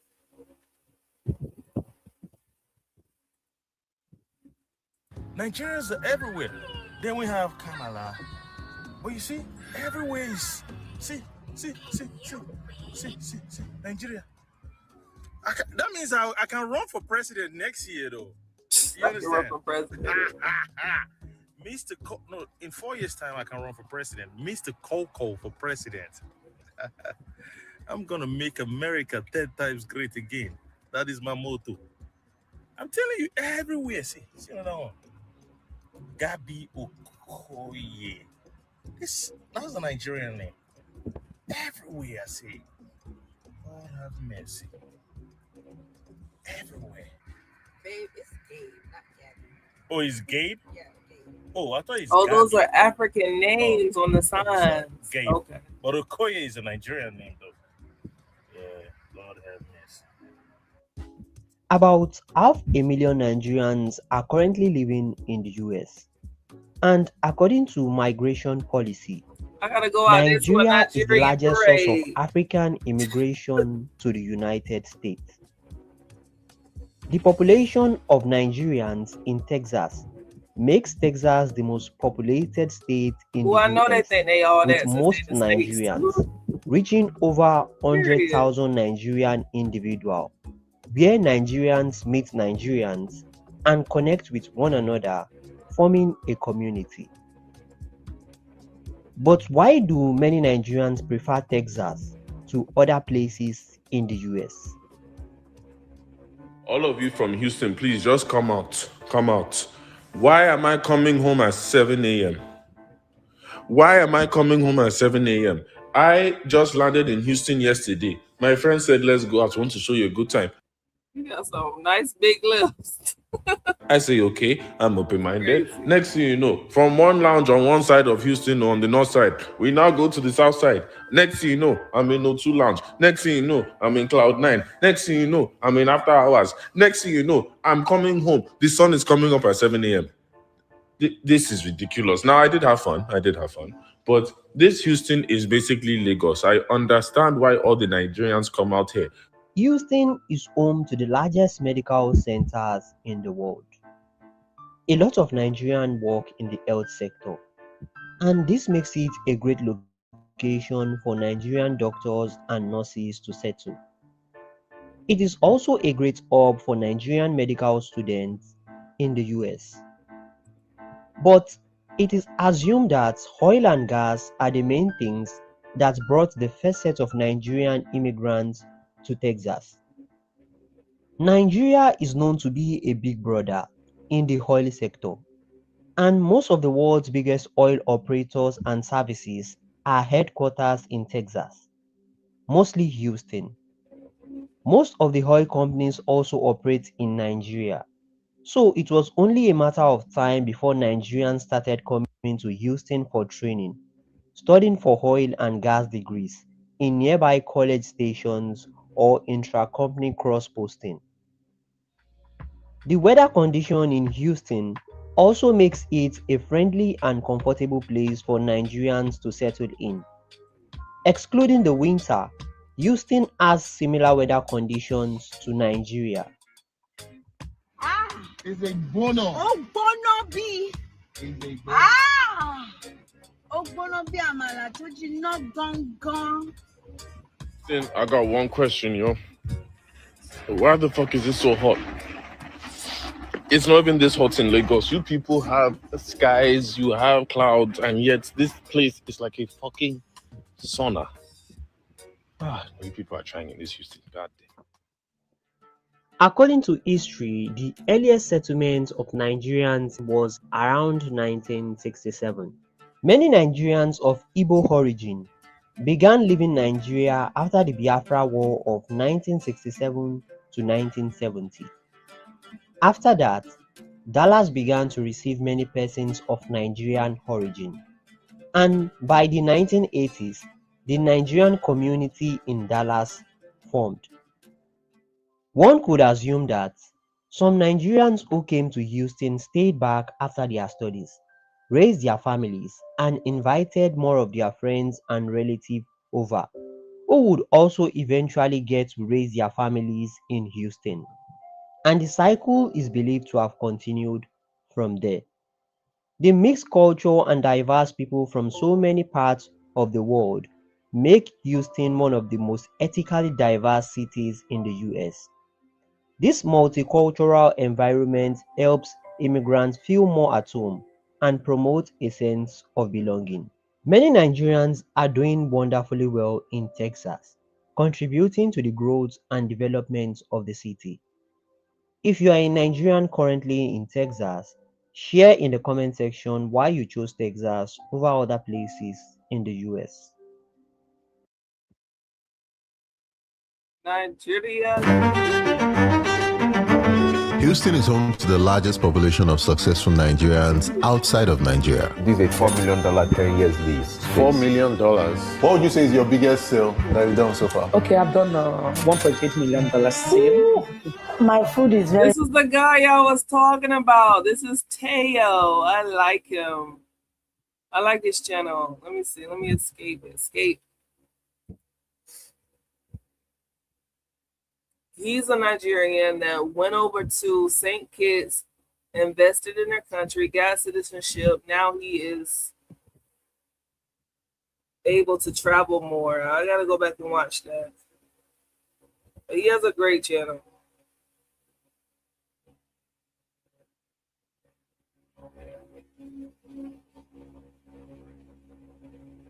Yeah. Like Naomi Campbell. Wow. Shout out to the Nigerians. Nigerians are dope. They smart. You said it, Miss Shalana. They are smart. Oh, you watched them many times. Yes. I like his it's like mini documentaries. He put on a good presentation. I like his stuff. He does great interviews. And he sticks to Nigerian this, Nigerian that. I love it. It was another guy just like him. I had just discovered Teo and another very popular YouTube vlogger. And I think I found Teo after the first one. So the first one, I mean, just as I discovered him, he got killed in Nigeria. They killed him. They just killed him. I think maybe he was in the wrong place recording. They killed the man. And his girl, his wife, whoever she was, she came onto his page and she was crying. It seemed like, I don't know. When people grieve, I don't know. But she was just very hysterical. And she was trying to tell us what happened. But he got killed. But he was a big YouTuber out there in Nigeria, going around Nigeria, showing this, showing that. Oh, wow. Look at Tyler. Tyler, you done turned Nigerian on us. How far now? I love it. Oh, my gosh. Are you in Nigeria now? Because I know you went back to back. No, they didn't kill Teo. Oh my gosh. Oh, knock on wood. No, I was saying the guy I discovered before Teo, and then I fell into Teo because that guy got killed. You went 4 times? Okay, what are you running to Nigeria for? I just got back from Nigeria again. What are you doing in Nigeria? Oh, you got a boo thing out there? What is going on? Damn, you went 4 times in 1 year? I know you in Atlanta, so I know you taking that direct flight. 4 times, 35 days the last time? What are you doing? Yeah, Teo is still alive and well. He done got that St. Kitts passport. He is everywhere. I can't believe you've been to Nigeria 4 times in 1 year. I remember when you were asking about the visa. That's when I traveled to Atlanta to get my visa. That was a hell of a journey. But you done got your visa. You done took off. It's not direct. It's Abuja, so stop in Paris. Okay. Well, I know there's a direct flight from Atlanta to Lagos. I can't remember what part. I think you were going to Abuja, right? Okay, yeah, that's what you saying. What's in Nigeria for you? I'm just being nosy. Please tell me. I want to go every night. Exactly. Tell us. We over here trying to get it together. We got husbands in Nigeria, and I ain't even been 4 times. Hold on, I've been. Is it 2? Oh, you go, boy. I'm trying to start an electronics business out there. Wow. So it's this Nigerian guy I just met a couple weeks ago. His name is Chase Tech. He's in Columbia, South Carolina, but he's from Lagos, and he fixes phones. That's what he do. He's a mobile tech guy. Wow. Look at you. You done found business. You got that money on. I love it. That's a great idea. We were just reviewing how Nigerians are coming here, living in Texas, and they're like booming. They are booming out there in Texas.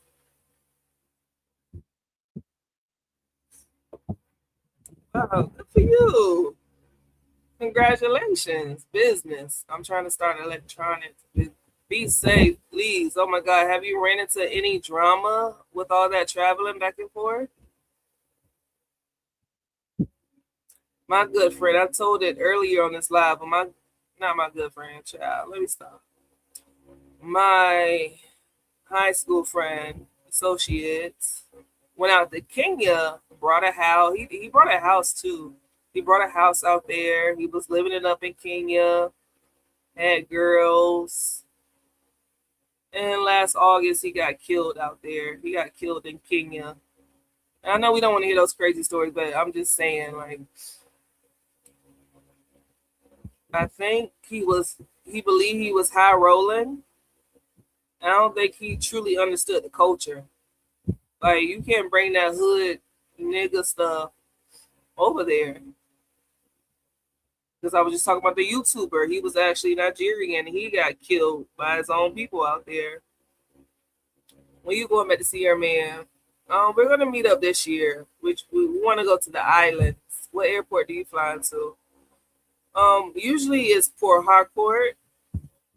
Yeah, Port Harcourt. My first time was Abuja. Second time was Port Harcourt.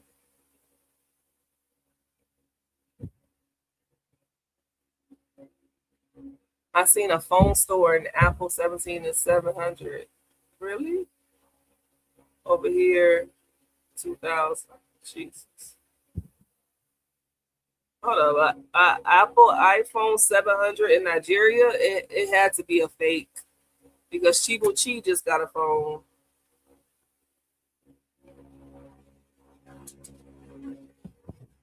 You know, Nigeria, they do sell a lot of unauthentic products.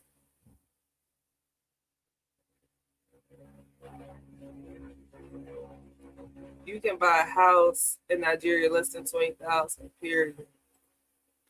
The flight from me to Abuja round trip is like 1,300.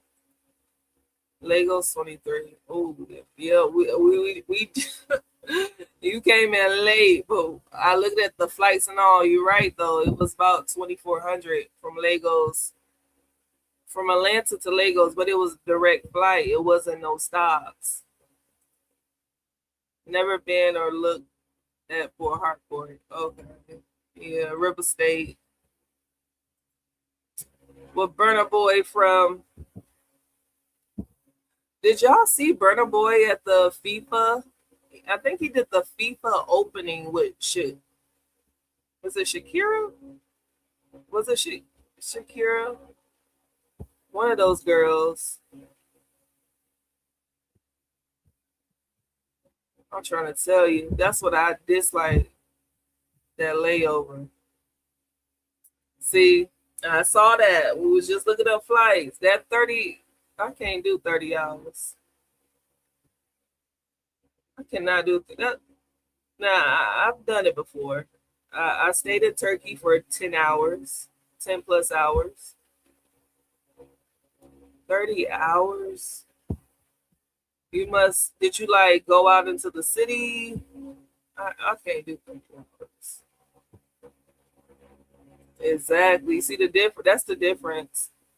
Big difference. I don't know anyone. Me neither, but I would take a flight from Lagos and then get another flight from Lagos to wherever I'm going. Lagos is pricey. So I just fly to Abuja. Pretty. Abuja. Abuja was cool. I had a good time in Abuja.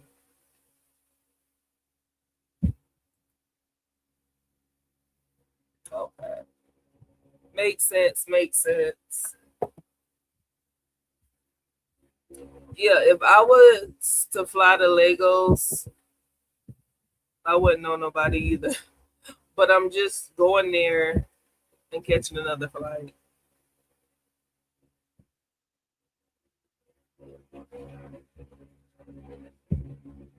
Wow, that is so cool though. You've been 4 times, you're opening up shop. You go, boy.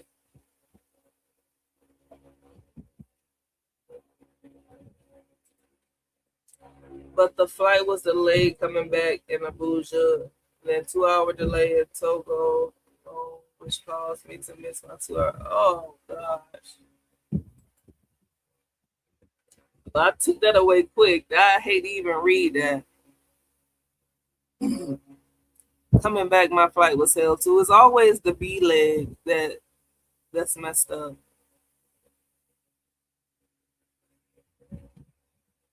Wow. Yeah, that's a lot of traveling, a lot of commuting, a lot of moving parts.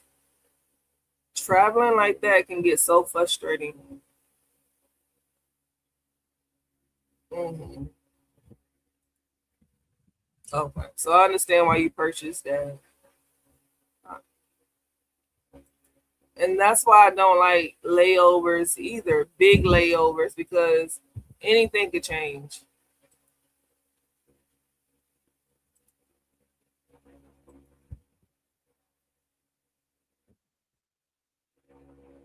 Anything could change on those layovers.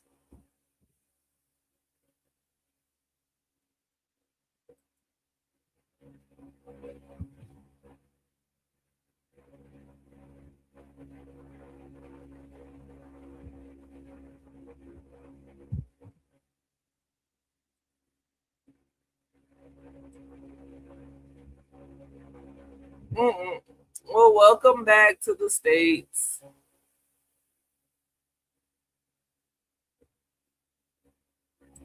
Gotta love the good old States.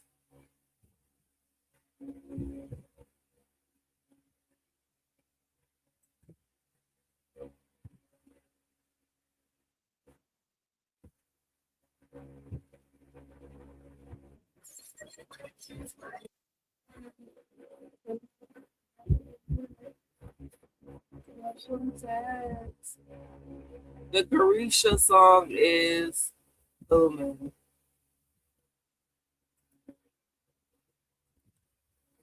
Let me see. Okay. We'll take it. Let me see.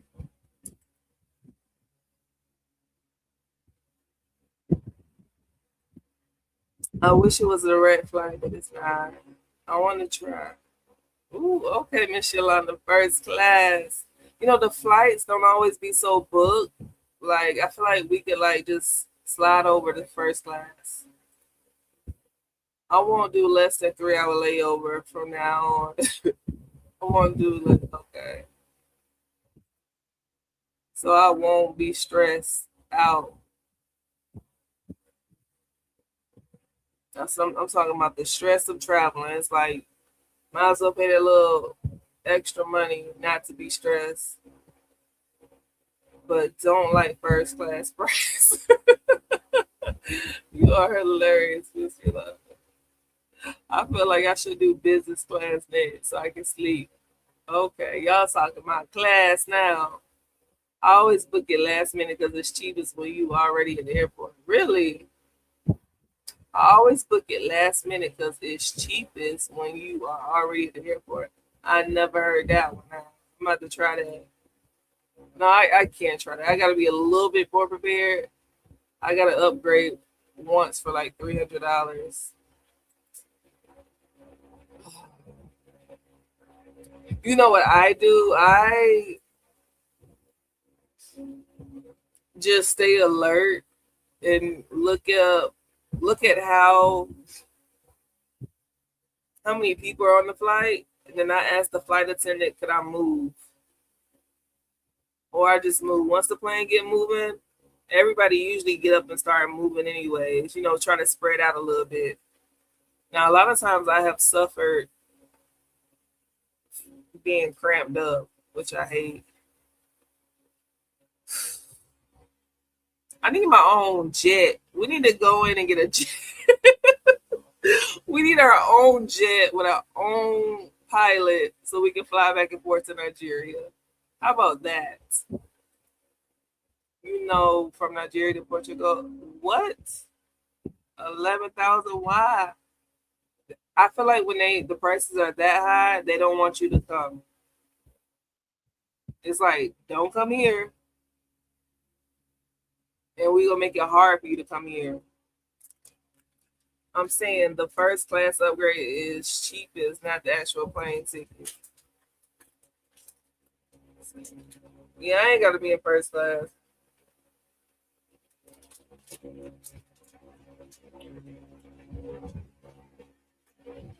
They really just need to build a bridge.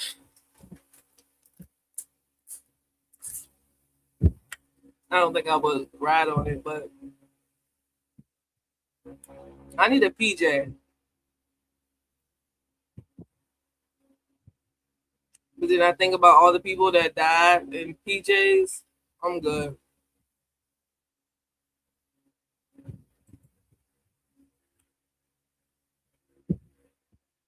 Oh, first class is $11K. Let's look. I can't.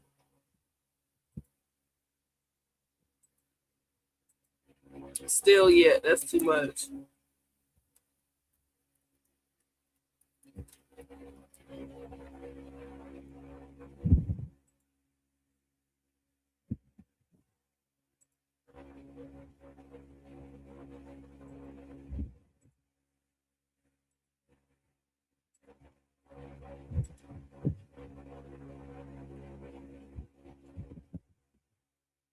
God.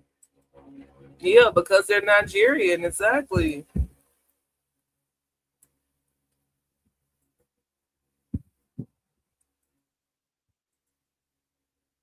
But you know, people get that money and they'll still go.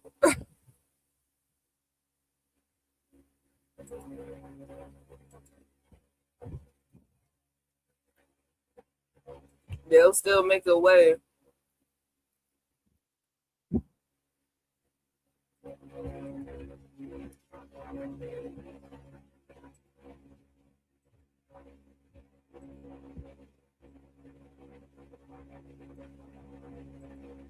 I don't want to go to Portugal anyways.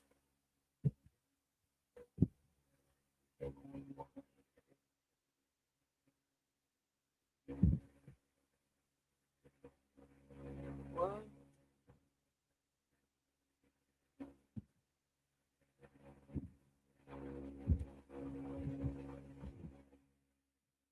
I'm seeing some affordable flights already.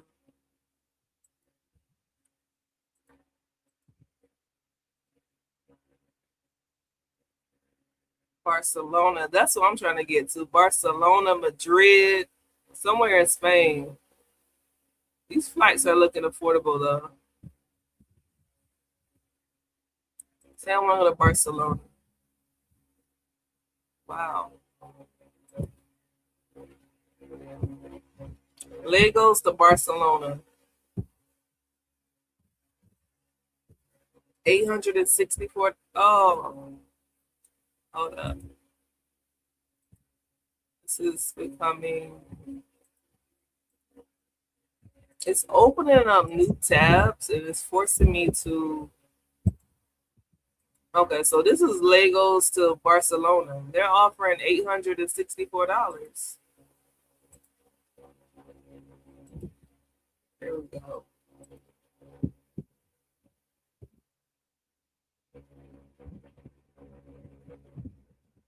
You know, around holiday time, prices be hiked up too. I enjoyed Turkish Airlines. That was a pretty decent airline. Right now, everything is looking affordable. You know, anything less than 1,000 is I consider affordable.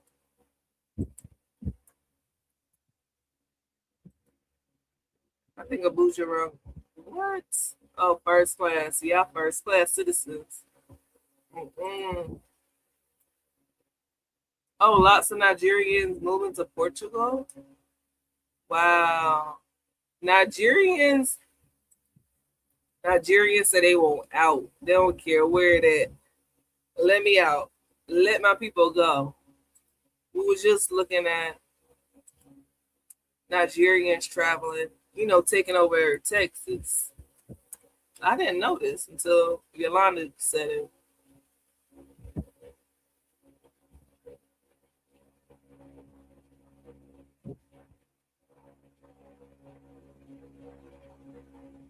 Wow. Where are Nigerians moving to the most?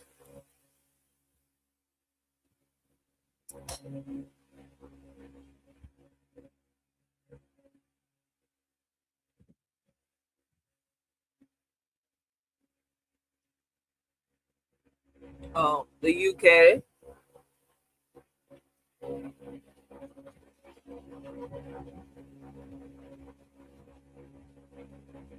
China. What do y'all feel about China? How y'all feel about China? Let's say that.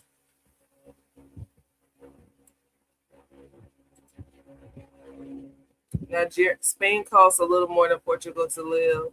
but they are both nice. Okay. Caught the train from Nigeria to Portugal under $100.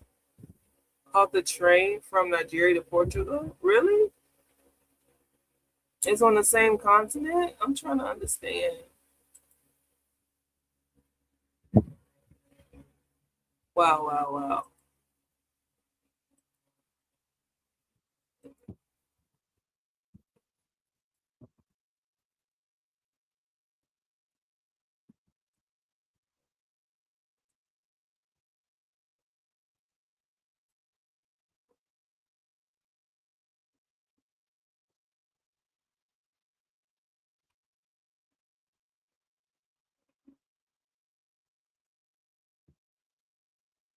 Even for the normal visa, is actually very strict. Foreigners in China, they keep renewing their visas every year, and it's actually very annoying. If you want to come to China for a short time, maybe for study or for business or for tourism, fine. But to relocate, if you want to live in China for a long time, it is possible. Like, it's very, very, very, very possible. Either as a student or as someone that's working, or if you have a business in China, you can live for a long time legally. Yeah. But to relocate, finally, like to have that permanent residence is possible, but it takes like a very long time, and the process is actually very different. So instead of to ask how can you relocate to China, do your research well, because China is not an immigrant country, and there are very strict policies when it comes to visas. How can you relocate to China? First of all, Can't do China. Oh my gosh, my recommendation page is gonna be full of Nigerian stuff.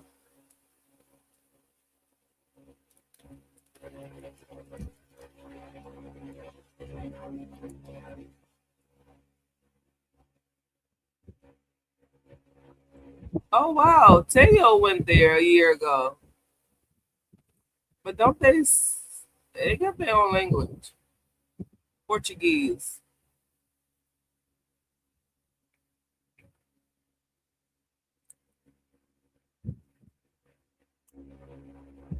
Wow. Lordy, y'all gave me a lot of homework to do.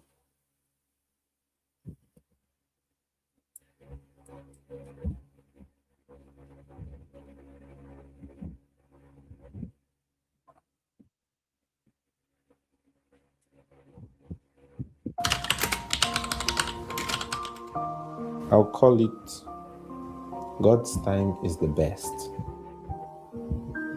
I'll title it A Journey of Faith. What is that? Let's read these comments. My husband say no to China.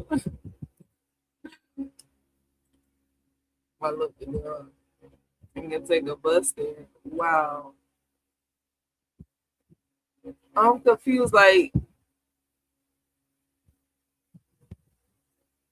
Nigeria is connected to Portugal.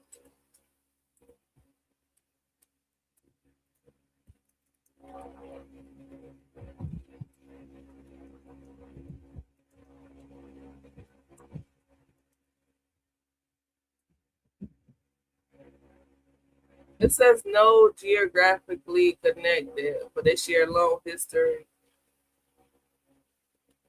Look at the map.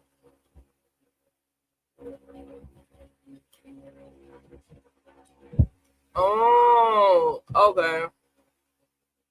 So if you up there in like Morocco, but you still gotta take a little boat or something to cross over.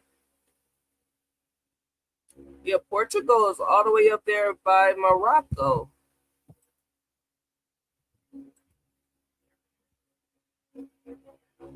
Let's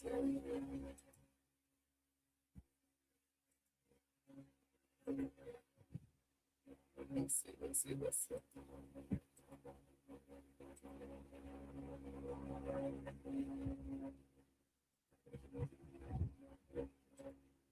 Oh my God, I'm going to bed with a heavy brain.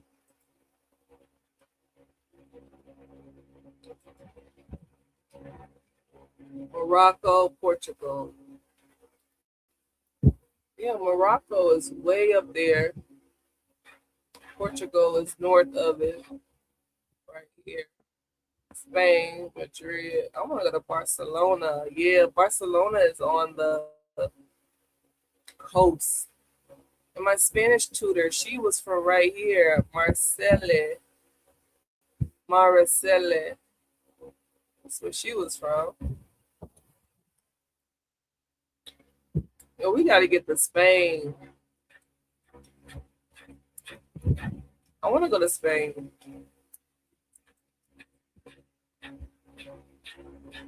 I got a lot of wants, don't I? I got to sit down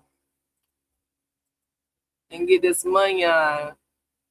Yeah, it's not far, I see. But, okay, but how far is Nigeria from Morocco?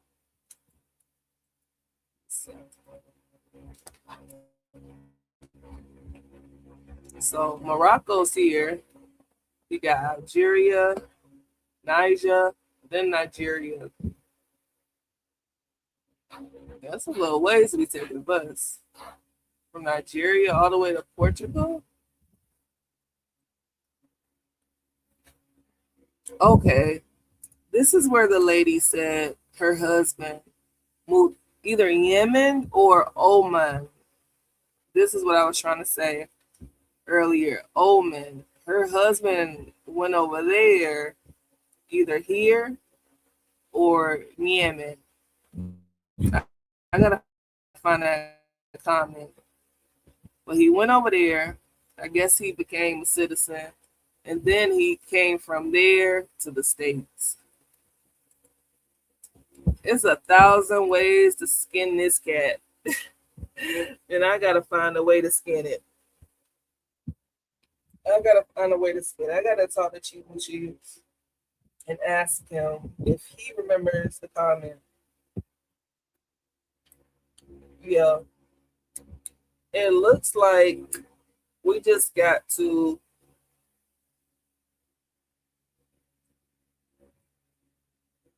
go to another country for now.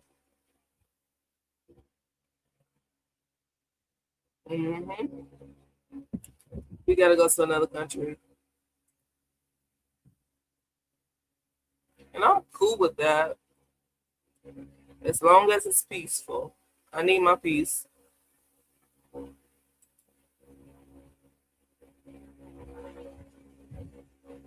It has to be peaceful.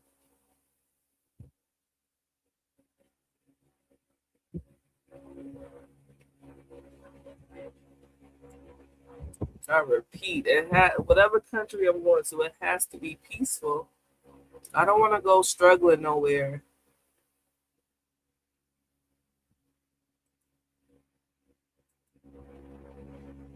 Oh man, bus it's 7 hours. I just can't believe it for some reason.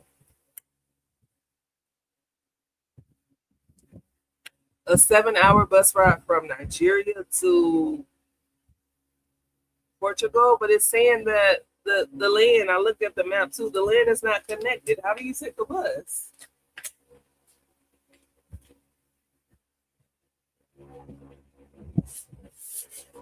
Nigerians are really trying to get out of Nigeria.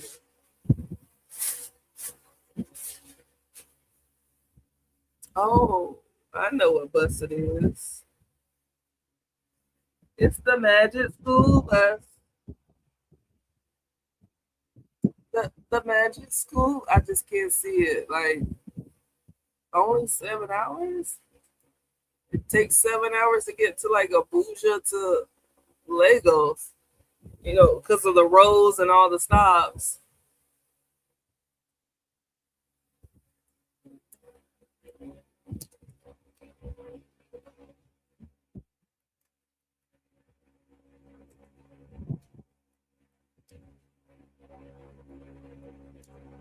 Maybe he's even another country.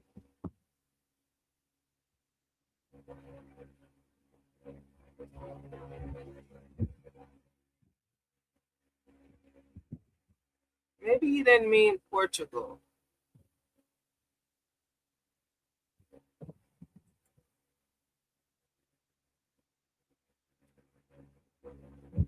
Yeah, everything that's nice go cost. So we gotta get the money up. I bet. I bet it is nice. And now that I think about it, I'm not doing China. I'm not going nowhere that's going to be prejudiced or racist. Like Chibuchi he mentioned China a couple times, but I'm like, we can go visit. And then China, the people there, like, I don't know.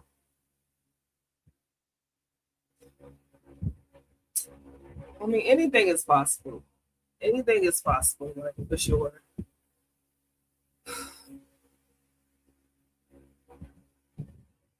But I just don't know.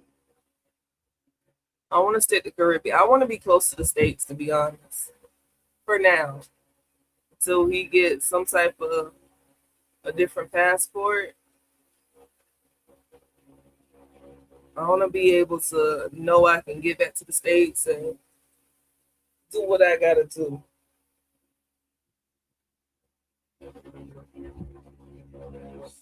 Mm. 22.